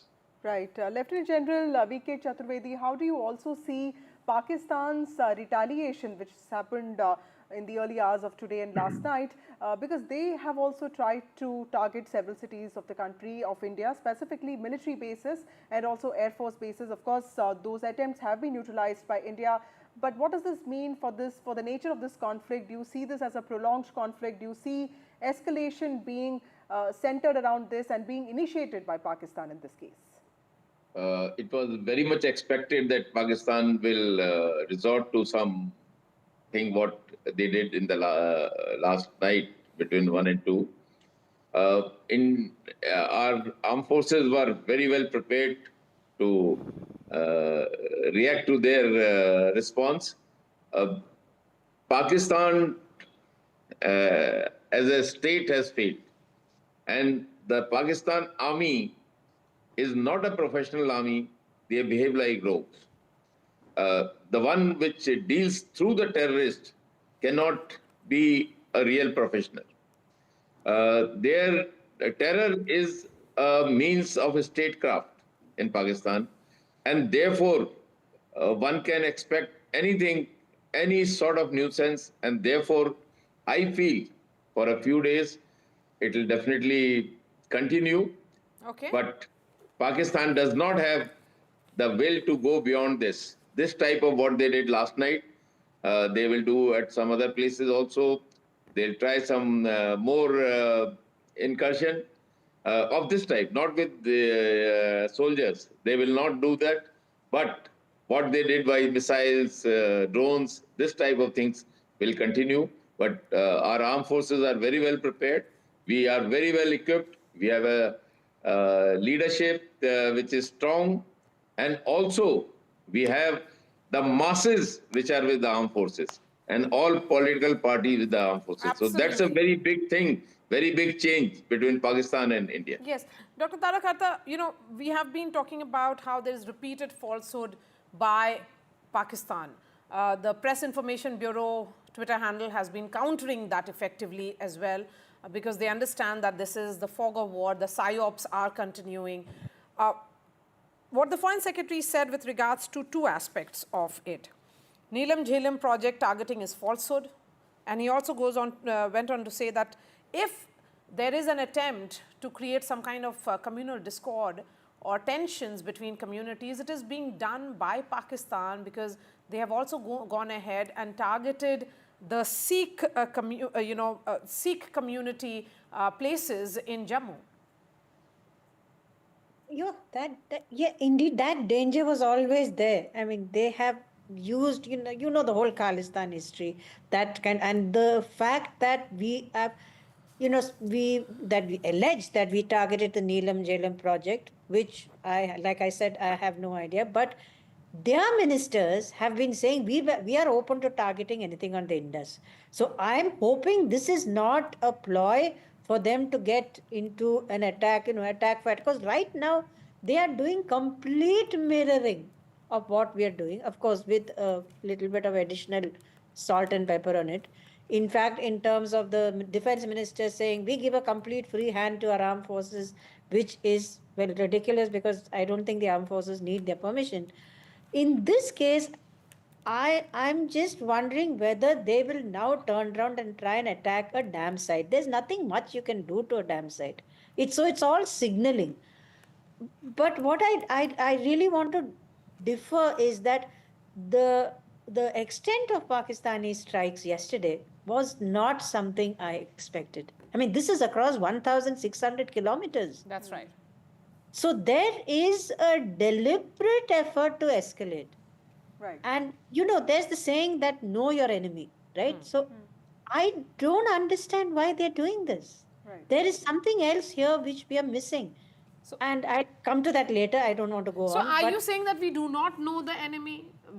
I'm sure India is not really underestimating Pakistan, knowing fully well their nefarious designs, how they have carried out in the past, and how every time there have been attempts, India has managed to thwart them. But they know Indian forces know about it. Would you not agree with that, Dr. Tarda?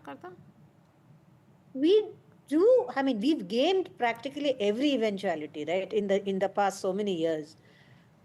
We've also, but never thought. I mean, we've never seen Pakistan behave like this. I mean, let me take you back to the time when, like a missile went across, right, into Pakistan. That was a mistake, and their reaction was very mature. They didn't take a big deal out of it. They kind of backed off. So there have been many occasions in the past where the Pakistan army has behaved with absolute rationality, right? They do the terrorism thing. The why they did this particular terrorist attack at this time itself, to me, is not entirely clear. I don't like going into a war where I am not clear what exactly is going on. This escalation is unusual. That's all I'm saying. Mr. Shalani, every time we would read about India and Pakistan, there was this one phrase that a lot of other countries would use, and that was non-state actors. That always would seem like they would try giving alibi to Pakistan. But given that we've had a lot of diplomatic solidarity and support pouring in for India, how do you see diplomatic pressure building on Pakistan this time? Is it going to be different? Is it going to be difficult for Pakistan to get away with something like this? Vasudha, first, Pakistan's response is exactly the way they responded after the Balakot airstrike. Remember, it's right after the Balakot airstrike, which was a single strike on a single terror camp. They sent a wave of warplanes into India's J&K. They bombed an Indian military base. They tried to be very dramatic in their response. And the similar way, last night, they tried to outdo India's initial phase of Operation Sindur.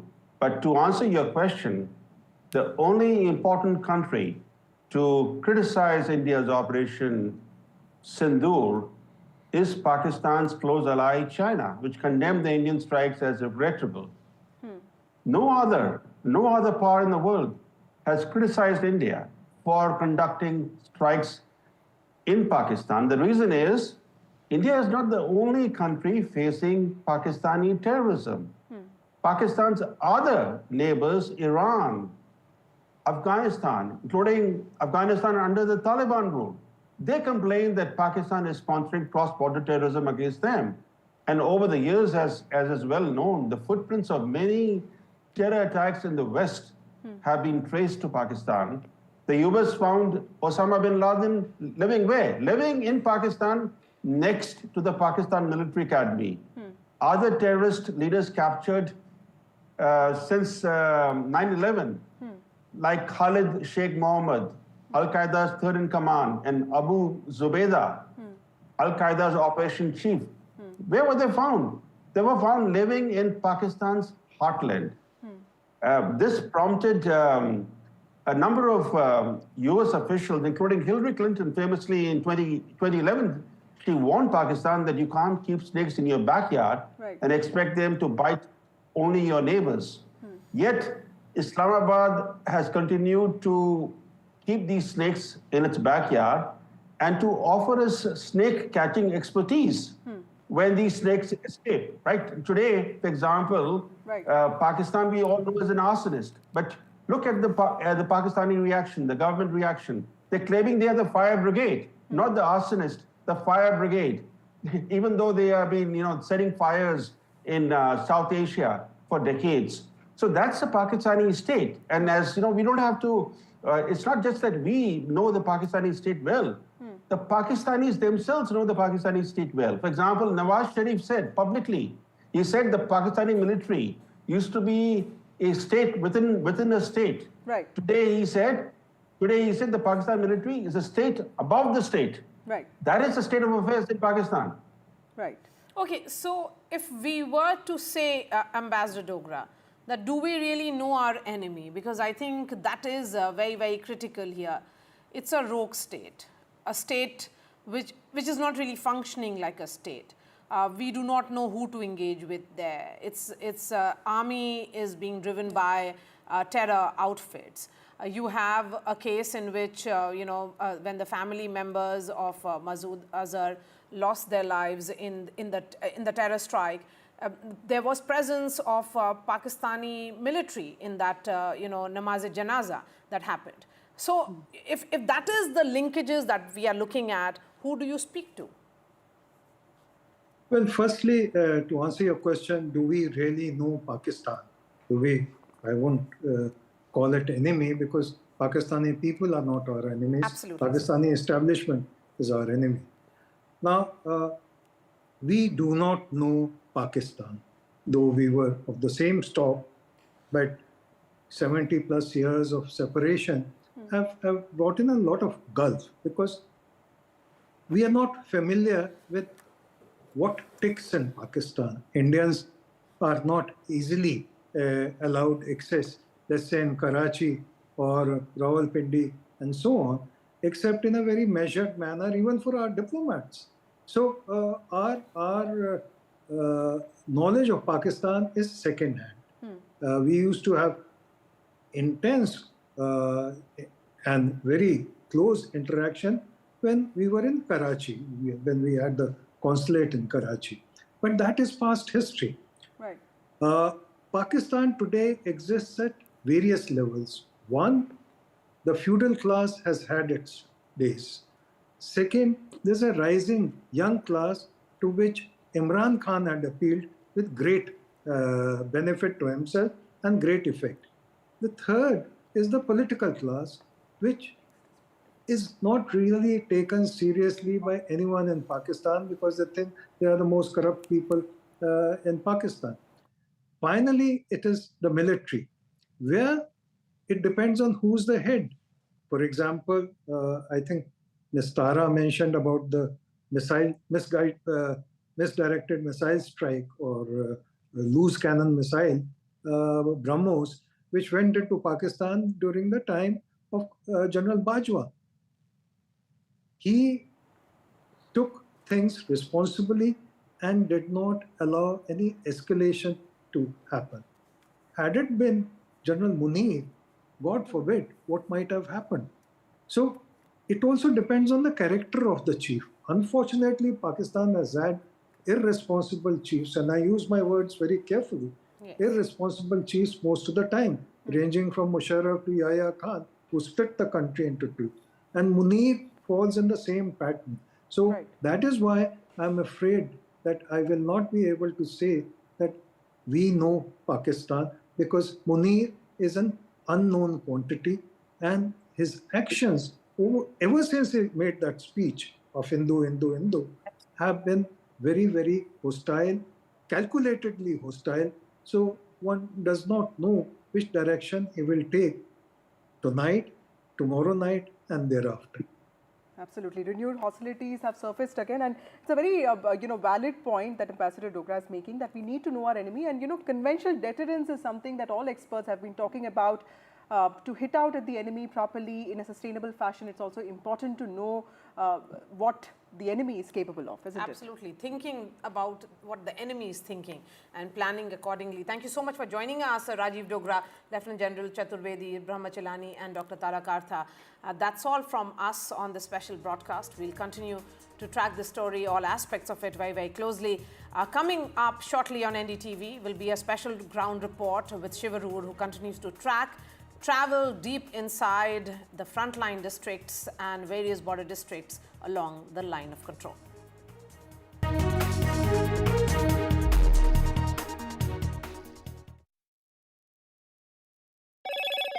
Hello, Moto. Motorola, India's leading AI smartphone brand.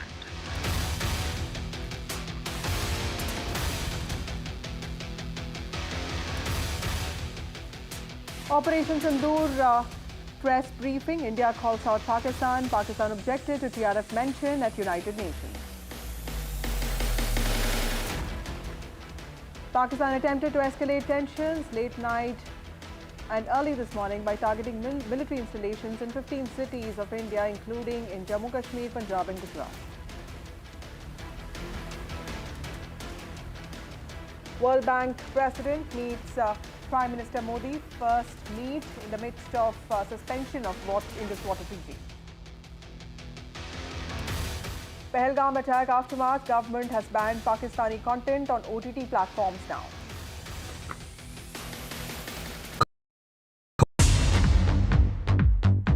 More news that matters.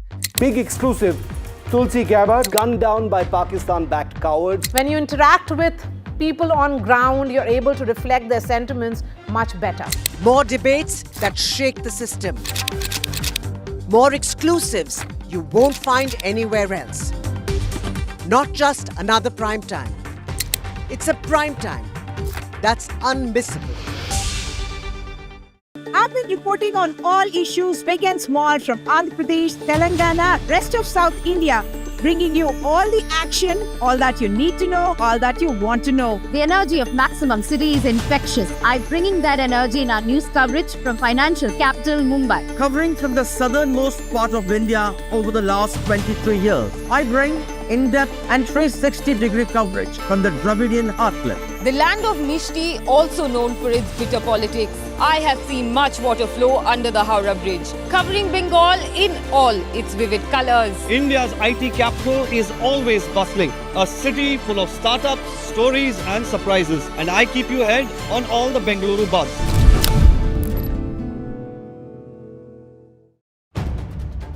If it matters to you, if it matters to you, if it matters to you, it matters to India. It matters to India. Matters with Shivaru, only on NDTV 24/7. In today's interconnected world, India's voice is more crucial than ever.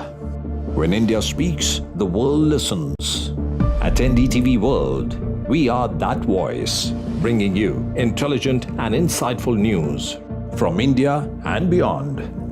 From geopolitics and diplomacy to economic shifts, migrations, tech disruptions, and the stories of our diaspora, we cover the news that shapes our global future. NDTV World, your new home for global news, is here.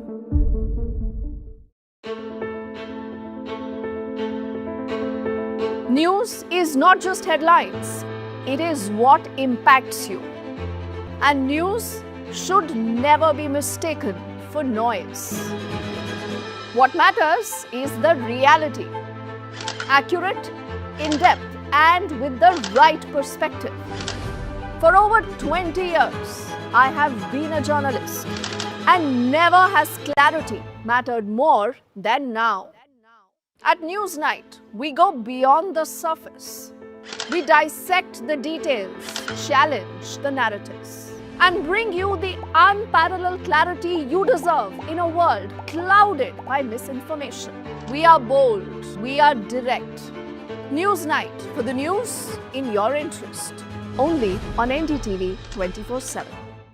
तू ही तो है जिसकी सच्चाई वाली clarity की वजह से मैं आज यहाँ हूँ। गोल्ड प्लस सिल्वॉक्सी मिरर्स, ऐसी क्लैरिटी कि आपको सिर्फ सच नजर आए, चाहे कितने भी साल बीत जाएं। How often have you turned away from debates that descend into endless fights? We bring you a show where every question is answered, where every debate finds its resolution, where every story finds its conclusion, where opinions collide but facts prevail, where stories unfold with insights and trust. When the noise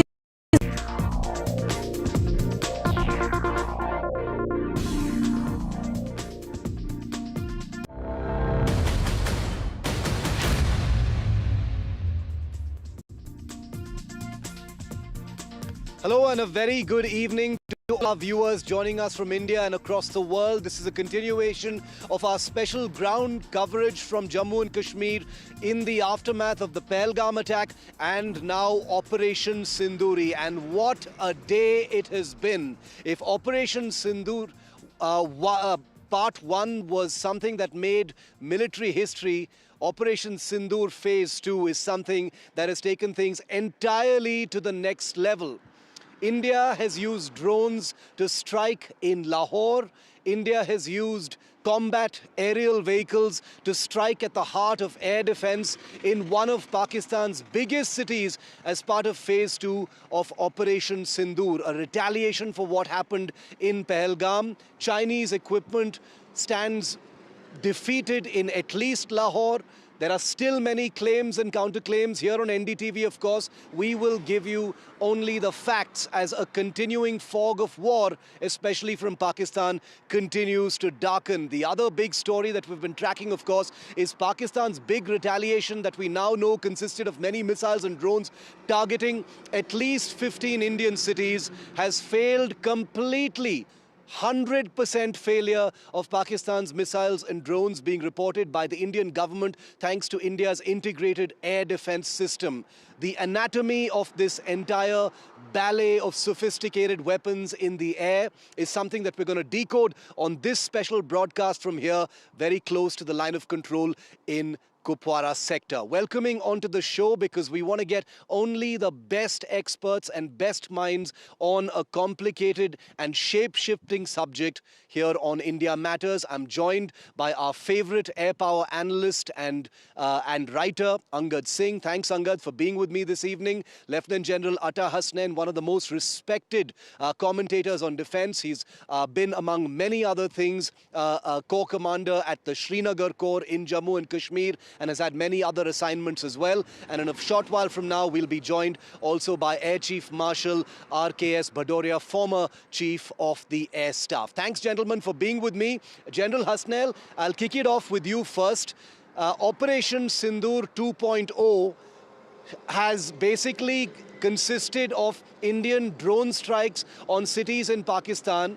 Never mind what the Pakistanis are admitting or not admitting, the Indian government has said Indian drones struck in Lahore and have destroyed systems there. Your first reaction, sir?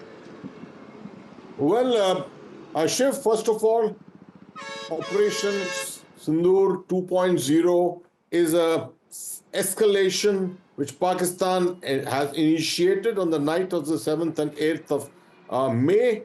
Its escalation completely failed, although I am somehow convinced that Pakistan was attempting to sort of try a low-key kind of an escalation and perhaps did not go whole hog. But anyway, our AD systems were completely effective. The integrated AD system ensured that all the missiles and drones which were launched at the 23 cities and airfields were all neutralized effectively.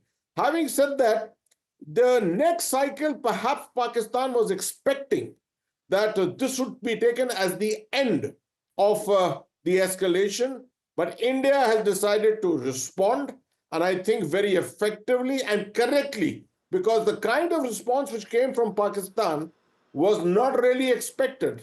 It was expected that Pakistan would probably tone down its overall response in the manner in which it happened after Balakot, but a very kind of a dynamic response came against 23 cities, which could not be taken lightly. And the government of India has very correctly decided to respond to that again. Now, of course, the most important aspect is the Chinese radars, which make up the air defense systems of the important cities of Rawalpindi and Lahore, have both been taken out. And I'm sure Angad will comment on that more in greater detail. But that itself has punched a hole into the air defense system of these two very important areas in Pakistan, leaving them free and vulnerable to the employment of Indian drones or missiles against them. We have demonstrated the fact that we are not targeting any civilian areas at all. Unlike Pakistan's targeting of the line of control, where across in our areas, they are only targeting our civilian areas, 20 casualties in our villages. There is something which is absolutely heinous, as much as what happened in Pahalgam.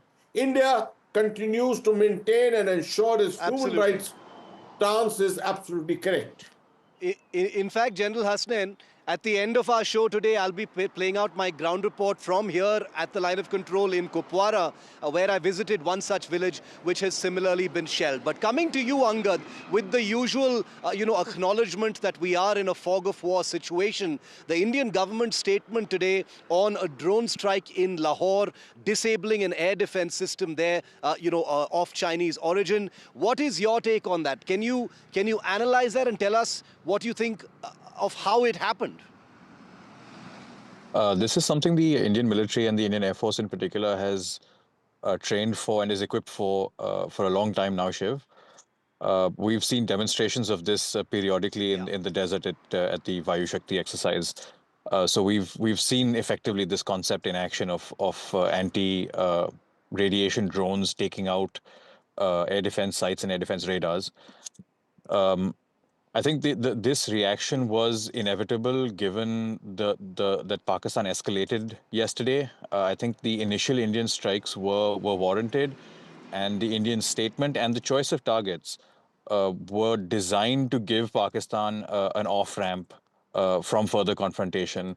And I think like in 2019, I think Pakistan has overplayed their hand by reacting in this way to what any normal country would accept as a justified strike on a non-state, non-military, non-civilian target, on a absolutely black and white, explicitly terror target.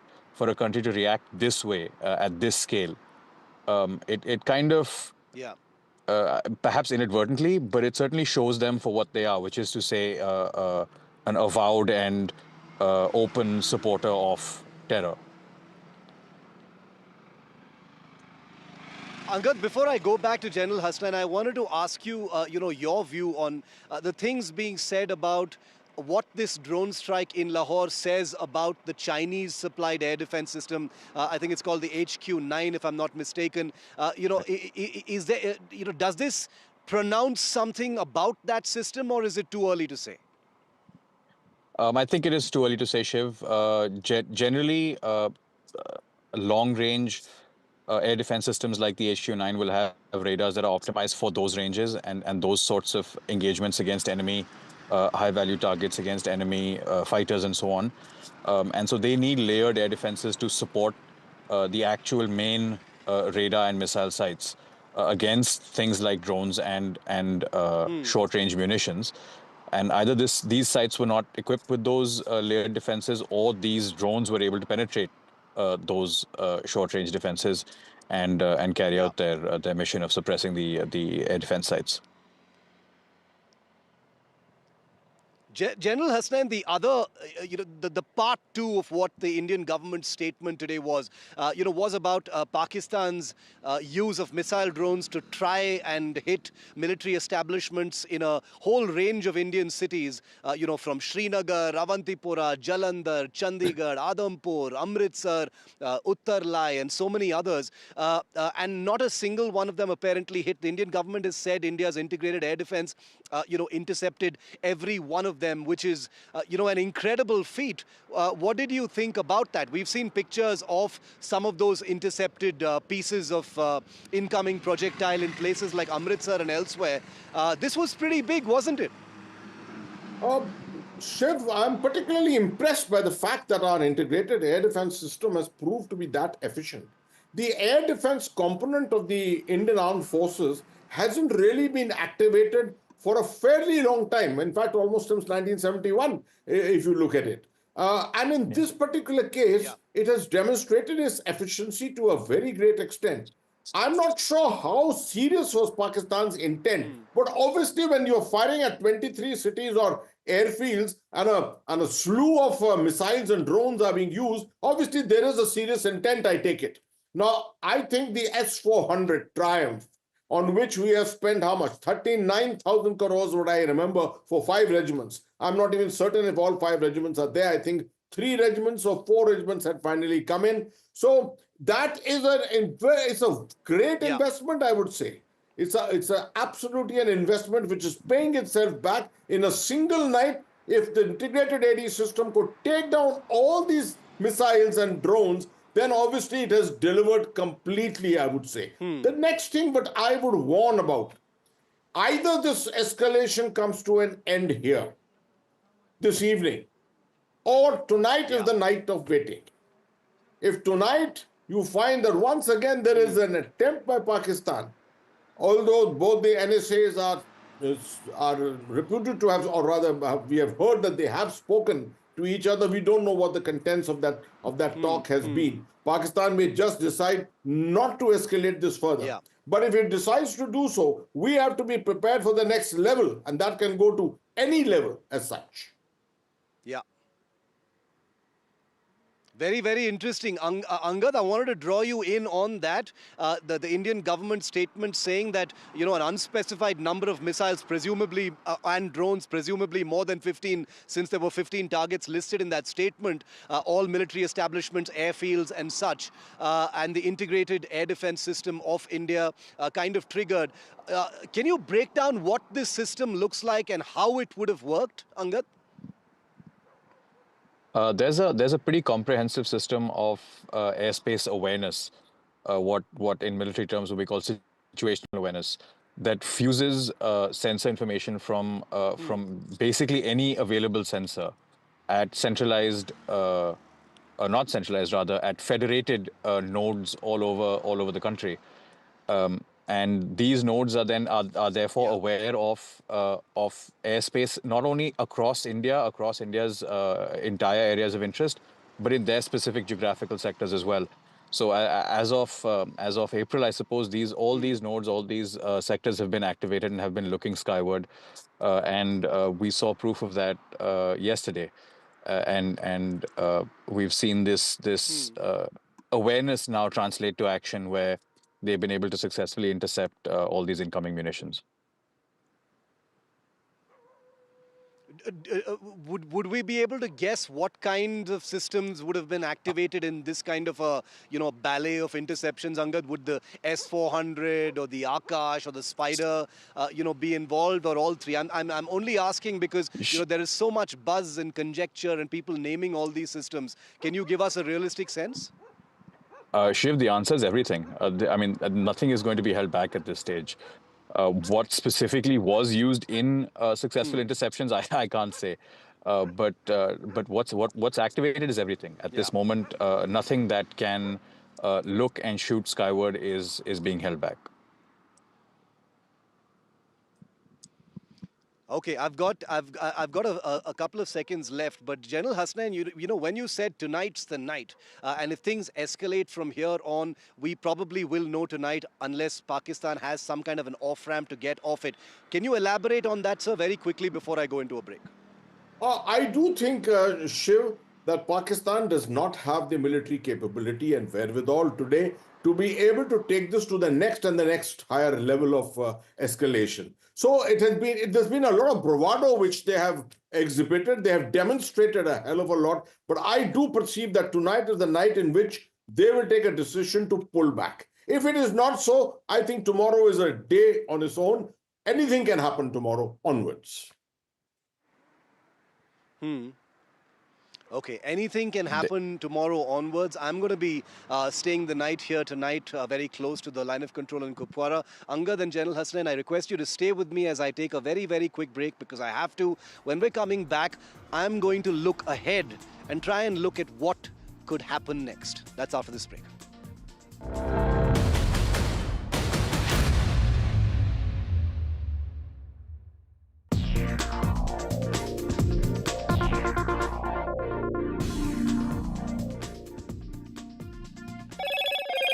Hello, Moto. Motorola, India's leading AI smartphone brand.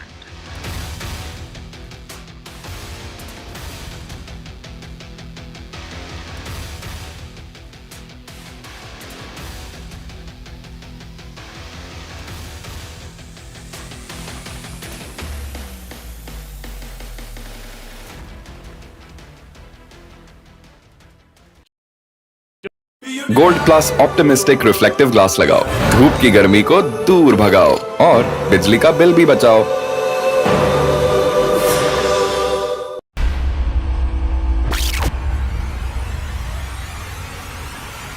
The last 1 month, if you see, the share prices of Gensol Engineering has fallen more than 58%. Why are the rating firms calling the debt payments as default? We have two credible credit rating agencies on March 4th coming and downgrading the stock to D. Statements are consistently being proven wrong, and transactions are being taken place which are different from what they were originally pictured to be. The company claimed it would roll out 6,400 electric vehicles. But what it has rolled out is a shocking scam. Funds meant for the project were funneled allegedly back to the promoters, the Jaggi brothers. What did the money buy? Not EVs, of course, but a lavish flat in Gurgaon's luxurious DLF Carmelias.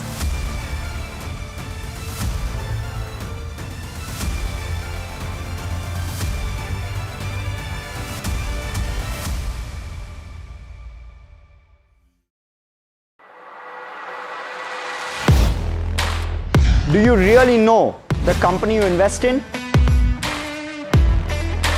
What is the real picture behind presentations and claims? Is the outlook as rosy as the company claims? Know Your Company, powered by NDTV Profit Research, shines a light on the biggest stock market movers.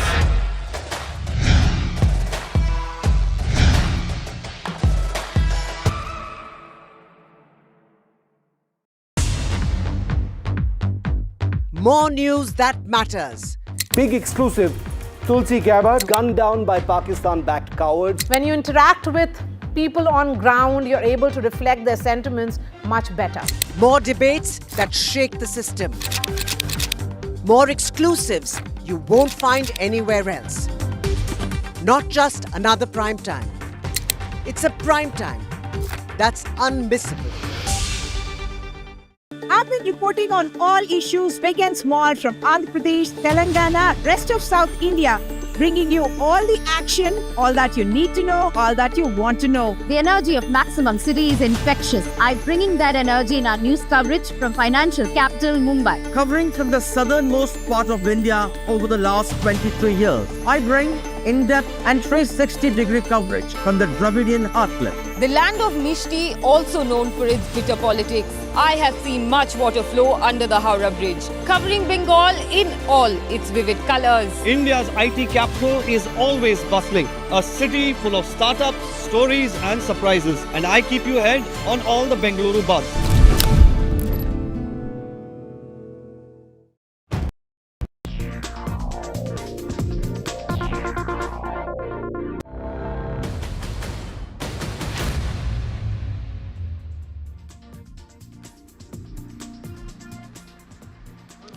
And just a short while ago, I was at the line of control in Chowkibal, another town that has been shelled by Pakistan, directly in the line of fire, hitting civilians.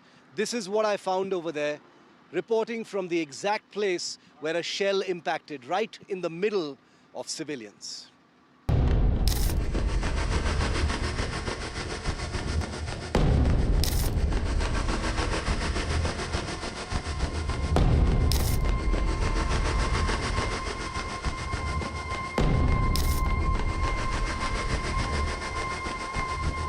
Might seem like the odd pothole on any road in any part of this country, especially for those of us who live in towns or cities.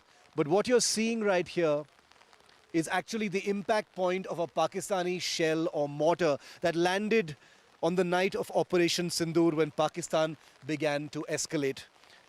I'm here very close to the line of control in Chowkibal town in North Kashmir's Kupwara sector.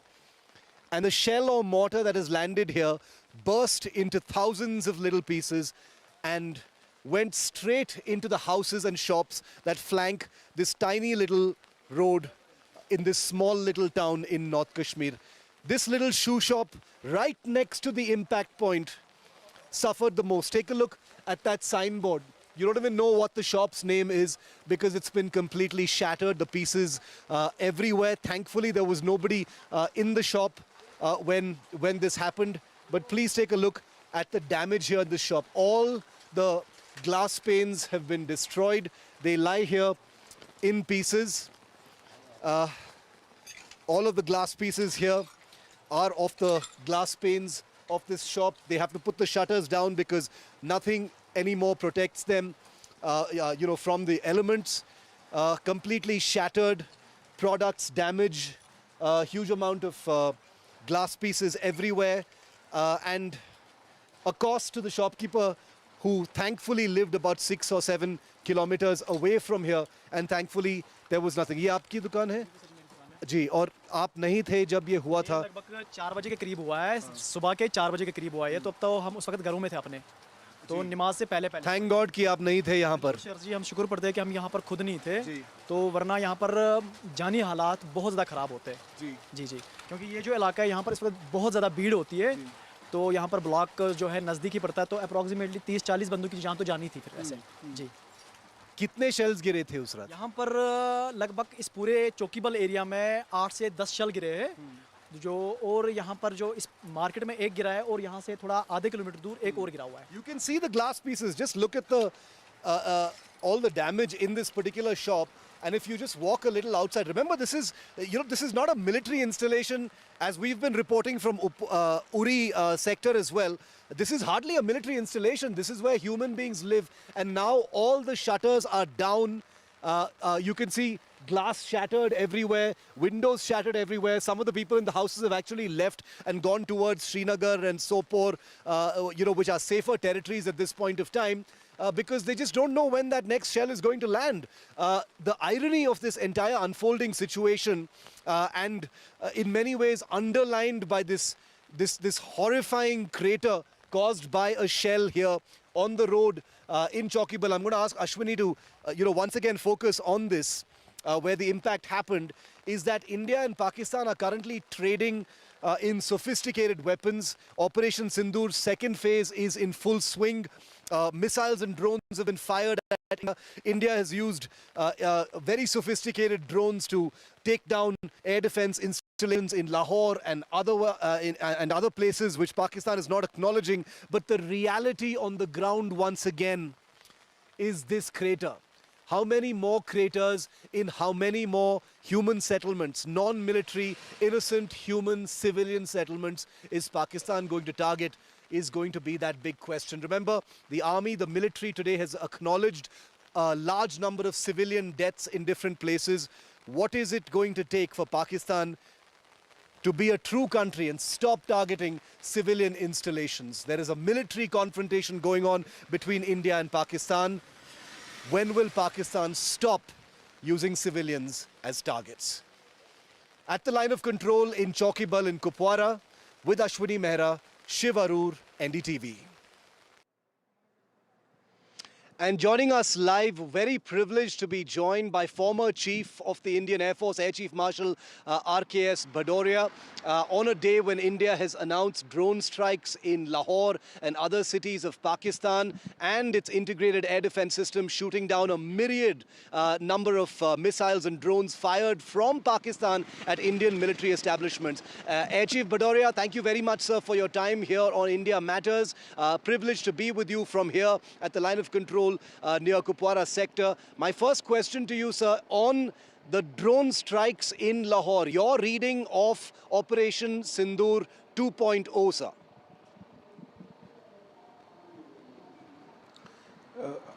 I think Pakistan has made a big mistake by initiating action against military targets. What they've done in terms of sending drones and missile attacks on 15 bases. So this is a big mistake, and it is because of this step from Pakistan that Indian Air Force has taken the step of sending those loitering munitions. Those are armed drones, and some of the targets which videos and photographs are available and displayed. Lahore's target is fully destroyed, and I'm sure there are one or two more such targets which are being reported from Pakistani side as much, which have already also been disabled. It's a big step. Modern weapons have been used, not only loitering munition, but on some targets S-400. Some of the information has come out, some information will probably come out later. As you are aware, our defense services, some of the information in terms of targets achieved, they would do their damage assessment and only then release. So this is an escalatory step, but of Pakistan's doing. Our response has been firm, a very, very clear response, yet restrained. It is still with a lot of restraint, because very clearly, if we had to do a full response towards a conventional conflict build-up, we would have taken out many such targets close to LOC or close to international boundary, dealing with air defense, to suppress their air defense. We have not done that. We have done it in some chosen places to just give a measured response to their act. To me, the escalation ladder, the ball is in Pakistan's court. Warfare for the first time, India using drones in this way to strike targets across the border, a very big step for India. Yes, absolutely. First paradigm is shifted because these kind of capabilities available today at a very, very good cost. Secondly, it has its own advantages in terms of the kind of targets and the kind of flexibility it gives you in targeting, and in terms of own risks which get reduced drastically. So overall, this is the new age in terms of utilization of drones and armed drones. A trailer of that was visible now, and should things continue to escalate, more such capability and activity would be seen. Talk to us, Air Chief, about the, what you mentioned in the beginning about the integrated air defense system in India. Usually we hear about gaps and things like that. But from what the Indian government has announced today, it seems like India's air defense shield has worked immaculately. Apparently, a large number of those missiles and drones targeting Indian military establishments in 15 different cities, were all intercepted, sir. How did that work? Amazing. Yeah. So we have a very, very capable integrated air defense system. Very, very capable. And I think most of the people know, but I would just like to remind that this entire system is indigenous. So we took some time building, but we have built it, and it is pan-India. Our entire area of operations currently that is in focus is fully covered. And you saw the result. Whatever their incursions were, everything was known, everything was tackled in time. And not only that, the initial information and some of the information based on which we would utilize S-400 initiates from here. S-400 itself is a very capable system. So when you have integrated defense system, and systems like S-400, below the S-400 we have MR SAMs, and then we have shorter range SAMs, we have Akash systems. Overall, we have a complete array of weapons towards air defense. And you saw the result. This is just a trailer, I say again. Should it continue to escalate, you will see the real capability. I'm so... No, I hope it is a trailer, but I also hope it is not a trailer, because we don't want any further escalations, and we have sent out a very clear message to Pakistan that if there is another escalation, of course, these trailers show that India is more than ready and India's personnel are more than ready. Air Chief Bhadoria, always a pleasure to get your wisdom on this complex subject. Thank you very much for being with me, even though briefly here on India Matters. It's a wrap on today's show, but we're going to be staking it out here near the line of control in Kupwara sector. And I'm handing you over now to Maria, my friend and colleague. Maria, good to see that after a couple of days of politics, it looks like it's nation above politics finally as far as national security is concerned. Absolutely, Shiv. It's a display of national unity. But congratulations for all the ground reports that you're bringing for our viewers. Very powerful voices that you have managed over the last 2 weeks. Hello, viewers. I'm Maria Shakil. This is The Last Word.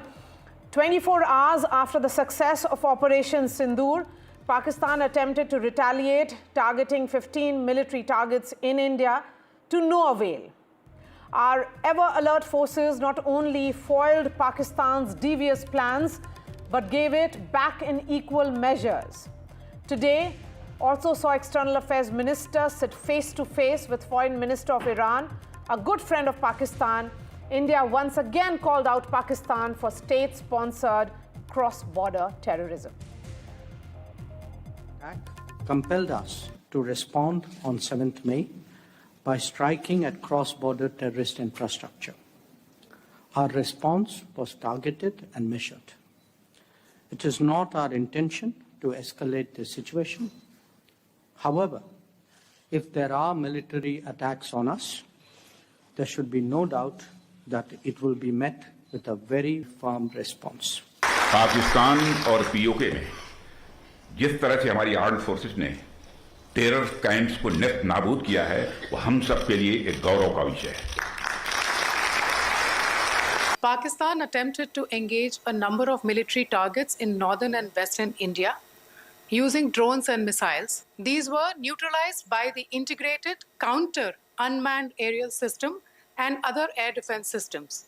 The debris of these attacks is now being recovered from a number of locations that prove the Pakistani attacks. Bharat की प्रतिक्रिया समान क्षेत्र में समान तीव्रता के साथ की गई. यह विश्वसनीय रूप से ज्ञात हुआ कि लाहौर में स्थित एक वायु रक्षा प्रणाली को निष्क्रिय कर दिया गया. We have made the point very clearly that all attacks on the morning of 7th May were against carefully selected terrorist infrastructure, terrorist targets. It's also odd that the funerals of civilians are carried out with the coffins being draped in Pakistani flags and state honors being accorded. As far as we are concerned, the individuals eliminated at these facilities were terrorists. On another front, Defence Minister Rajnath Singh briefed the all-party leaders about Operation Sindur. All the parties stood behind the government, speaking in one voice. Before I bring in the guests, let's listen in to the reactions that came in after the all-party meeting.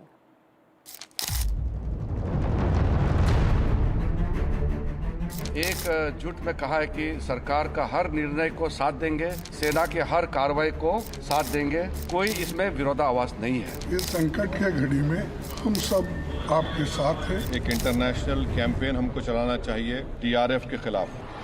Operation Sindur has not only served as a counter to the Pahalgam terror attack, but also a bridge across India's parliamentary aisle.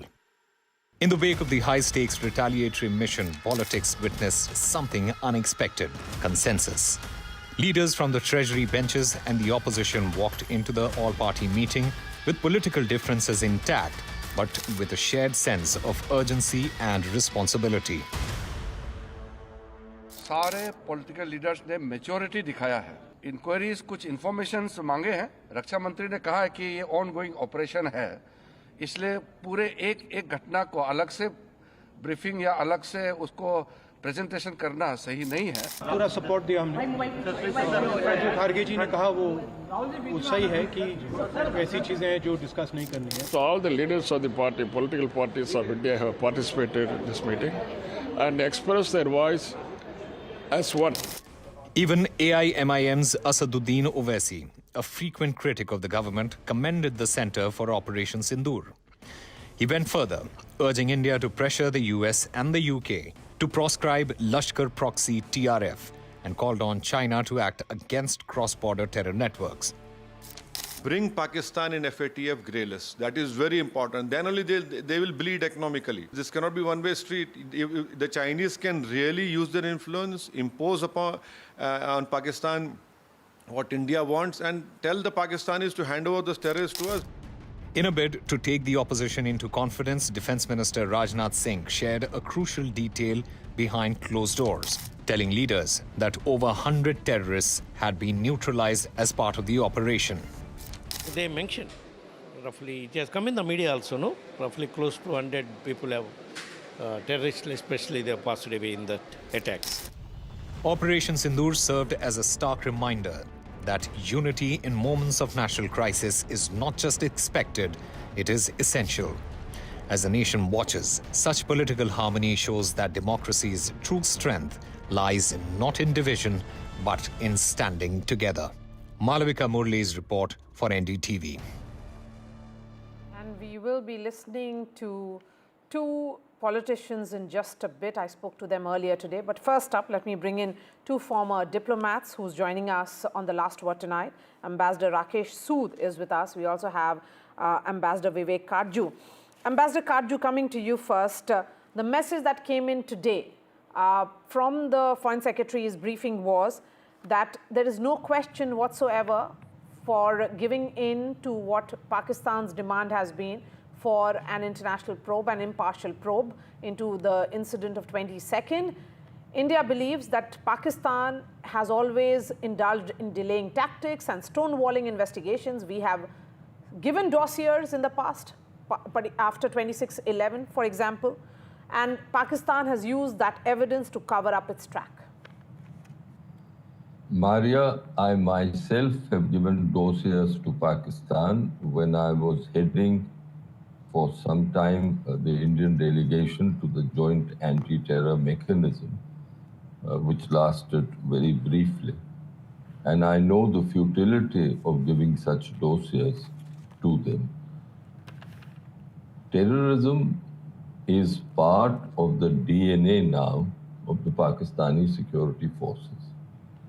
They use terrorist proxies to pursue their strategic objectives. Therefore, it is impossible to conceive that they would ever abandon them. Second, I think the Foreign Secretary was absolutely right when he said that the demand for impartial probes, etc., are nothing but a ruse. And it is good that we simply ignore this. There can be no doubt that this terrible massacre at Pahalgam was carried by them, out by the Pakistanis, and I don't distinguish between Pakistani terrorists and those who sponsor them, who are part of the Pakistani state. So it was a Pakistani action. I think we showed exemplary and strategic patience, like we had done in the surgical strikes and at Balakot aerial strike, to target only Pakistani terrorist installations. I think what took them by surprise was the ferocity of our action and our ability to penetrate their defenses and land ordnance in Bahawalpur and Muridke, two places which occupy a very significant, how should I put it, a very significant, even an iconic status in Pakistan's terror infrastructure. Bahawalpur is the headquarters of the Jaish and Muridke of the Lashkar. So our ability to get to Bahawalpur and Muridke, I think, has shaken them. And that is why you now have a litany of lies and falsehoods being perpetuated and spoken by the Pakistanis. My last point. Yes, sir. I think we have what I now call by now a Modi doctrine. It began with the surgical strikes in 2016. It continued in 2019, and now it is sort of solidified with Operation Sindur. And that doctrine is this, that if Pakistan undertakes an unacceptable terrorist attack in India, India will respond through kinetic action. Yes. Earlier on, and Rakesh will correct me, he's an expert on these issues, earlier on, the Pakistanis used to threaten us with escalation. Yes, and this is the model. And my last point, just one more word. Sure, I think the Foreign Secretary did extremely well to articulate, which some of us were saying for many years, that escalation begins with a terrorist attack. And it was very good that Vikram Misri said it loud and clear. Absolutely. That escalation began with what happened in Pahalgam. Absolutely, sir. That is my question to Ambassador Sood. Ambassador Sood, India's message is that Pakistan is the original aggressor here. That it is that day, 22nd, is when the aggression began. India has only responded 2 days ago. And then again, another round of aggression came in from Pakistan when they tried to target 15 of our cities, military installations in 15 cities, which were again thwarted by Indian armed forces.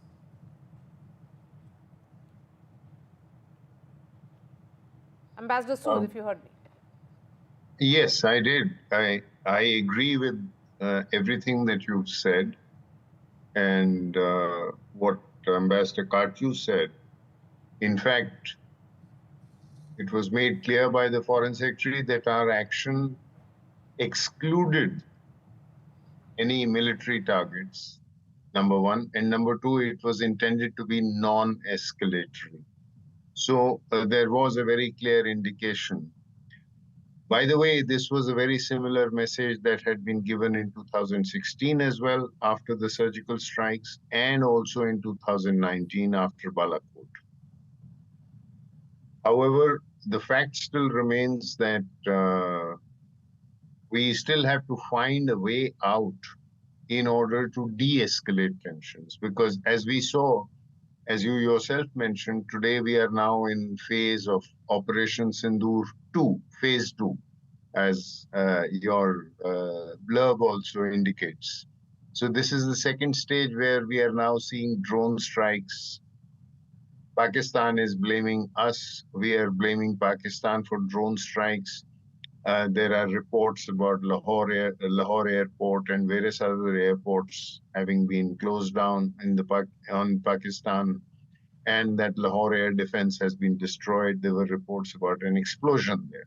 So obviously, we still don't have any route towards de-escalation. And now the question remains that what happens if there is a Operation Sindur Phase 3? What shape or color will it take?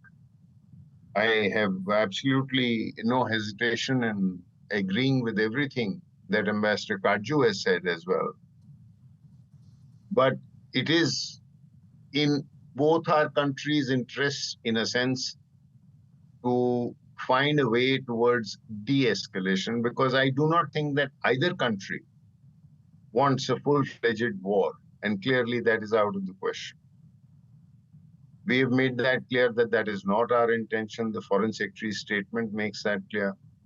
And to the extent that we have seen the Pakistani statements, they have also indicated that India was the aggressor, etc., etc. So for whatever it is worth, the idea is that both sides need to find a way out of this, need to find a face-saving mechanism out of this.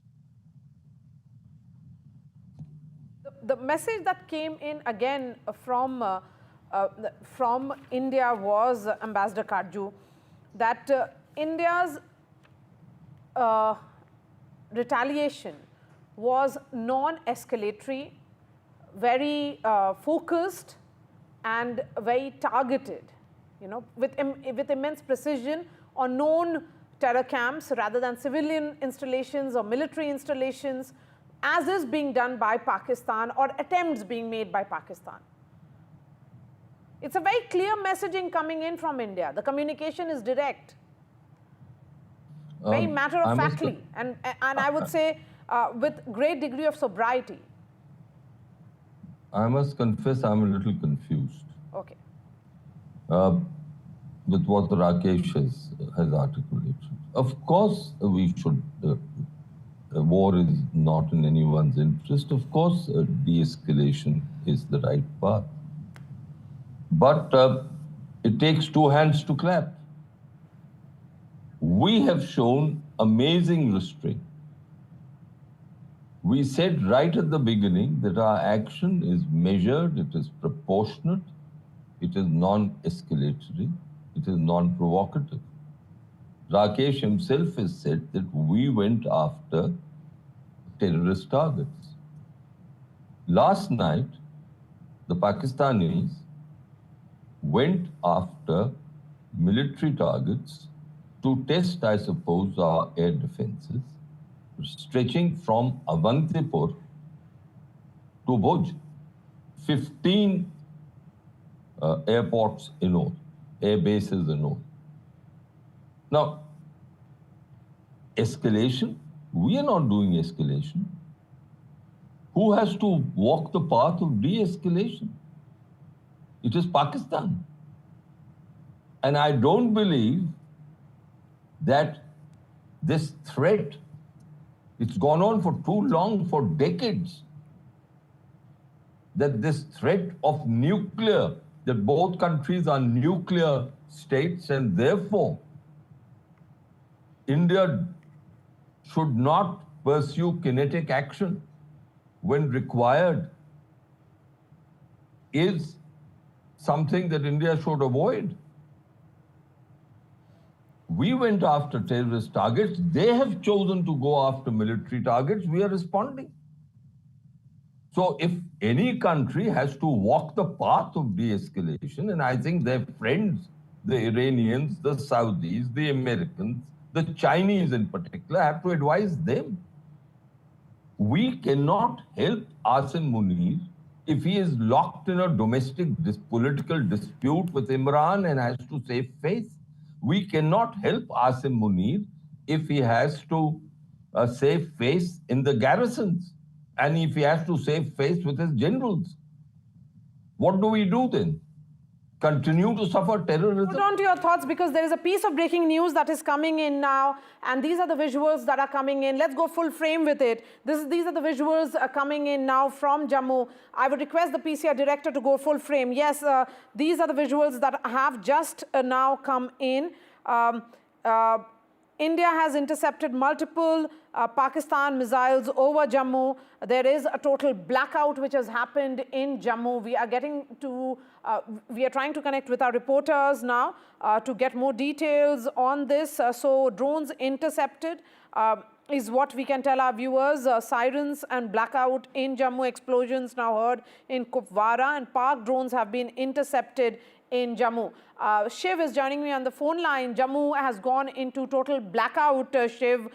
In fact, more videos have started coming in now, and we will be sharing that with our viewers in just a bit. These are the visuals coming in of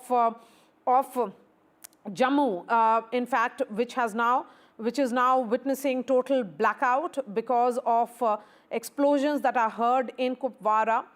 These are Pak drones which have been intercepted in Jammu. Remember, earlier this morning, between the intervening night of 7th and 8th, Pakistan attempted to engage a number of military targets in northern and western India, including Awantipura, Srinagar, Jammu. Now, another attempt being made by Pakistan using drones. Nazir Masoodi is joining us on the phone line. Nazir, give us the details. Well, I'm in Kupwara and I could hear this a while back, sirens, sounds, and it was followed by blackout. But the worst thing is happening in Jammu, where there's a lot of chaos and confusion after sirens. There was complete blackout, and there were objects which were being fired, whether they were missiles or drones. But fortunately, our India, air defense system is activated. It appears that this army has been able to foil these attacks like they did yesterday, because yesterday there were 3 attempts in Jammu last night. One was Jammu, Srinagar airfield and Awantipura airfield. And in fact, I remember in 2021, June 20, there was the first drone attack on Jammu Air Base, which caused some damage. But since yesterday, there have been attempts, and since this evening we see this chaos in Jammu city. People are trying to figure out what exactly is happening because they can see our missiles or drones. They're flying, and I could see some of the visuals from Jammu, which clearly shows the state under attack. But fortunately, as I said, our defense system has activated, like yesterday, like in other 15 cities, how our armed forces have actually neutralized those attacks. It appears this too has been neutralized. But it is clearly an escalation from Pakistan, where they have been trying to target people of Jammu and Kashmir.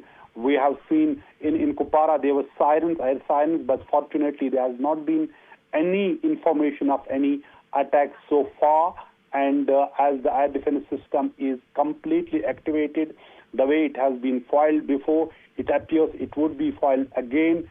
But fingers crossed, we are trying to find out more what has exactly happened in Jammu. Okay, what can we tell our viewers at this point, Nazir? Jammu has gone total blackout. Is it across the city or only in some pockets? Most of the information I'm getting, but people should remain calm, be in their homes or wherever they are, take some shelter.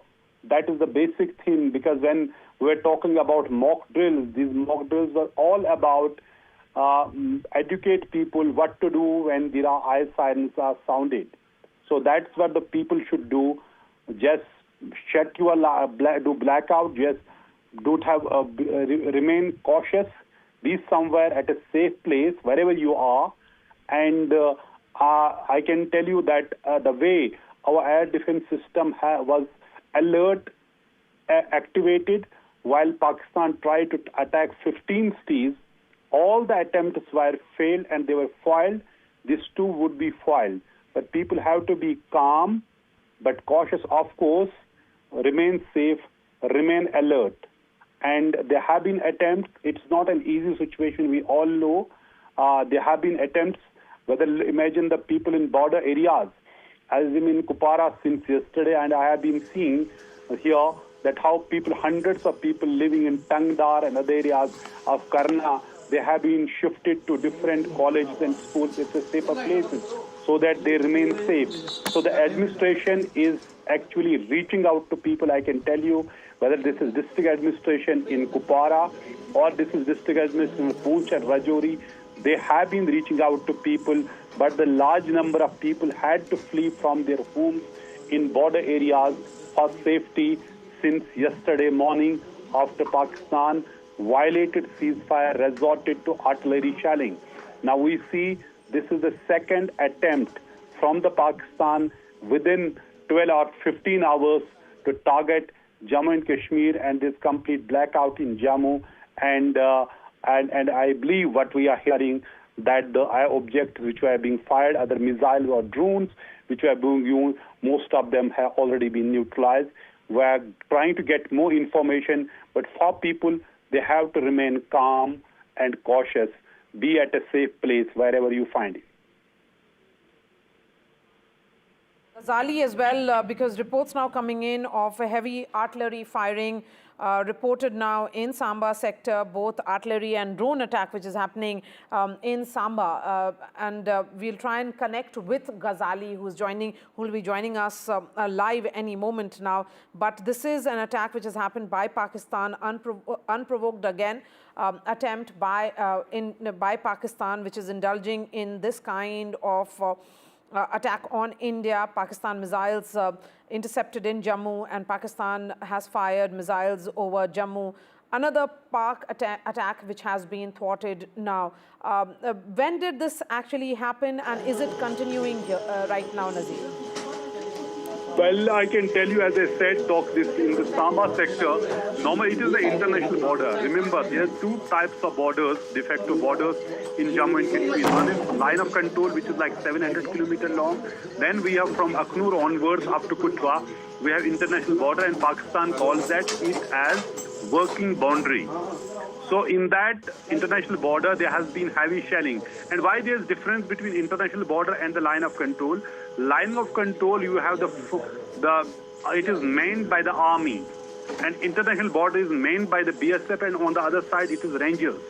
So in that case, it was BSF. We don't know whether it is, but heavy shelling is going on in this international border also in Samba. We're getting more details. As I said, I am trying to gather more details, but it is very, very tense situation along the line of control and international border in Jammu and Kashmir. Okay, news also coming in of ceasefire violation by Pakistan in Samba sector. It has happened in Jammu. So artillery firing reported in fact, missile intercepted in Jammu, what we can tell our viewers. Drones and missiles, heavy artillery also being reported now. Shivarur is also joining us. Reports coming in of an incident which has happened also in Pathankot now. For all the viewers, the sense is that the civilians must stay indoors. That is the announcement which is coming in. There is a need for complete calm at this moment. That is what is needed at this juncture. So viewers, stay, Pakistan is continuing to engage a number of military targets in northern and western India, including Awantipura, Srinagar, Jammu, Pathankot, Amritsar, Kapurthala. We have Shivarur joining us on the phone line. Shiv, give us the details. What are we looking at? This is absolutely incredible footage that we're looking at right now of this late evening interception of Pakistani loitering munitions or attack drones, possibly even short-range missiles. We're not clear yet, but these seem to be loitering drones, Maria, trying to attack targets including Jammu, Pathankot and Samba. What you see on your screens are basically the Indian Integrated Air Defense System interception projectiles launching into the air and destroying the incoming Pakistani projectiles in the air.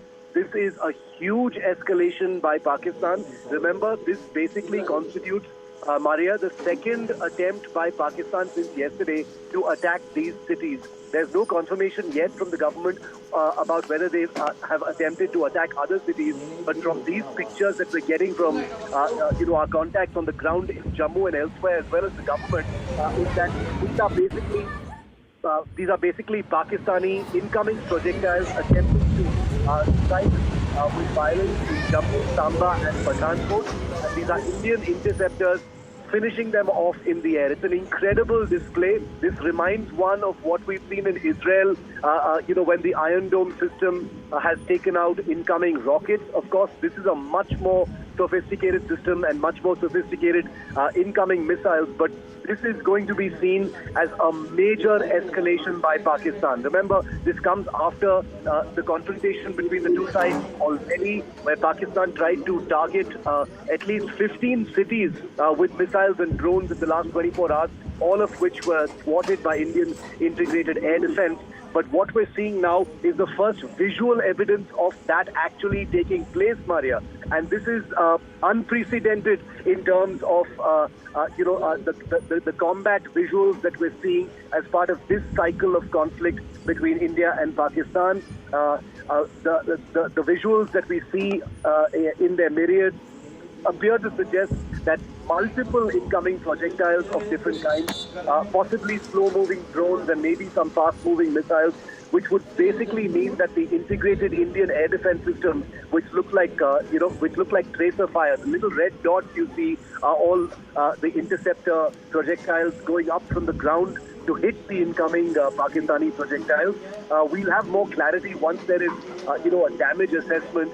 It doesn't look like any of these incoming projectiles has managed to hit their target, which is incredible. But we are still waiting because this is a live, evolving situation in different sectors. One in Jammu we can confirm, the other in Pathankot we can also confirm, and a third in Samba is what we're hearing about. There's also been a big escalation on the line of control in the Jammu sector at this point of time. I'm returning right now from the Kupwara sector where we hear that there have been sirens there as well, but we can't confirm that. But this is This is an incredible display of Pakistan once again daring to escalate things. This puts the ball very much in India's court once again, Maria. I think any speculation about whether this was going to lead to a de-escalation or an escalation until a few hours ago, I think the pictures that you're seeing on your screen settles that debate in a very troubling manner. Pakistan, for 2 days in a row, attempting to target big cities. Now, in Jammu, there are a lot of military establishments. The Northern Command is not very far from Jammu. It's in Nagrota, near Adampur. You've got a lot of other military establishments in Jammu as well, a very large cantonment in Jammu. Pathankot has a large airbase. It's the site where Pakistani terrorists had struck a few years ago, if you remember. Let me quickly go across to NDTV's Ghazali, who's in Kupwara at this stage. Just for the benefit of our viewers, Jammu, Arispura, Samba, Arnia, Aknoor presently being targeted. There's shelling which has been reported in Jammu and Pathankot, but the images that you see on your screen are of Pakistani drone strikes coming in and Indian interceptions taking place. Ghazali, from where you are, what are you seeing? See, right now what we are picking up is that airstrip in Jammu has been attacked by rockets or missiles. Samba is under attack and heavy shelling is going on near the Samba border. We are also picking up is that there is complete blackout, not just in Jammu, but other neighboring districts, areas as well. Mobile network is down. 8 missiles is what we are picking up from locals there in Jammu, has been down there. Also, loud explosions are being heard from nearby areas in Jammu city as well. It is also being reported that the Gurdaspur, the neighboring district from Jammu, Gurdaspur, one of the Punjab's border district, is also under blackout right now. There is heavy shelling near Kupwara, and missiles and drones have been launched from Pakistan towards Jammu city. There is complete blackout in Jammu city. That's why the exact location of the impact of the attack is not yet known. But heavy shelling is being reported from most of the areas, border areas near Jammu, Samba, Arispura and other sectors. You, Ghazali, we'll come back to you in just a moment from now. We've also got Shiva Roor joining us. But just for the benefit of our viewers who are tuning in, this is news which has been breaking over the last 15 odd minutes. There is a major developing situation in parts of Jammu and Kashmir going right down to Punjab, where there have been massive attacks which are taking place, including going as far down as Pathankot. These are sustained drone and missile attacks by Pakistan which are taking place. There have been several interceptions of these incoming drones and missiles by Indian surface-to-air missile units and Indian anti-air units as well. So there are, it's Arispura, Samba, Arnia, Aknoor. There's shelling in Jammu and Pathankot as well. This is very, very clear footage of what the situation is presently. Nazir Masoodi joins us now. Nazir, go ahead. Do you know I'm here? Go ahead, Nazir. You're on air. Yeah, Vishnu, I'm in Kupwara, and since last 2 days we have seen there was heavy shelling in the border, and army has appropriately responded. But this evening there was siren, and it was followed by blackout in the town. But the worst news is coming from Jammu. There's complete shutdown, and it appears that many missiles and the drones have been intercepted by our air defense system. And it was as there were sirens, people rushed for safety, and there's really chaotic situation. And as there's heavy shelling going on across line of control and international border. And if we talk about international border in Samba, Samba, there has been heavy shelling. Since yesterday, I have seen so many people who actually fleeing from their homes from Arispura, fearing that there would be, they were fearing such, escalation as Pakistan tried to, target airbase in Jammu. That was last night also, Srinagar also, and Awantipura also. All of them were foiled or neutralized by air defense system of armed forces. In fact, I remember in June 2021, Pakistan had made attempt that time through militants. There was a drone attack on airbase, Jammu airbase, just Air Force base, and that caused some substantial damage. But this time, since the air defense system is completely activated, like the attacks that were made on an attempt to target 15 cities, as the defense ministry said, all those attempts were foiled and neutralized. It appears most of these things, attempts were foiled this evening. But fingers crossed, because this is night time and not much information is coming. All right, Nazir, hold on for 1 second. I've got some verified accounts coming in from people in Pathankot who say at this stage that 15 kilometers away from where this friend of mine has an orchard, there is the Mamoon cantonment of the Indian Army. In that broad area, there are fireballs in the sky and non-stop explosions which can be heard at this stage. We're trying to source footage as well. So these have actually stretched a far way. There are, there would be dozens of drones in the air, possibly missiles as well. There's also heavy shelling which is taking place. India's air defense system has been entirely activated. That same air defense system had soaked up hundreds possibly of Pakistani drones throughout the day, when at least 15 targets stretching all the way from Jammu and Kashmir down to even parts of Gujarat the Pakistanis were attempting to hit them. There are surface-to-air missiles which were used to carry out interceptions. There was anti-aircraft gunfire which was used as well. Let me go back to Shiv Arur, who's also with us. Shiv, this footage is very, very clear, very, very vivid. We've got our reporters fanned out across the area, and it appears to be a saturation attack, once again targeting several areas. What are you hearing? Vishnu, I'm hearing that you're right. This is looks like some kind of a saturation attack where Pakistan has used slow-moving, loitering munitions or attack drones of some kind, to try and overwhelm Indian air defenses. They've tried to recalibrate perhaps and use more projectiles than they tried yesterday because, as the Indian government had announced today, all of those projectiles had been successfully intercepted with not a single one of them hitting their intended target. This time maybe they tried, a fresh strategy and used more projectiles to try and overwhelm or saturate Indian air defenses. At least from the pictures that you and I are looking at, Vishnu, it doesn't look like they've been successful for the second time either. It looks like every one of those munitions coming in from Pakistan has been intercepted in the air. We don't have eyes just yet on a similar series of interceptions over Pathankot, Samba, Riyasi and other places. But as you well know, Vishnu, all of these places do have significant military establishments. They have airfields as well. And this constitutes an enormous escalation by Pakistan, because this is basically the second time that country is attempting to hit both Jammu and Pathankot, and probably some of the other places in the northwest. That information is still coming in because it's an evolving situation. But for now, first images, probably milestone images. I've never seen anything of this kind before. We're probably used to seeing this kind of thing in Israel, Vishnu, but for the first time, a visual representation really of what the Indian integrated air defense system looks like when it's intercepting incoming enemy projectiles. I'm looking at that myself. Our colleague Nazir Masoodi has just sent in some new footage which we're going to have up on our screens within moments, and that appears to show either incoming drones and what appears to be surface-to-air missiles being fired. This would be in the larger Jammu area.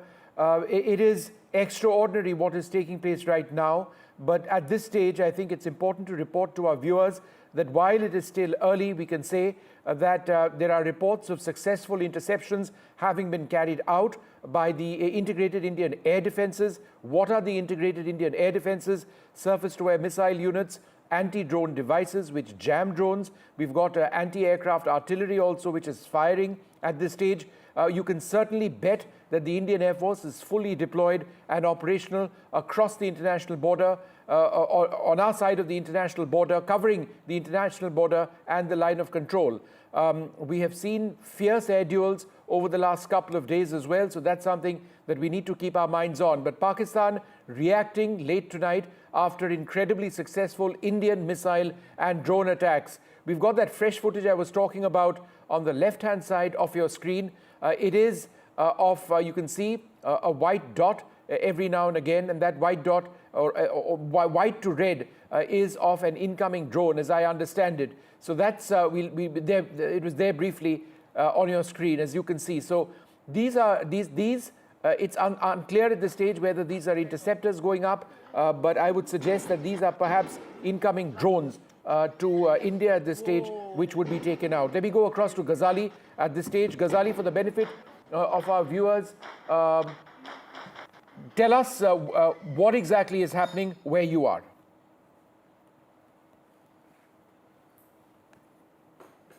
All right, we don't have Ghazali at this moment. Nazir, go ahead, tell us, what is it that you have with us? Well, as I said, it is blackout in most parts of Jammu and Kashmir, particularly border areas of Jammu and Kashmir. Jammu appears to be under attack. Jammu, I feel, has been, they have tried to target it, but air defense system is completely activated. Many of the, attempts and attack objects have been foiled, whether these are missiles or drones. And it is, as I said earlier, it is a chaotic situation in Jammu and also along the line of control and international border. It appears Pakistan is trying to, what their Prime Minister Shehbaz Sharif had said, that they will avenge the attacks. They are trying to do that and targeting Jammu and Kashmir once again. We have seen because of their massive artillery shelling, large number of people lost their homes and were displaced because of the shelling, and they have been kept in different, centers by the administration. But right now in Jammu city, all again, it is complete blackout. As you can see, these objects flying, it appears to be, they are either, these missiles or drones which Pakistan is firing towards this, but air defense system is effectively neutralizing most of the attacks. We would know it would take a while because there has not been any information from the authorities so far, because suddenly there were, sirens sounded, followed by blackout, and then these attacks started, and there's heavy shelling. When I say heavy artillery shelling going on in Samba sector and also in Poonch and other areas of line of control. There were sirens in Kupara town as well, but fortunately there has not been any report of any attack so far, at least to my information so far, and the officials have not given any information or confirmation except what we heard here, sirens and people rushing back to their homes and wherever they are, shopkeepers shutting their shops. Yesterday it was at Kupara town was ghost town. Almost all the shops were closed, but during the night there was relative calm and people tried to start their... All right, hold on for a second. We've got Ghazali with us as well. Ghazali, what are you hearing? What are you being told? I'm being told what we are picking up is that attacks have happened near Pathankot Air Base as well. It's near Rajouri as well, Samba, Rajouri, Riasi. These are the areas where the attacks have happened. In Akhnur, there is complete blackout in Rajouri as well. All the hotels and other houses have been asked to switch off, turn off their lights. People have been asked not to go on the rooftop. Everybody is now leaving the street here. I'll just ask my camera person to show that people are now just heading towards their home. Just a few minutes ago, there was a small gathering here, but now people are just leaving. They're all leaving towards their residences. Right behind me, we have not heard anything, but what we are picking from local residents here, that explosions have been heard in the nearby areas in Rajouri as well. All right, did you personally see anything or hear anything? No, not yet, Vishnu. No explosion have been heard here, right in the Rajouri sector. But there, locals are claiming that some explosions have been heard. It is a large sector. It would be elsewhere, and we've got this footage up on the screen. So I'm just trying to compile some of these areas. Bring Shiv back on in a second. Awantipura, Samba, Arnya, Akhnur, Pathankot further south, Rajouri, Riasi. These are the areas that we know where these attacks have come in. Many of these have important military installations. We do know that Pakistan has been attempting to hit military installations. India, remember, earlier in the day, took out a Pakistani surface-to-air missile system in Lahore itself. They would perhaps be trying to sort of get in over here and make strikes on Indian military facilities. That would be entirely expected. We've got a sizable air defense. It's one of the most comprehensive air defense grids in the world, and therefore they are fully tuned to detecting and intercepting all of this that's taking place. The worry, of course, are so-called leakers, drones or missiles which actually do penetrate our defenses. Given the number of drones, given the number of missiles which may be fired, that is a real possibility, but we don't want to get too far ahead of ourselves. What we do know, and this is limited information at this stage, is that any Indian air defense is fully activated. It is an integrated air defense. By integrated air defense, what exactly do we mean? We've got various assets, including ground-based radars, air-based radars. We've got radars with the army as well. It is an internet. It is an interconnected digital network, also using satellite assets and other assets, airborne early warning aircraft, to actually detect incoming threats. If they're fighter aircraft in the air as well, they can use their own radars to detect incoming threats. These threats would then be prioritized and they would be digitally assigned to different surface-to-air missile units or different assets which can actually target them. We don't necessarily have to intercept these using surface-to-air missiles. These can also be jammed. There is a system of denying drones access. That is something which has also been integrated to a large extent, as I understand it. So all of these assets will be used. And it's not just missiles and jamming which is used to take down drones. It's also anti-aircraft fire. These are often radar-guided as well to ensure that there is, it is accurate. Let me just go back to Shiv for a moment. All right, we don't have Shiv just yet. Let me go across to India's former Army Chief, General V.P. Malik. General Malik, your thoughts on what's happening right now across the frontier. Awantipura, Samba, Arnia, Aknoor, Pathankot, Rajouri, Reasi is what we've listed so far. General Malik. Yeah, firstly, this is a sure shot escalation of the deliberate escalation which is taking place from Pakistan's side. And I don't know how long will they be able to carry this out. And I'm sure that they would also expect that we will, like we did last night, we will respond once again. But these small drones or missiles, I don't know how much damage can they cause. Fortunately, as you have said, so far no damage has been noticed, but it can definitely be harassing. I'm not too sure how much damage they can cause to our airfields or other military installations.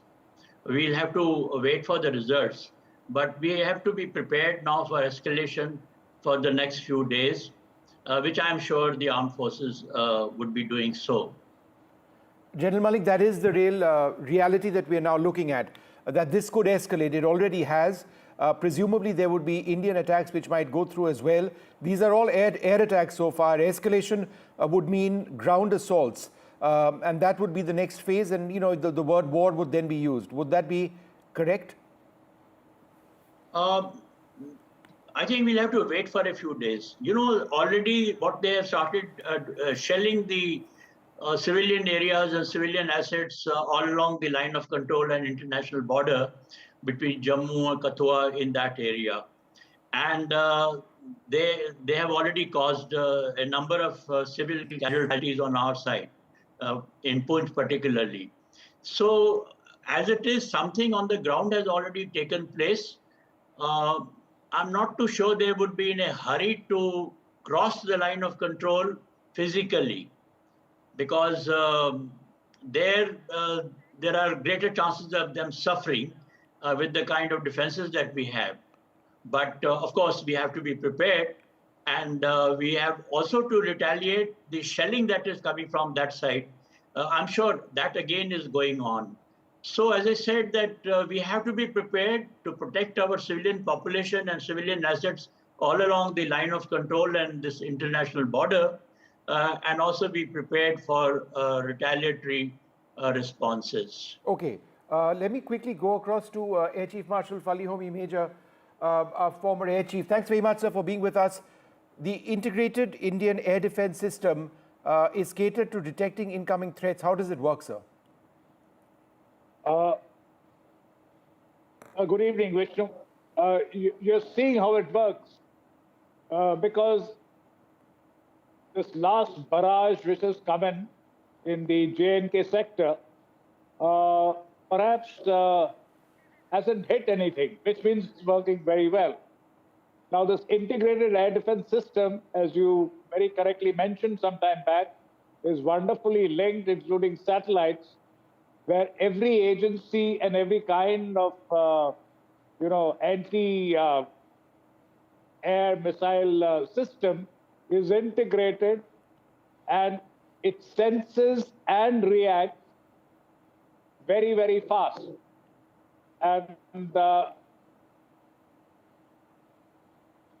it's not very clear so far whether they are drones or missiles or any other kind of loitering Presumably ammunition. both, Air Chief Marshal. Presumably both. Okay.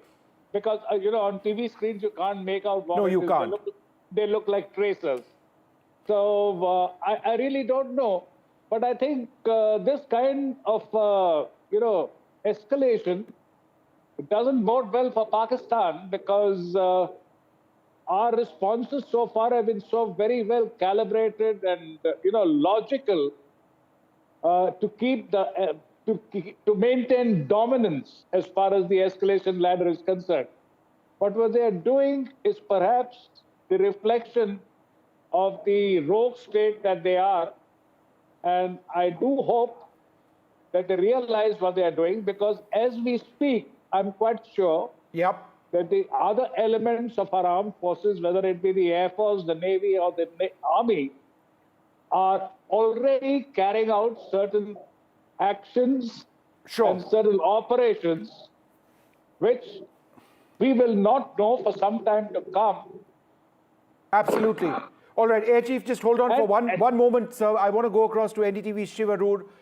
Shiv, there is now more and more video which is coming out. Some of it actually does appear to show interceptions along the lines of what we've seen over Tel Aviv earlier on. Some of that footage has been sourced to areas near Amritsar. Again, some of this footage we cannot vouch for the authenticity. What we have up on our screens, we can. But just broadly speaking, Shiv, what's happening now across the frontier?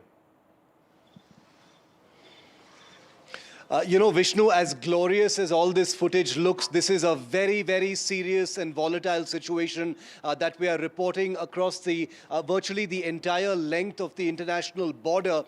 This attempt, to strike in Jammu, in Samba, in Pathankot. We're hearing about the border being activated in other places, including Jaisalmer in Rajasthan and elsewhere on the international border, suggests that this is perhaps the most serious escalation since Operation Sindur and since Pahalgam, really. What you're seeing right now is multiple units of the Pakistan military attempting to strike inside India and being thwarted in their attempt to do so. The pictures on our screen, we cannot identify precisely what interceptors we're looking at actually flying up and hitting those incoming projectiles, which could be slow-moving loitering munitions, they could be fast-moving attack drones, they could be short-range ballistic missiles or other kinds of missiles, as you were talking about just now. But where we're reporting from in Jammu, in Samba, in Riyasi, Pathankot, and other sectors,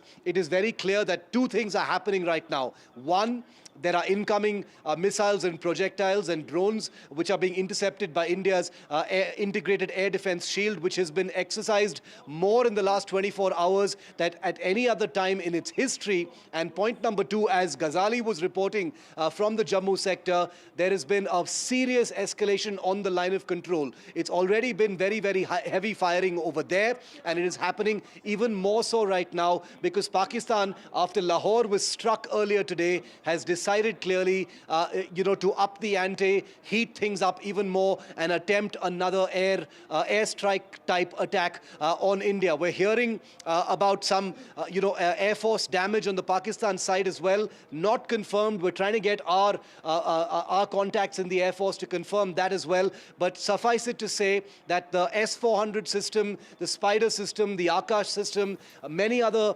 components of India's air defense system are absolutely blazing right now, in a symphony of interceptions over Jammu and elsewhere, bringing down what appears to be a saturation attack, as you put it, of incoming projectiles from Pakistan. We'll have to wait for a little while, Vishnu, to identify precisely what the nature of those incoming weapons really are.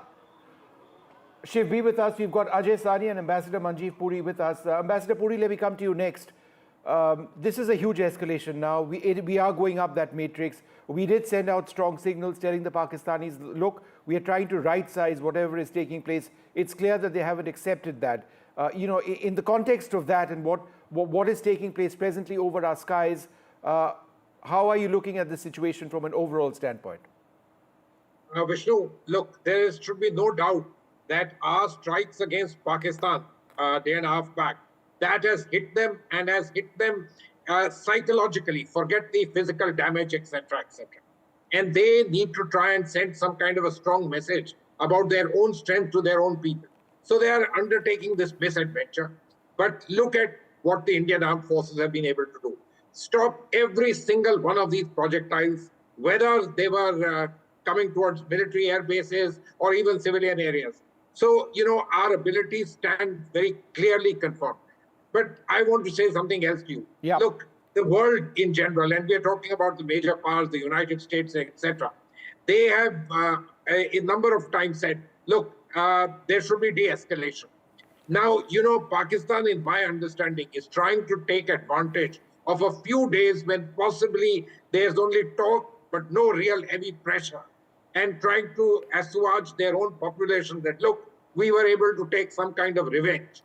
I believe the world needs to wake up and now immediately sit on them and tell them, look, you have to de-escalate because otherwise it's in your own peril and the world also wants it. This is what needs to be told to them. On our part, we have been very clear. We will do things in a measured manner, in a precise manner, and without escalation. Last night, when they attacked us, we brought down all their drones, but we also took out a few of their anti-aircraft defense batteries, etc., which was absolutely well done with a degree of precision. So my own feeling is that, the biggest powers in the world, the United States, is currently occupied today with something very big. But I think that this is not going to escape them all. These visuals will reach them, and it will go beyond possibly Secretary Rubio, and the necessary calls will be made to tell them that, look, it is in their interest that they need to pull back and de-escalate. And I think others also, the Saudis, the United Arab Emirates, and I'm sure even the Chinese may tell them, look, you've done what you had to for the sake of appeasing your population, but, do understand war is at your peril. And anyway, we would ask you very much, stop and let's put an end to this. All right, I'm going to go across to Ajay Sani in just a moment, but for now, I'd like to remind our viewers of what it is that they're seeing on their screens. Now, a lot of this has been sent in to NDTV. Some of this is on social media, but at this stage, at 9:26 in the evening and starting about half an hour ago, a little more than half an hour ago, there have been massive airstrikes by Pakistan, primarily using drones. We know that these are primarily drones because, by and large, the footage appears to be of projectiles moving at far slower speed. And the trajectory also of missiles often tends to be different. We've also got footage of interceptions being carried out. Some of that we are not airing presently because we've been unable to verify it. But our sources indicating to us that the Indian Air Force is fully activated.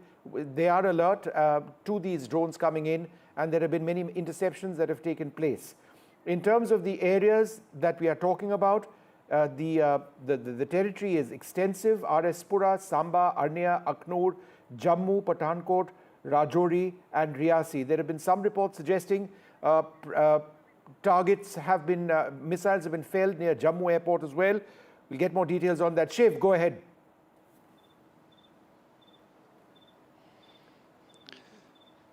Shiv, go ahead. Vishnu, we're hearing from sources that a Pakistan Air Force F-16 has been shot down. It crashed somewhere near the Sargodha Air Base. Now, very, very flimsy information coming in, but at least 2 government contacts have said that it appears that an interception of a Pakistan F-16 has taken place. It was on a combat air patrol. It was armed, and it was brought down possibly by an Indian S-400. I have to, put the disclaimer here that there is no official confirmation just yet of this this news break, but an F-16 going down is a very, very big thing. It hasn't happened since 2019, and we are reporting right now that the integrated air defense system on the Indian side, the entire air defense shield that covers northwest and North India, including Srinagar, where I am right now, is fully active.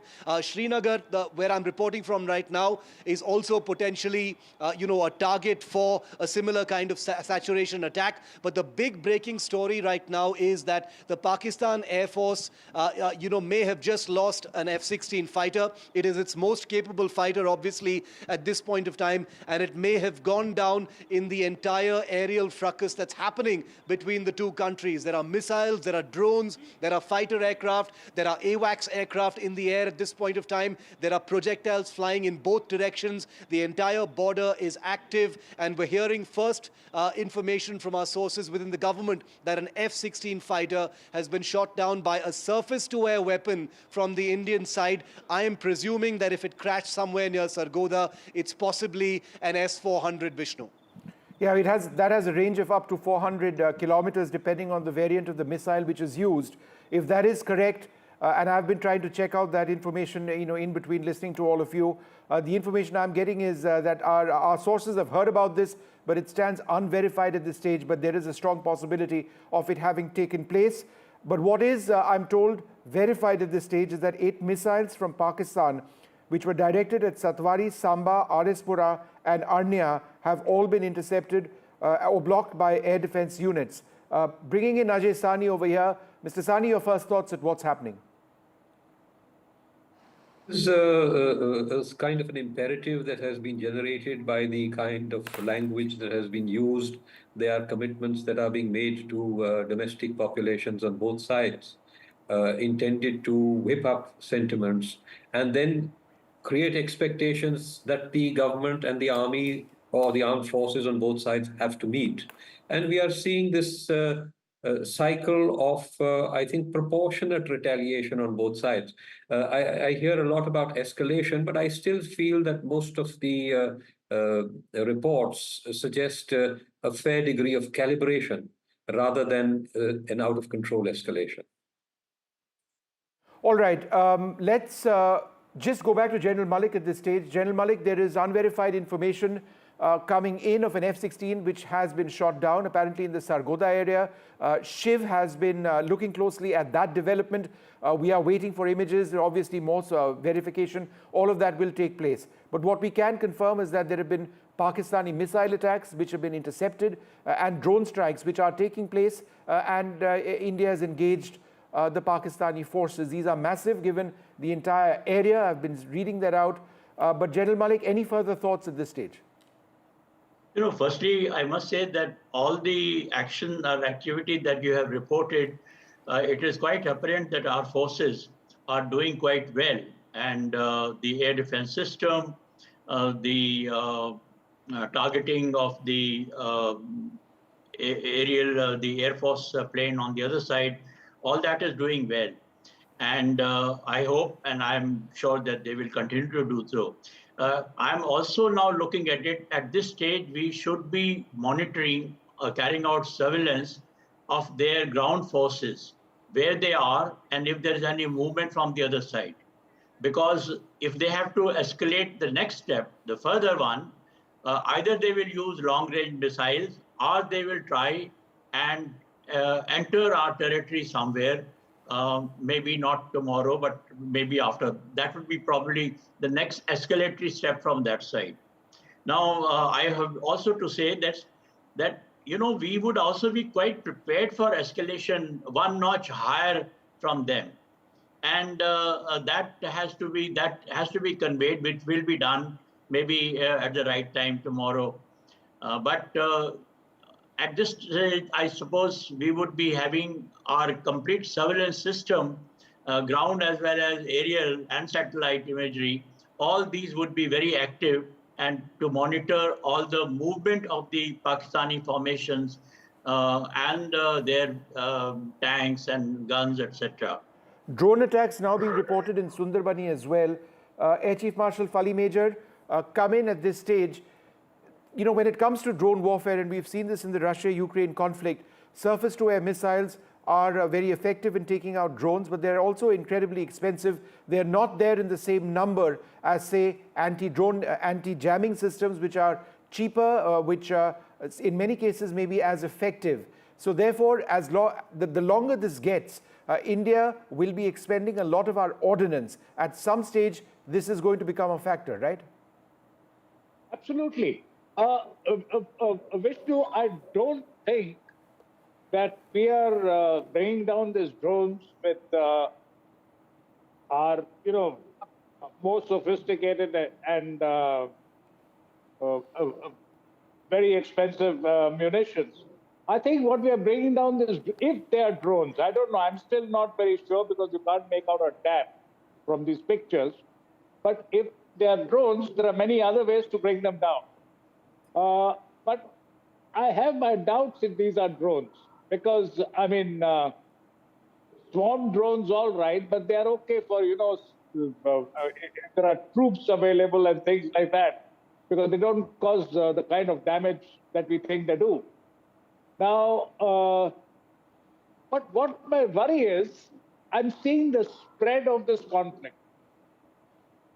Yeah. And why I say a conflict at this stage is because the kind of action which is happening is tantamount to almost a warlike situation.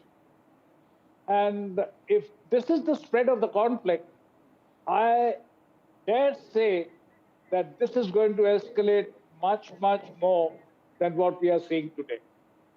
Because, as I mentioned earlier, while all this is happening, we're not sitting back pretty. We must be taking similar actions across the LC and the international border also. Okay. Air Chief Marshal, hold that thought for a moment.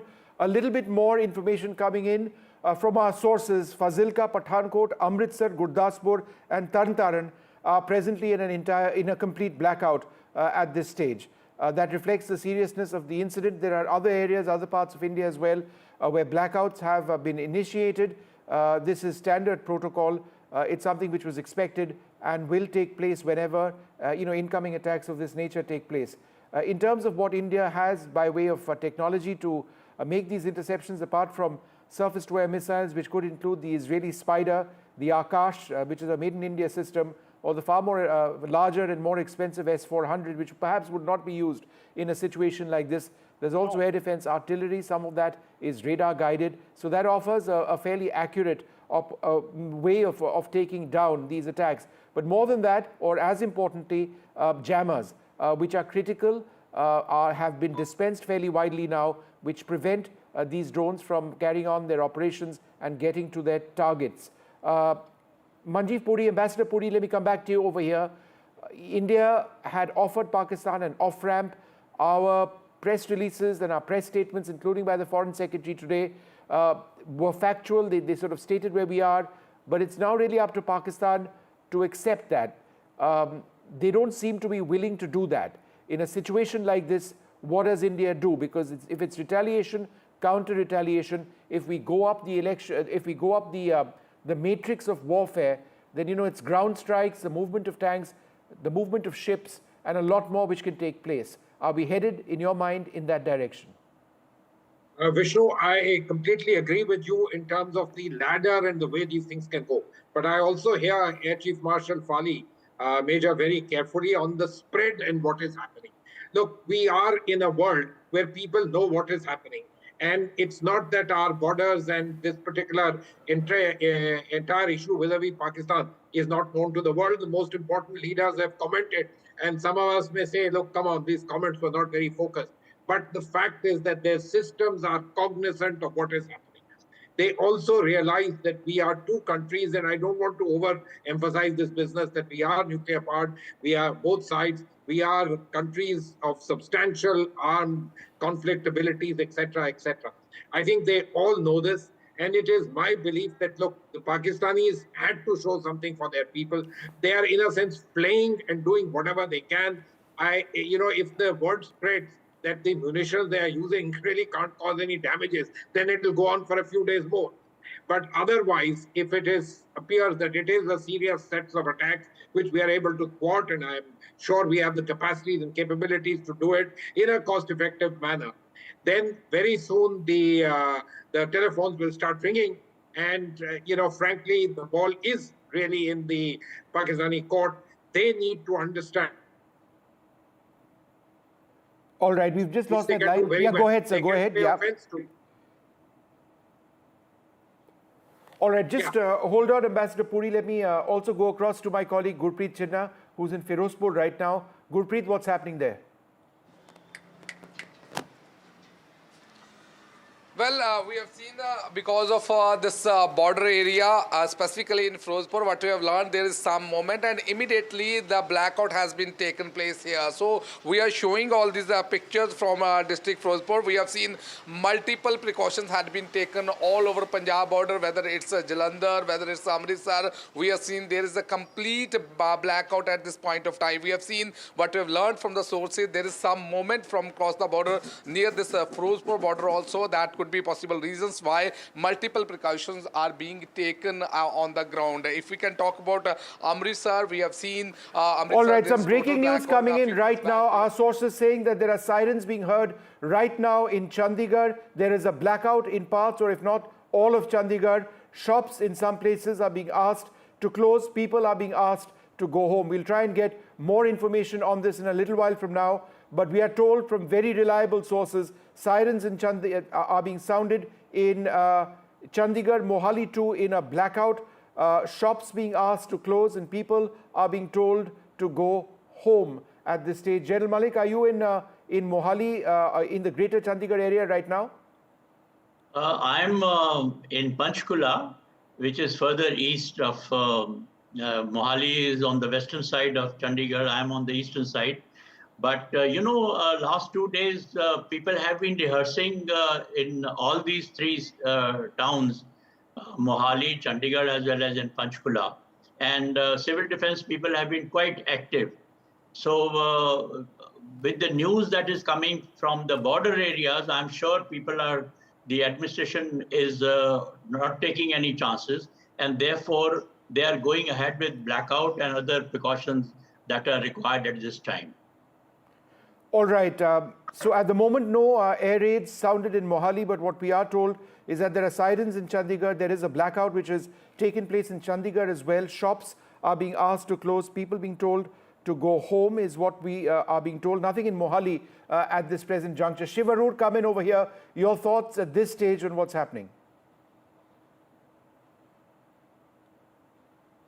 We've just, absolute flurry of information coming in, because this is a live situation where we are juggling with, different strands of information from all of these different sectors along the entire line of control and the international border that we're looking at. In fact, I just wanted to quickly read out the latest piece of information that we're getting is that a large Pakistani drone has been intercepted over Sir Creek in Gujarat. That's just been confirmed to be my contact over there. It was an army interception of a Pakistani drone over there, some kind of targeting taking place there as well.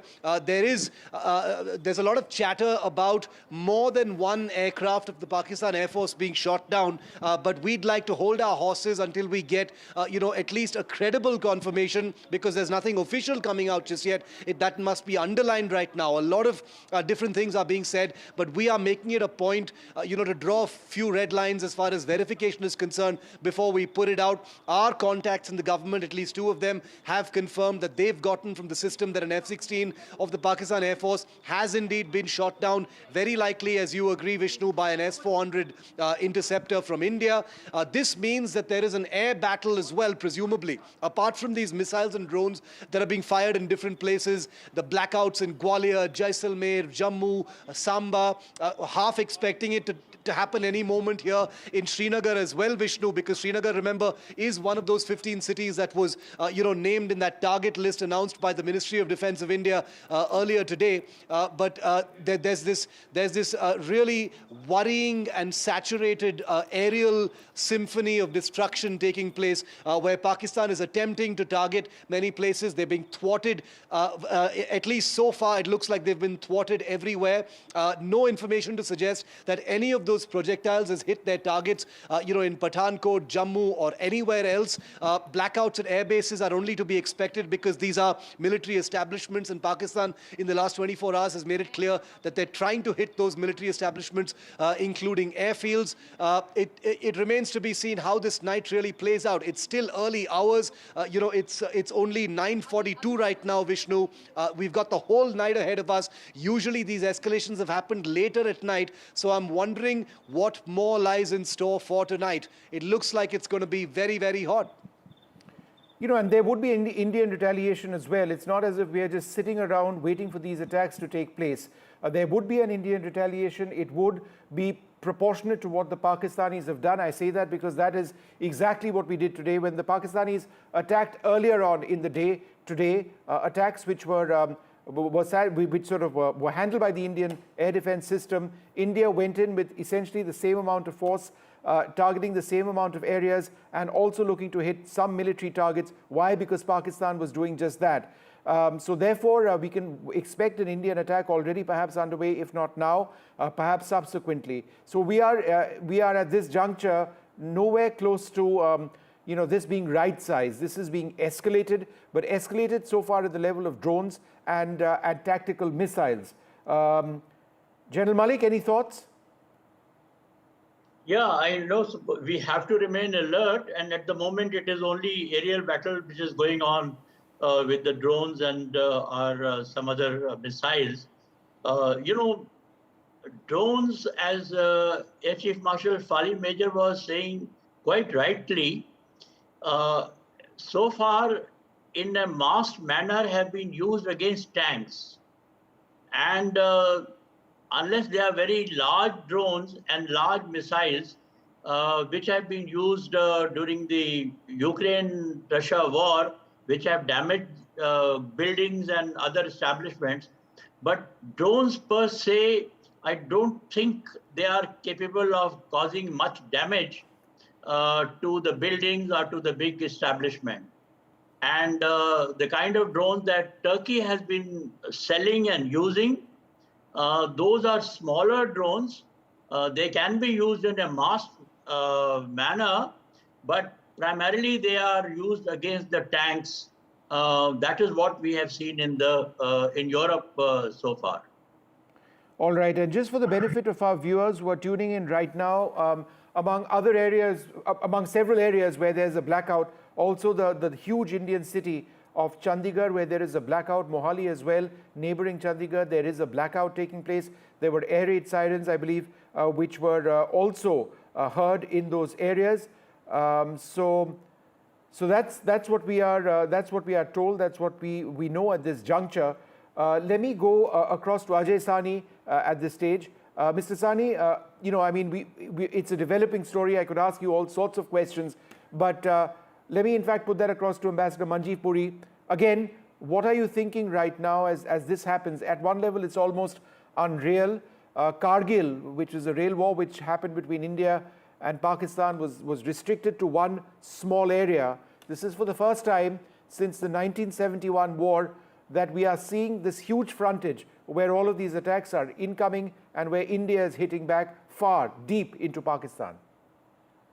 Vishnu, you're absolutely right. Look, Chandigarh is Chandi Mandir, headquarters of the Western Command. So, important that you take whatever precautionary measures which are required there. It's only about 250 odd kilometers from the border. Having said this, look, that these missiles or drones or whatever they're using may not be able to cause that much damage, fine. But, they are spreading it and they are, in a sense, playing, if you agree with my understanding of this particular thing. Look, they've been hurt domestically by that one strike in Phalodi and by the way we've been able to portray this across the world. there is this domestic compulsion to be seen to have done something.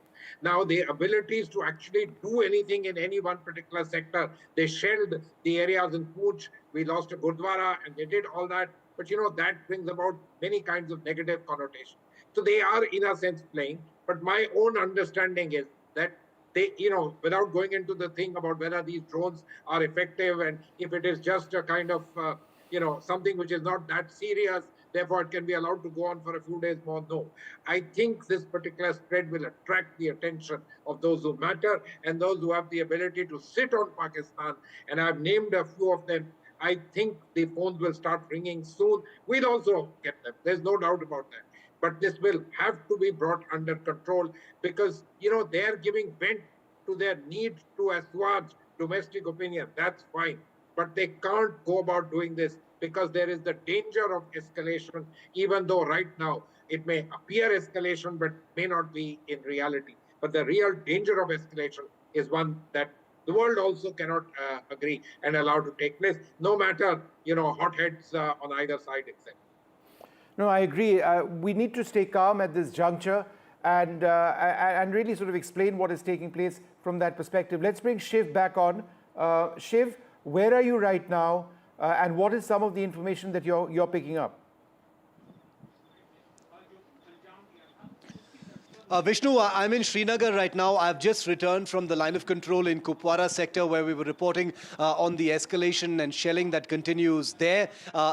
We've just gotten word from Kupwara that shelling and firing has begun there as well, which basically proves that from North Kashmir all the way, to the international border in Rajasthan, things are completely activated at this point of time. We'll probably get more information about shelling taking place in the other sectors right now.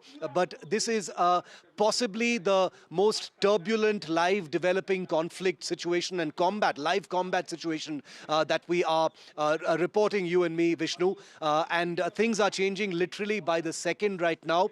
Hundreds of different strands evolving by the minute, both in terms of the air defense systems of India, appearing to thwart every single incoming projectile, some of them missiles, some of them drones. There could be other kinds of weapons also being used at this point of time. We have a confirmation that, both Indian and Pakistani fighter aircraft are in the air. Sources are indicating, we don't have a confirmation, but indicating from the system, at least two of them, that an F-16 has been shot down, possibly by an S-400. There is chatter, unconfirmed. We will always use that disclaimer here on NDTV during a fog of war situation like this one, that maybe another aircraft from the Pakistan Air Force has also gone down. This is all happening very close to the international border and the line of control, Vishnu. And you've reported from there multiple times, so you know that even though the two countries have a border separating them, this is airspace we're talking about, and obviously air defense systems, anti-air systems, surface-to-air missiles, air-to-air missiles, they don't recognize those boundaries, and those ranges are well within what these systems can engage with each other. The S-400, as you rightly said, has an enormous interception range, and from where they are placed in India, we won't comment on that, to a combat air patrolling F-16 flying near Sargodha, somewhere near the international border. It is totally within range. It must have done something that was aggressive or seeming to be hostile. It was, of course, armed as well. It has been intercepted, say our sources. One other jet, we don't know what type, F-16 or JF-17, may have also been intercepted, but we will talk about that only once we have a confirmation. So on the ground, escalations in the airspace over military establishments and cities, interceptions are taking place, and the air forces of both countries are in the air. So we want to try and report this as calmly as possible because this is a turbulent and tense situation. Vishnu, you and I have, reported from the front lines of war, and we do know that it is important right now to sift through all these strands, which only NDTV is doing, and respect the fact that this is a shape-shifting story where things can change very, very quickly on both sides. And that's the reason why we need to look at it very carefully and slowly. And remember, Vishnu, what you said is probably the most important thing. With what Pakistan has attempted to do and so far failed to do, the ball is now in India's court, and India will be hitting back. And I wonder what the night brings now. All right, a couple of important points, Shiv, hang tight, that we have with us. Apparently, the Chaukibal area in Kupwara has been evacuated. There is heavy firing which is taking place in that area. I want to be absolutely certain as we play out these images, and we have been careful throughout the evening, all of this is deferred. None of this is live. It's coming to us from multiple sources, a lot of it from social media. We have teams which are sifting through all of this. So this is deferred. Some of this has taken place more than an hour back. We are reporting at this stage on the basis of sources that there is information now to suggest that perhaps 2 Pakistani fighter aircraft have been shot down. Remember, these may not necessarily be on our territory. It could be in Pakistani territory, given the nature of warfare that is now taking place. Air-to-air missiles with ranges of up to 200 plus kilometers exist with the air forces of both sides. Surface-to-air missiles with the ability of hitting targets out to 250 kilometers for the Pakistanis, out to almost 400 kilometers for India. That is also something that is deployed. That being the case, you don't necessarily use fighter aircraft to cross the line of control or the international border. You might need to, but there is a possibility of Pakistani jets having gone down. We don't know exactly where at this stage. Some reports suggest Sargodha for an F-16. We are waiting for footage to emerge, more details to emerge. When it does, we'll be able to confirm it. But this is coming now to us, both Shiv and me, from multiple sources, which is why we believe on the basis of sources, it is relatively safe to report this. Now, Shiv, there's a blackout where you are. Has that just happened? It's just happened, Vishnu. There appears to be either a full blackout or a partial blackout because the area behind me was completely lit. It's gone completely dark. I'm looking around me, very few lights actually on at this point of time. Now, this is to be expected. There was a mock drill yesterday where, lights out took place. The fact that Srinagar is one of the cities that was on that list put out by the Ministry of Defense earlier today of places that were, potentially under attack or the Pakistan attempted to attack with missiles and drones but were intercepted by India's integrated air defense system suggests that a blackout, wouldn't be unexpected at this point of time. But having said that, it seems like the focus of these Pakistani incoming projectiles seems to be, in the Punjab sector, in the Jammu sector, south of the Pir Panjal, well south of where I'm reporting from in Srinagar and other parts of Rajasthan, Gujarat, even Madhya Pradesh, since the Gwalior Air Base has also gone black, could be targets for potential Pakistani attempts to attack there. But so far, I think this is by far the most interesting thing that we're looking at, Vishnu, and it's very difficult to hide these things in a time where, as we can see, every single visual on our screen,